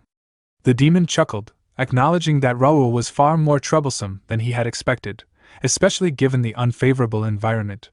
Raoul reflected on his past life memories, realizing that even with that knowledge, he had never encountered a demon like this before. In his previous life, the wall had already been completely destroyed by this point. He wondered what kind of power could have eliminated a creature like this along with an entire region such as Corpse Road. The demon, noticing Raoul's distraction, grew irritated and accused him of being disrespectful. As he spoke, he gathered blood into his hand, preparing another attack. In response, Raoul created multiple swords and launched them at the demon. Once again, the demon blocked the attack with his blood barrier. As the clash unfolded, blood splattered like rain across the ground, only to flow back and rejoin the demon moments later. Impressed, the demon admitted that it had been a long time since a human had lasted this long against him. He remarked that Raoul seemed far more useful than the insignificant Imperial soldiers and offered him a proposition: swear loyalty, and he would make Raoul the king of this domain. Raoul scoffed at the offer and rejected it outright. He stated that the demon was nothing more than a subordinate acting under the Emperor of the Cronan Empire, and that this entire invasion had been carried out under the Emperor's orders. Hearing this, the demon's expression twisted with anger. He declared that the Emperor was merely a human and questioned how a mere human could possibly command a noble of the great demon realm. Raoul was taken aback by this revelation. Even in his past life, information about the Emperor had been tightly guarded and never revealed. However, the demon, now visibly enraged, began gathering the scattered blood once more. He admitted that he had been unnecessarily provoked by a trivial human and decided there was no longer any reason to show mercy. Raoul responded coldly, stating that although he had not expected much, he still found the demon disappointing, a mere servant of the Cronan Empire. With that, the demon amassed a massive quantity of blood around himself, preparing a devastating attack. Raoul steadied himself, taking a firm stance in response. As the demon unleashed the attack, Ravel immediately cast a protective shield around Raoul, blocking the incoming wave. In that tense moment, Raoul realized that a single mistake would mean death. Victory would belong to whoever seized the decisive opportunity in the final instant. Outside the temple, a lone mage floated silently in the air, observing the battle within. Watching Raoul press forward, he quietly remarked that this must be Gray's chosen path and expressed hope that his faith in Raoul was not misplaced. Meanwhile, outside at the wall, the deputy commander Hensley and his knights were restrained by a demon, forcing them to drop their weapons. Hensley, his body trembling, struggled to stand upright as the demon restraining them mocked him, declaring that without the power of the artifact, he was nothing, yet still clung on stubbornly. As it spoke, the demon gathered dark energy, preparing to strike him down. The knights called out to Hensley in alarm, but the demon launched its attack, proclaiming that he should become an offering for the demon god. Hensley shut his eyes in frustration, convinced that they had failed to hold out until reinforcements arrived, and silently apologized to his commander-in-chief. Just before the attack could reach him, Lawrence appeared and intercepted it, swinging his aura sword to block the strike. Hensley realized that Lawrence had arrived in time. Without hesitation, Lawrence issued an order to the first knight order to hold the defensive line. Jake, Josh, Pierce, and Kane immediately assumed their respective fighting stances. Lawrence stepped forward, taking his own stance as he declared that the enemy would not take a single step inside. The demon army responded with snarls, baring their teeth as they growled menacingly. Meanwhile, inside the temple, Raoul was locked in battle against the noble demon. When Raoul struck with his aura sword, the demon blocked it with a barrier. The barrier, though seemingly solid, shifted into blood upon contact and attempted to swallow the blade. Reacting instantly, Raoul leapt backward to avoid it. He found the situation strange, realizing that no matter how much he focused, his aura continued to scatter. Before he could finish the thought, Ravel interrupted, explaining that she had analyzed the barrier through the system. It was formed by compressing demonic energy using blood as a medium, and its structure matched the strength of Raoul's aura. Upon contact, it appeared to absorb the aura. Raoul pointed out that in reality, both energies burned away together. Ravel warned him that even so, continuing to waste his aura was dangerous. The entire temple was filled with blood infused with demonic energy, allowing the demon's barrier to regenerate endlessly, while Raoul had no reliable way to recover the aura he expended. Raoul acknowledged the disadvantage, admitting that despite reaching the master level, the current situation was unfavorable. However, he insisted that even the weak had their own way of fighting. With renewed resolve, he charged forward again, striking the barrier repeatedly with his aura sword while simultaneously creating multiple blades through psychokinesis. The demon regarded his efforts with disdain, believing the force of blood surrounding it to be a flawless barrier with no weak points. It concluded that attacking from all directions would only drain Raoul's aura without weakening the defense. Then, gathering blood from all directions, the demon formed countless spikes around its barrier and declared its intent to pierce Raoul's body. The spikes shot forward, but Raoul deftly evaded the initial barrage. The demon pressed the attack, cornering him while mocking that his skill did not match his arrogance, and that his fate was of his own making. Raoul, however, only smiled and questioned whether gathering such a large amount of blood at once was truly wise. He released more of his aura, blocking the incoming attacks, and prepared a counter-strike while signaling to Ravel that it was time. The demon grew confused by his reaction. At that moment, Ravel began chanting, forming a massive magic circle before unleashing a rapid freeze spell at the demon. The demon recognized the power of the elemental magic and attempted to reinforce its barrier, but to its shock, the blood barrier froze instantly and began to crack and shatter. It realized too late that the demonic energy it had condensed had been neutralized all at once. Its attention snapped back to Raoul, who was already preparing his next attack. Stunned and angered, the demon could only mutter in disbelief at his audacity. Raoul raised his sword calmly, declaring that Phase 1 had ended, and Phase 2 had begun. Decades ago, a great war broke out due to the Empire's invasion, plunging the Connect continent into devastation. As the conflict raged on, the four kingdoms were pushed to the brink of destruction, and their citizens suffered endlessly amidst the chaos. Yet even in the depths of despair, hope emerged. Heroes, shining like light in the darkness, sacrificed their lives to bring down the Empire's leadership, and at last, peace was restored to the continent. However, that peace was not without warning. 3 sages, known as White, Black, and Gray, cautioned that the calm was only temporary and that vigilance must be maintained. Having witnessed countless deaths and the continent engulfed in flames during the prolonged war, they urged the kingdoms to prepare for the Empire's inevitable return. Their proposal was accepted by the Alliance, and a grim contingency was set in motion. Beneath the Wall and Corpse Road, the 3 great sages established a final safeguard. If activated, the death energy hidden beneath Corpse Road would erupt across the entire region, creating an artificial forbidden zone where no living being could enter for at least 3 years, a devastating detonator designed to halt any invasion. Even at the cost of countless soldiers and superhumans defending the wall, and even if it led to universal condemnation, this measure stood as the last line of defense. By the firm insistence of Great Sage Black, the switch to this detonator was entrusted solely to him. Thus, when the Empire's invasion began and the wall vanished without a trace, the truth behind it lay in this very plan. In the present, the mage observing the battle between Raoul and the demon within the temple was none other than Great Sage Black himself. In his hand he held the switch of the detonator, which had begun to tremble, leaving him momentarily confused. Meanwhile, at the wall, the First Knight Order clashed fiercely against the demon forces. Amid the battle, one of the knights reported to Ken that scouts had discovered Imperial forces stationed behind their base, believed to have arrived through a transfer gate. Ken immediately questioned their size, only to be told that their numbers were too vast to estimate. It was also confirmed that an Imperial demon general stood at the forefront. With their forces already struggling against the demons, the addition of Imperial troops threatened to overwhelm them completely. In response, Ken raised his voice and rallied the knights, declaring that Master Raoul was fighting the enemy of the demon god temple alone. As the knight order that followed such a man, they were to inherit his will and fight with unwavering courage. His words ignited their spirits, and the knights roared in unison, lifting their weapons as their morale surged. Nearby, Lawrence advanced and struck at the demon royal with his aura sword, only for the attack to be blocked by a wall of dark energy. At that moment, Jake, Josh, and Pierce launched a coordinated assault from behind, but the demons sensed their approach and smiled. Releasing a surge of demonic energy, it counterattacked, forcing them to defend and halting their advance. Turning toward them, the demon mocked their resistance, pointing out the overwhelming demonic energy saturating the battlefield and declaring that the situation had already shifted beyond their control.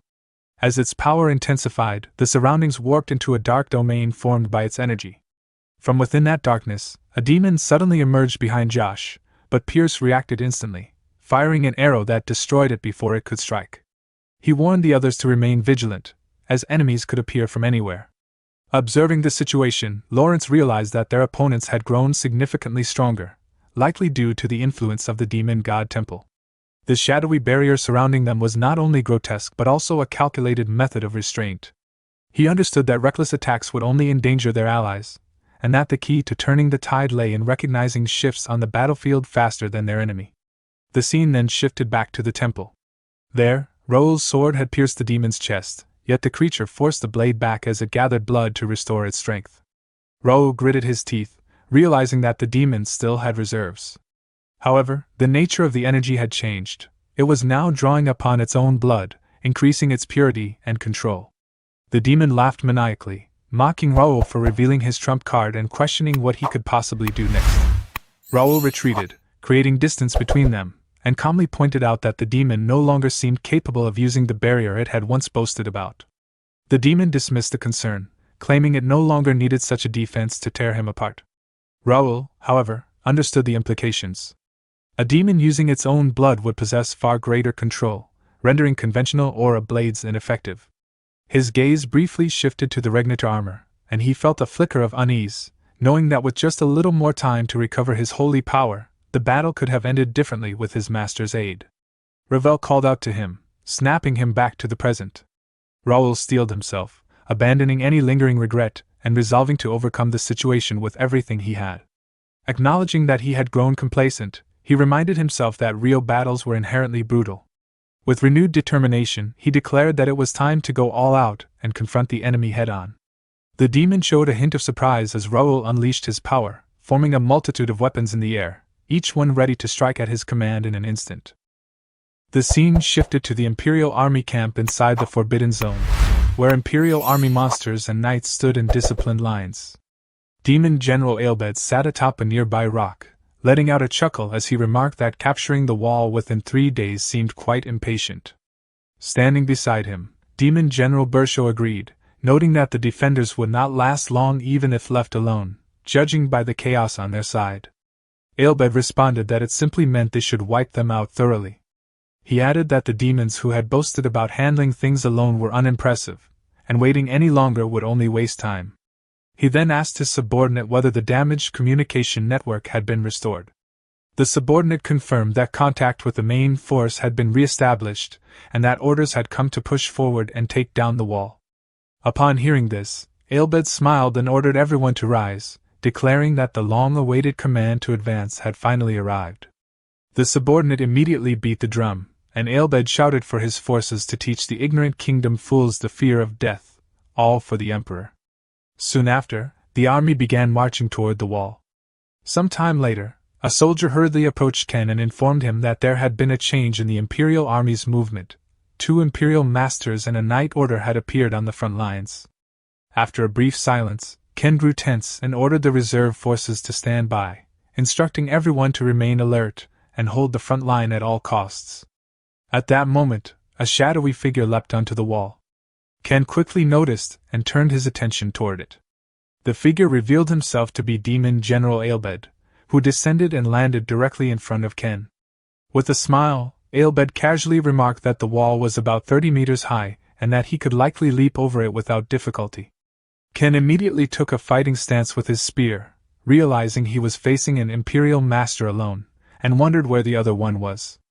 Aelbed glanced around in disappointment, muttering that the defending force was underwhelming.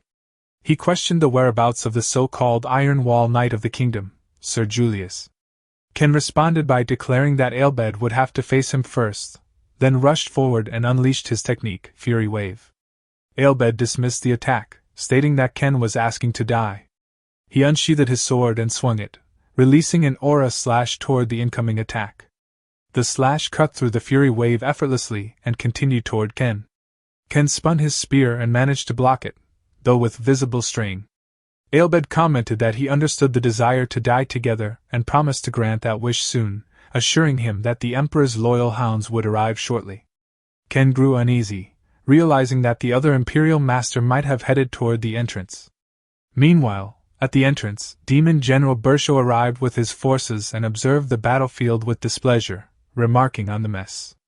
The demon who had been fighting Lawrence, and the others insisted that he had the situation under control. Bersho criticized him for dragging out a battle that should have ended long ago, declaring that from that moment on, they would take over. The demon gritted his teeth in frustration, muttering about the human's arrogance. Bersho then unsheathed his battle axe, leapt into the air, and unleashed a powerful vertical aura slash at the barrier restraining Lawrence and the others. The barrier shattered instantly. Lawrence was caught off guard, realizing the sudden disappearance of the barrier, and quickly sensed the danger. Josh muttered in disbelief at the sheer size of the Imperial army. Lawrence glanced back at his companions and realized that everyone had already exhausted too much stamina since the cave. At this rate, they would soon reach their limit. Bersho then commanded his knights to give their lives for the Emperor and bring down the fortress. Lawrence charged at the approaching knights, shouting defiantly, but inwardly he knew they could only hold out for a few minutes. He had sworn to protect the wall at any cost, yet even that seemed impossible without Raoul's help. In desperation, he wished for a miracle to turn the situation around as the battle raged on. At that moment, the Ashton family flag rose into the air. The Imperial army halted briefly and turned their attention toward the entrance. Bersho also shifted his gaze toward the incoming forces of the kingdom.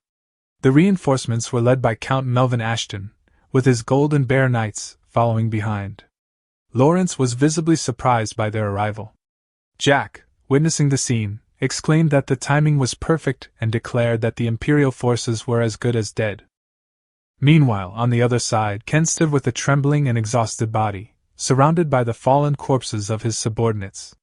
Aelbed looked at him with a smile and questioned whether he had truly believed such a group could stop a master. Ken, filled with frustration, realized that even his family's spear technique had failed to leave a scratch on his opponent. At that moment, an explosion echoed from the direction of the entrance, followed by rising smoke. Aelbed, hearing the sound, remarked that their ally had likely smashed the entrance to pieces and that reinforcements would soon arrive. He added that all that remained was for Ken and the others to die together. Suddenly, a figure leapt down from the top of the wall, launching an attack at Aelbed from behind. Aelbed noticed the ambush and turned just in time, the impact kicking up a cloud of dust. As the dust settled, it became clear that Aelbed had blocked the attack. Upon seeing his attacker, he showed a rare hint of surprise. The attacker was Dylan, who immediately assumed a fighting stance and mocked Aelbed, saying that it seemed he was not the ally he had been expecting and that his reinforcements would not be coming. Meanwhile, at the entrance, a demon observed the situation in shock. He could not comprehend what was happening. Despite the overwhelming advantage in numbers, the tide had turned unexpectedly. Bersho had even activated the Emperor's mark, yet he had been defeated with ease. The demon could not understand what kind of human could achieve such a feat as more Imperial Knights charged toward Count Melvin Ashton. The Count calmly raised his sword and cut them down instantly. Witnessing this, the demon was overcome with fear. He transformed into a shadow and attempted to flee, regretting trusting humans and realizing he would die meaninglessly if he stayed. However, as he tried to escape, Julius, the commander-in-chief of the Iron Wall Knights, noticed him and thrust his sword into the shadow. Channeling his aura through the blade, he killed the demon, whose scream echoed across the battlefield. Count Melvin then raised his sword once more, releasing his aura as he challenged anyone else to step forward. Back on the battlefield, Aelbed sensed the overwhelming presence of the Count and grew uneasy. Dylan, noticing this change, mocked him for losing his earlier composure and urged him not to ruin the moment, expressing his desire to continue the fight, even suggesting hand-to-hand combat if necessary.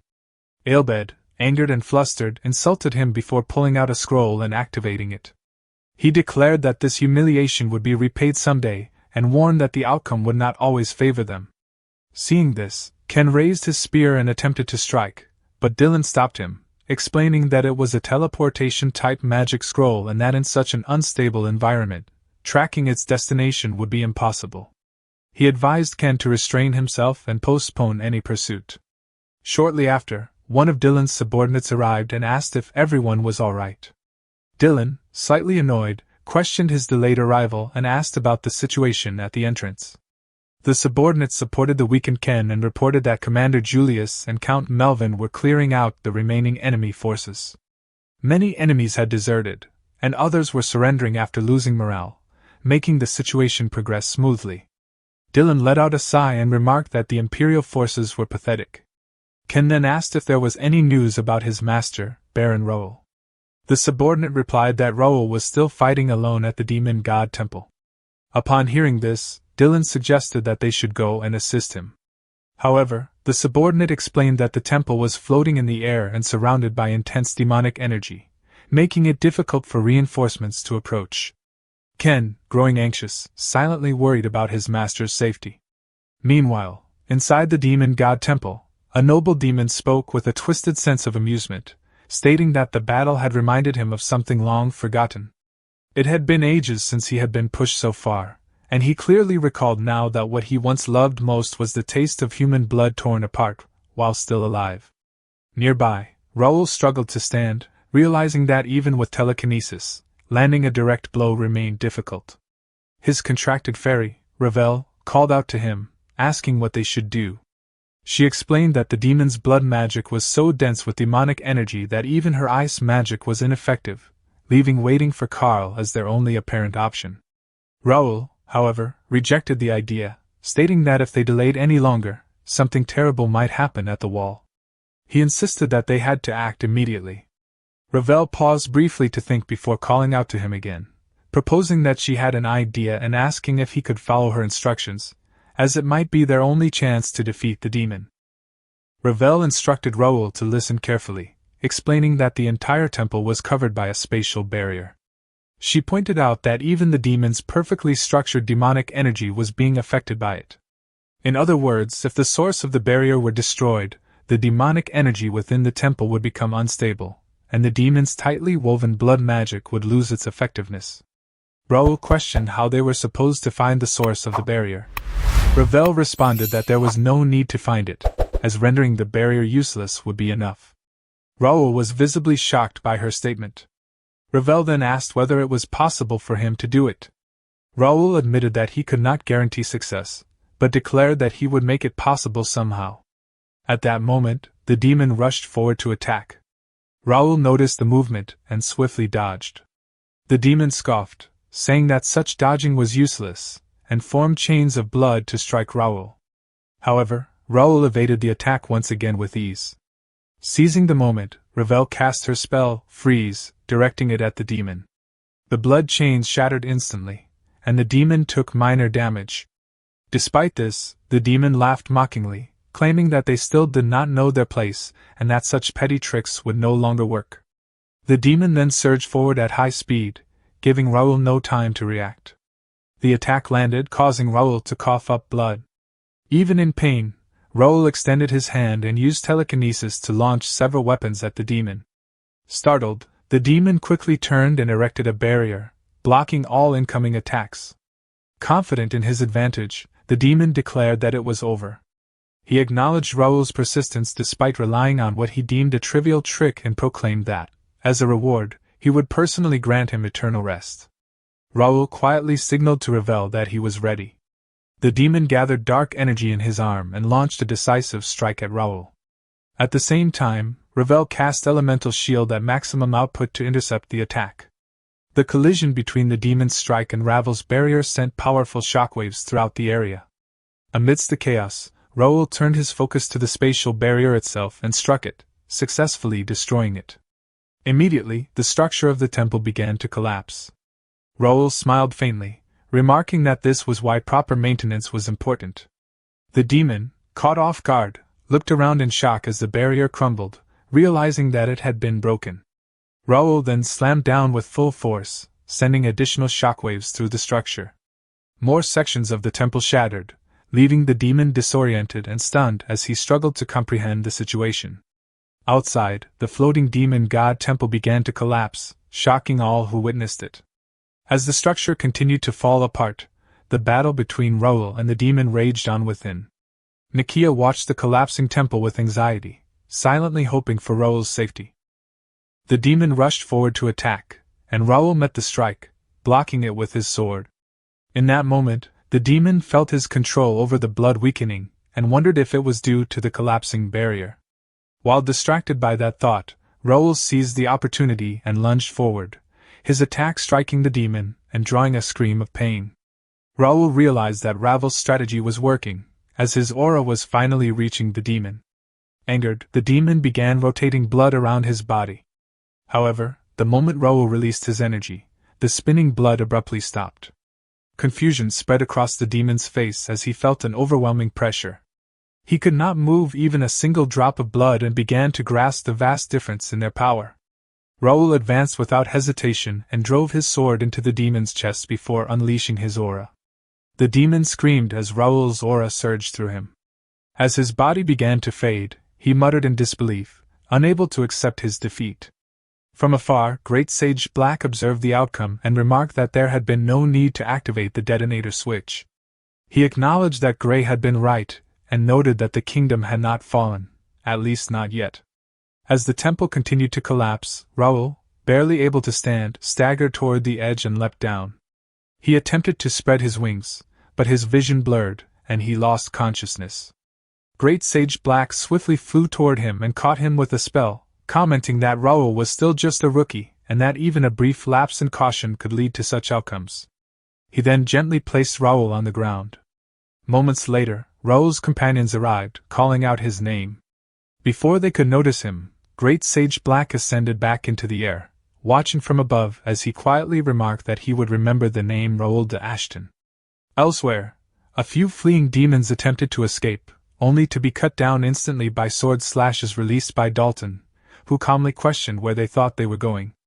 The kingdom's first reinforcements had arrived swiftly. Upon receiving Julius's urgent request, the Count Ashton family, alongside the Duke Templeton family and other allied forces, mobilized. With the collapse of the demon god temple, the demons lost their source of demonic energy, and were quickly overwhelmed. The Imperial army ultimately withdrew its forces and retreated, marking a decisive victory for the kingdom. Some time later, at the Count Ashton mansion, Raoul lay in bed and declared that chaos would come. His older brother, Lawrence, questioned the sudden statement, while his father, Count Melvin Ashton, urged him to explain in detail so they could prepare. Raoul opened the system window and revealed that a revelation had been given: a second gate incident would occur, and the true era of superhumans would begin. Both his brother and father were left in shock. Raoul then silently read the contents of the system message. It explained that all third-stage ancient seals suppressing the dimensional gates had been released except for one. As a result, gate erosion would accelerate, and forgotten ancient races would begin emerging. The mana density of the connected world would rise significantly, increasing the likelihood of individuals surpassing their limits. The growth of plants and animals would accelerate, while a substantial amount of demonic energy had already entered the continent. It warned that dark beings would soon roam freely and that as humanity grew stronger, even more terrifying enemies would appear. With the release of the third-stage seals, a new scenario would begin. Raoul realized that the battle against the Empire had not been the true objective. The real goal had been the release of the ancient seals hidden within the wall and the Forbidden Zone. The defense of the wall alone had never been enough to change the overall outcome. The Empire's easy retreat now made sense. They had already achieved their purpose. Understanding the gravity of the situation, Raoul resolved that he needed to prepare for everything, knowing that those who had sensed these changes would soon begin to move. On Earth, it had already been 1 year and 3 months since Connect officially launched. Marketed as a connection to a new world, the platform quickly fascinated people, just as its slogan promised. When official research confirmed that connecting to Connect was no different from sleeping, many began to advocate for living a double life through it. As support grew, capsule production increased rapidly, and the number of users soon surpassed 200,000. The company even announced plans to distribute 1 million capsules within the year. In Seoul, South Korea, people embraced this new technology and incorporated it into their daily lives. During a broadcast, a news anchor asked legal expert Dr. Han Byunigtae for his opinion on an NPC from a game establishing a company in reality. Dr. Han explained that it was not theoretically impossible. He pointed out that the recently established first company served as a real example. Since the concept of a legal entity already existed, and virtual entities had been recognized as holders of rights and obligations, the real debate now was whether in-game characters could be acknowledged as legal persons. Elsewhere, a taxi driver who heard the discussion scoffed at the idea, commenting that a computer program becoming a company's CEO was absurd and asking his passenger for his opinion. The passenger, Kim Il-woo, responded with a nervous smile, remarking that it truly was an amazing world. The driver then mentioned the unusually hot weather for March, noting that it felt well over 30 degrees. Shortly after, he pulled over and asked if they had reached the destination. Kim Il-woo confirmed and thanked him before stepping out and heading toward a nearby building. As the driver noticed the massive structure, he expressed surprise, wondering when it had been built. Kim Il-woo identified it as the headquarters of the first company. Inside, workers busily moved boxes. Kim Il-woo presented his ID to a scanner, which granted him access while welcoming him as Vice President Kim Il-woo. He sighed, admitting that he still could not get used to it. Upon entering, his secretary greeted him and informed him of an executive meeting scheduled in 30 minutes, offering to guide him. Kim Il-woo asked if the others had already arrived, and the secretary confirmed that all directors were waiting in the meeting room. Later, as he entered the room, he was welcomed by the first management board. He wondered how to communicate with Han Seo-hyun and the foreign directors, Blake and Wang Tianming. Seo-hyun instructed him to use a device he had received earlier. After putting it on, Kim Il-woo realized he could understand the conversation between Blake and Tianming. Blake remarked that reality felt completely different from Connect, while Tianming expressed concern about Kim Il-woo's position as vice president. Kim Il-woo quietly noted in amazement that he could hear everything in Korean, impressed by the technology. Seo-hyun explained that it was derived from capsule technology. Blake admitted that he still found the situation hard to believe, often questioning whether it was real even after waking up. Il-woo agreed, sharing the same sentiment.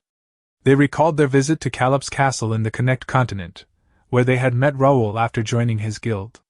At the time, Raoul had told them that his plan had been prepared long ago, and had asked them to sincerely accept his intentions. Back in the present, Blake pointed out how strange it was that an NPC had built a company in reality, with the directors being members of the Purple Guild. Tianming admitted that he had not believed it until he saw it himself. He had expected a small office, not an entire building, and concluded that Raoul de Ashton must be incredibly wealthy even in real life. Seo-hyun added that as Connect's popularity surged, the value of in-game currency had also risen dramatically, to the point where gold was nearly impossible to obtain. Blake dismissed their concerns, arguing that if the conditions were good, there was no need to overthink things, calling it a simple win-win situation. Seo-hyun, however, expressed some unease, wondering if the company was truly stable given the overly generous conditions. Blake acknowledged that they were not even doing traditional company work, yet still received benefits and shares, concluding that Raoul must have more than enough resources. Kim Il-woo explained that little would change for them, as professionals would handle the company's management, while they focused on Connect, which was what Raoul wanted. Internally, he reflected that their contract was not about working at headquarters but about managing the Purple Guild and its players within Connect. Still, he questioned why Raoul had gone so far as to establish an entire company. Soon after, the secretary entered and announced that the meeting would begin shortly, asking everyone to take their seats. A moment later, a projection activated, revealing Raoul, who greeted them and introduced himself as the chairman of the first company.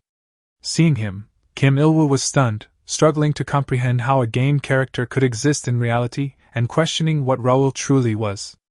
At the same time, elsewhere in Seoul, a gathering was underway, with drinks laid out on a table. One individual asked Han Sun-woo, the eldest son of the Desium group, about his next move. Sun-woo calmly poured himself a drink and replied that the answer was obvious. They would push forward.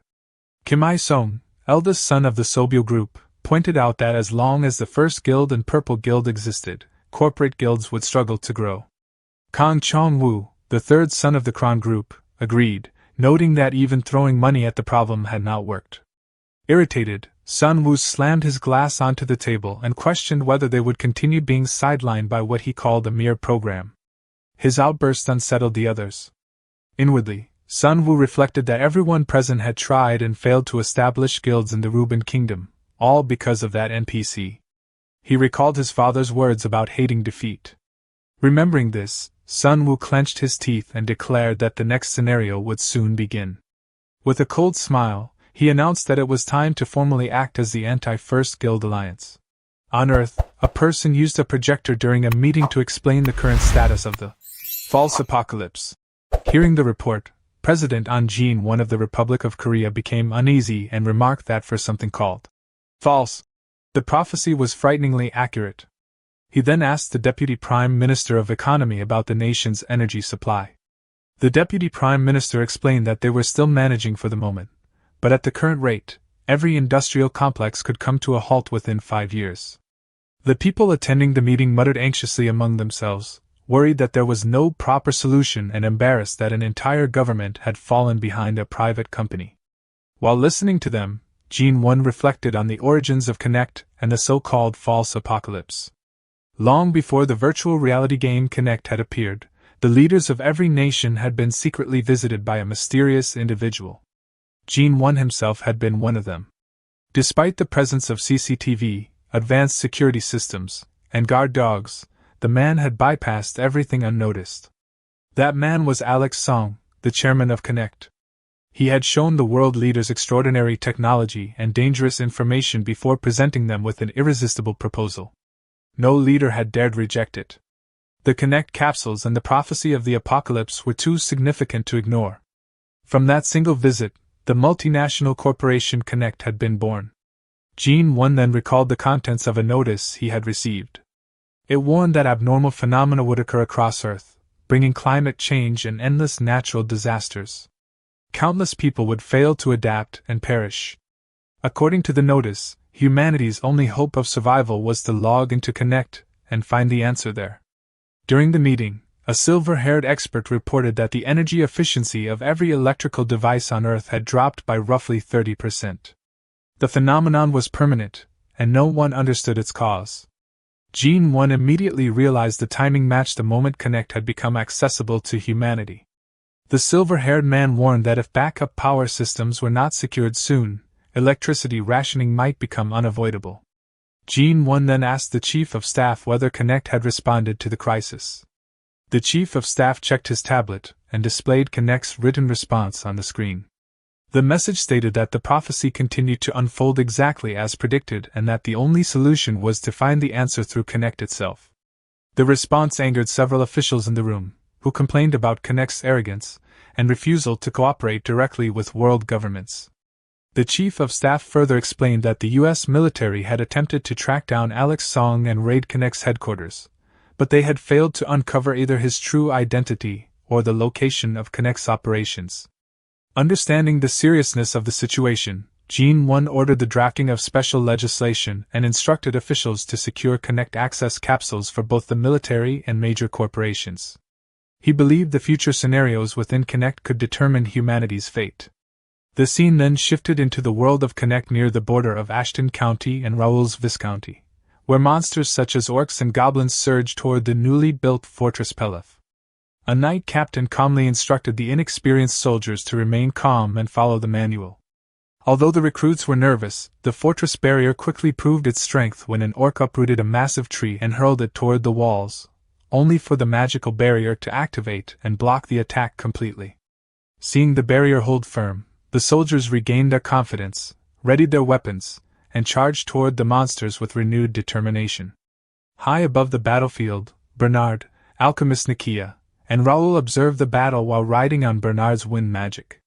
Raoul praised Nakia after seeing the fortress barrier functioning beyond expectations. Nakia humbly credited everything to Raoul's support. Raoul reflected on how Nakia had gathered mana stones and recruited mage personnel while he had been rescuing Brother Lawrence. Although maintaining the barrier consumed tremendous resources, he believed the successful results would silence all complaints.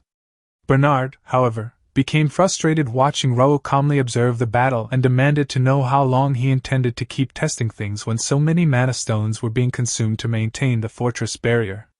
Raoul simply thought to himself that Bernard was acting exactly as expected.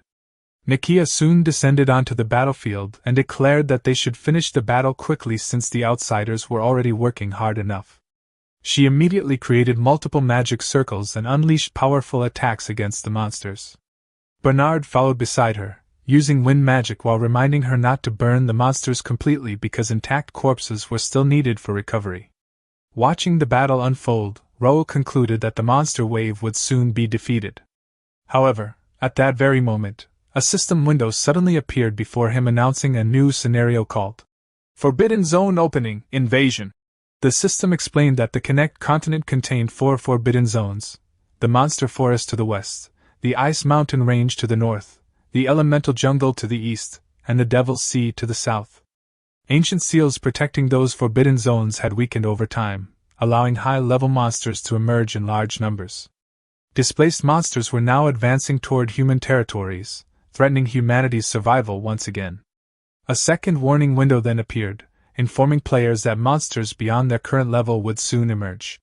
The system urged players to cooperate with the residents of Connect and accumulate as much contribution as possible for future linked scenarios. After reading the warning, Raoul realized the scenario had advanced far earlier than it should have.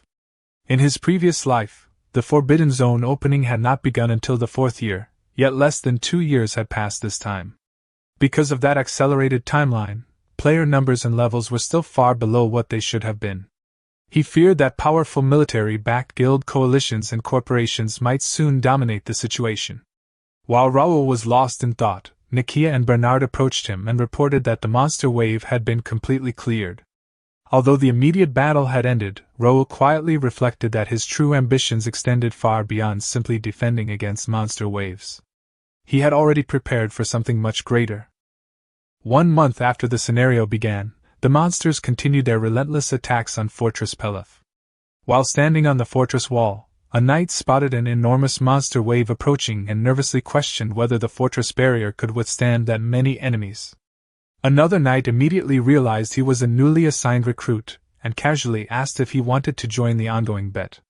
Confused, the new recruit asked what they were betting on. The knight explained that they were betting on which player would rank first in contribution points that day. Another knight confidently declared his support for Wang Tianming, while someone else insisted Kim Ilwu would obviously take first place instead.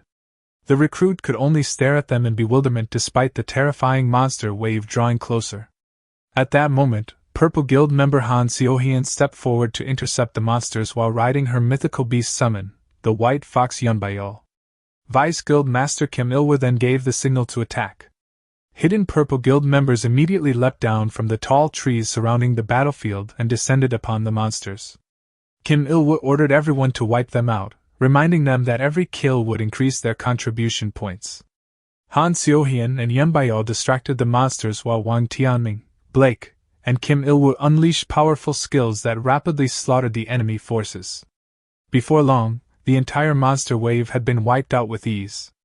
After witnessing Kim Ilwu's overwhelming combat ability, Blake remarked that the Vice Guild Master was becoming more and more like a monster himself. However, Kim Ilwu merely sighed and admitted that he still remained far behind Bei Dohayan. Blake then asked whether he was still troubled by his master's situation. Hearing that question caused Kim Ilwu to recall the shocking truth Raoul had revealed after the new scenario began.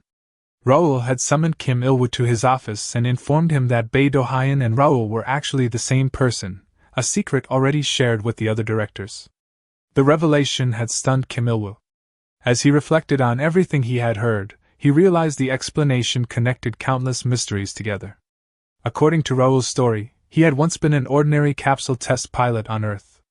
During a difficult point in his life, he encountered Connect chairman Alex Song, who offered him the opportunity to become a test pilot. After entering the Connect capsule, he awakened inside the body of the game character Raoul. After hearing the full story, many things finally began to make sense to Kim Ilwu. The First Guild's unusually fast acceptance of Connect systems, Raoul's understanding of Earth's concepts, and the establishment of a company within Connect all became understandable. Although parts of the story still seemed unbelievable, Kim Il-woo no longer cared whether it sounded impossible or not. To him, Raoul was still the benefactor who had given him everything. Because of that, Kim Il-woo and the others decided to protect Raoul's secret and support him no matter what. After returning to the present, Blake asked what they should do next. Kim Il-woo replied that they should quickly finish their current tasks because they still had another assigned area to patrol. The scene then shifted to the western monster forest, where Raoul walked alone through the dense wilderness. As he observed the area around him, he quietly noted that there was not much left now. While moving deeper into the forest, Raoul reflected on his previous life. Back then, he had dreamed of becoming the pioneer who would first reach the Forbidden Zone and open the path for other players. However, the large guild alliance had eventually appeared and monopolized the Forbidden Zone by suppressing solo players like him. After a brutal war that lasted 10 years, he lost everything, including his own life. He could not help but wonder whether things would have turned out differently if he had possessed powerful allies at that time. During his thoughts, he discovered a mark carved into a tree. Immediately, he recognized it as the marker left behind by Josh, whom he had previously sent to scout the Forbidden Zone. Raoul realized that this location marked the beginning of the mysterious barrier known as the player line. Without hesitation, Raoul crossed into the Forbidden Zone, an area where only players could enter. After walking for some time, he arrived at a ruined fortress wall. Observing the decayed structure, Raoul recalled how the large guild alliance in his previous life had desperately attempted to claim this place as their headquarters. It had once been the only rank city located at the entrance of the Forbidden Zone, making it the ideal base for advancing deeper into unexplored territory. As he approached the entrance, Raoul grabbed the large metal handle attached to the gate and attempted to open it. However, the rusted handle immediately snapped off in his hand, causing him to stare at it awkwardly. At that moment, his contract fairy Ravel appeared beside him. After examining the ruined structures around them, she complained that the place was in terrible condition and questioned whether anything useful remained at all. Raoul calmly assured her that it was fine because they would simply develop the place themselves from now on. Confused, Ravel asked whether he truly intended to rebuild everything. Raoul simply confirmed it with confidence. Immediately afterward, a system window appeared before the players announcing that, thanks to the efforts of brave players, the Forbidden Zone monster invasion had been stopped. However, the system also reminded players that reclaiming and restoring lost territory was equally important. The scenario, Forbidden Zone Opening Invasion, had officially concluded, and a hidden development site inside the Forbidden Zone had been discovered by a player possessing outstanding pioneering spirit. After reading the announcement, Raoul quietly declared that the era of peacefully fighting monsters together had now come to an end. As Raoul and Ravel moved deeper inside the ruined fortress, they carefully observed the deteriorated surroundings. After looking around for a while, Ravel remarked that it would be easier to rebuild everything from scratch and questioned whether the place could truly be considered an rank fortress. However, Raoul calmly explained that the fortress possessed excellent terrain advantages and tremendous room for expansion. He declared that this location would become the foundation from which they would slowly expand their influence deeper into the Forbidden Zone. Raoul then approached a nearby statue and released his aura toward it. As his power flowed into the ancient structure, the erosion covering the statue gradually disappeared. Immediately afterward, a system window appeared before them announcing a new development quest titled, Rebuild the Gateway City. The quest ranked as an A-rank mission and tasked players with rebuilding the Gateway City expedition by repairing the collapsed walls, restoring the damaged magic circles, and defending the city against future monster invasions within a time limit of 15 days. The reward promised management rights over both the city expedition and the surrounding territory. According to the system explanation, the expedition had once been the very first gateway city humanity built long ago in order to develop the Forbidden Zone. While reading the quest details, Raoul reflected on the heavy restrictions tied to the Forbidden Zone development scenario. Although he wanted to mobilize the knights immediately and expand throughout the Forbidden Zone as quickly as possible, the scenario was designed exclusively for players. This restriction explained why Josh's scouting team had been unable to cross the mysterious player line earlier. Raoul then turned toward Ravel and asked whether she was ready. Confidently, Ravel assured him that she could establish the necessary portal immediately. Moments later, she created a teleportation portal directly inside the ruined fortress. Through the portal, Pierce and a group of knights quickly arrived. Pierce thanked Raoul for his efforts and assured him that the rest could now be entrusted to them. Without wasting any time, he immediately began issuing orders to the knights, instructing them to check personnel, begin repairs at once, distribute construction materials according to plan, and organize information that would later be shared with incoming players. As the knights acknowledged their orders, Raoul silently reflected further on the Forbidden Zone's mechanics. Because of the scenario restrictions, residents of Connect who were not pure players could not enter the Forbidden Zone first. Only after players fulfilled specific conditions and developed territory themselves would portals and access rights become available to others. At that moment, members of the Purple Guild also arrived. Kim Il-woo informed Raoul that the guild would begin scouting operations immediately. While watching them prepare, Raoul continued analyzing the scenario's deeper intentions. Only areas directly activated and developed by players could temporarily grant management rights. Once that happened, portals could finally be installed. To Raoul, the system's intentions were obvious. The Forbidden Zone had been designed specifically as land for players. Without these restrictions, powerful kingdoms ruled by masters would undoubtedly attempt to seize all Forbidden Zone territory for themselves. Raoul recalled how, in his previous life, nobles and large guilds had exploited this system. Driven by greed, they monopolized nearby Forbidden Zones and controlled the players for profit. Because of that abuse, development of the Forbidden Zone had slowed dramatically despite the enormous territories they controlled. Determined not to repeat that tragedy, Raoul vowed that history would not repeat itself while he remained alive. He then spread a map across a table and marked several locations before instructing everyone to secure every branch base extending deeper into the Forbidden Zone.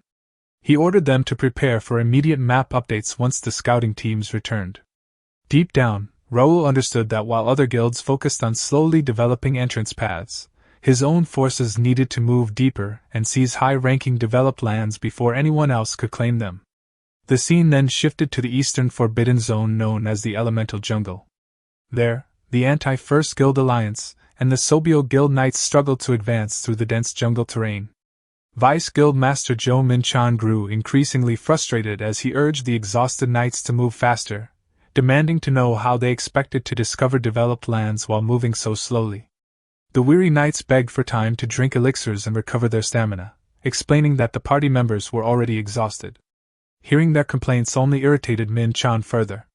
He then opened the Connect community interface, where discussions regarding the Forbidden Zone scenario were rapidly spreading. System reports revealed that aside from the western Forbidden Zone known as Monster Forest, no significant progress had been achieved anywhere else. Players in the community complained that the difficulty balance seemed unreasonable because most groups were unable to advance beyond the Forbidden Zone entrances. Others argued that experts recommended focusing on low-rank developed lands first rather than recklessly pursuing high-rank territories from the start. After a statement from a Japanese leader supporting that strategy, leaders from multiple countries also released similar statements. Reading all those discussions only made Min Chan even more frustrated. He angrily punched a nearby tree while wondering why his alliance still had not discovered anything valuable. His thoughts soon drifted back to a conversation he previously had with Kim Song, the eldest son of the Sobio group. Kim Song had explained that despite the enormous number of players inside Connect, the rulers of the world were still mere NPCs. Among them, the most influential figure was Raoul Ashton of the First Guild.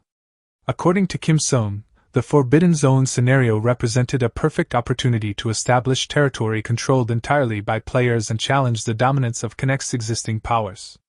Min Chan had argued that the Western Monster Forest was already practically controlled by the First Guild and the Purple Guild, and breaking through another developed land elsewhere would require enormous resources. However, Kim Song had assured him that Sobio Group would fully fund the Anti-First Guild Alliance regardless of cost. All Min Chan needed to do was secure a valuable developed land. Back in the present, Min Chan became obsessed with the thought that discovering even one S-rank developed land could elevate both him and the Sobio Group to the top of Connect. Just as his frustration reached its peak, one of his subordinates suddenly reported that a scout had discovered a strange tree nearby. Hearing that, Min Chan immediately demanded to be taken there at once. The scout quickly guided him through the jungle toward the mysterious tree. However, the moment they approached, the tree suddenly attacked. Reacting instantly, Min Chan swung his sword and sliced apart the incoming shoots before blocking the assault completely. Once the attack ended, Min Chan stared at the enormous tree in amazement. Moments earlier, the structure had been completely invisible. Convinced that he had discovered a hidden special base, he became overwhelmed with excitement. In his mind, it had to be an S-rank developed land. Without hesitation, he ordered all his subordinates to spread out and search for the base activation point. As greed consumed him, Min Chan imagined finally obtaining territory of his own, free from the arrogance of Connect's NPC rulers who treated players as disposable mercenaries. Within a developed territory, the manager effectively became king, and Min Chan believed his future would finally become secure. However, his thoughts were interrupted when he suddenly heard a subordinate screaming somewhere nearby. Irritated, he dismissed it at first, assuming they were overreacting again just like before when they panicked over a giant snake. Still grumbling about their incompetence, Min Chan marched toward the source of the commotion while insulting his subordinates as useless weaklings. After walking a short distance, he angrily demanded to know what was happening. Unbeknownst to him, two enormous trees with glowing red eyes silently stared down at him from the darkness. Genius protagonists, overwhelming growth, and legendary battles, this is your battlefield. We're just steps away from 20,000 subscribers. Subscribe now and rise with us.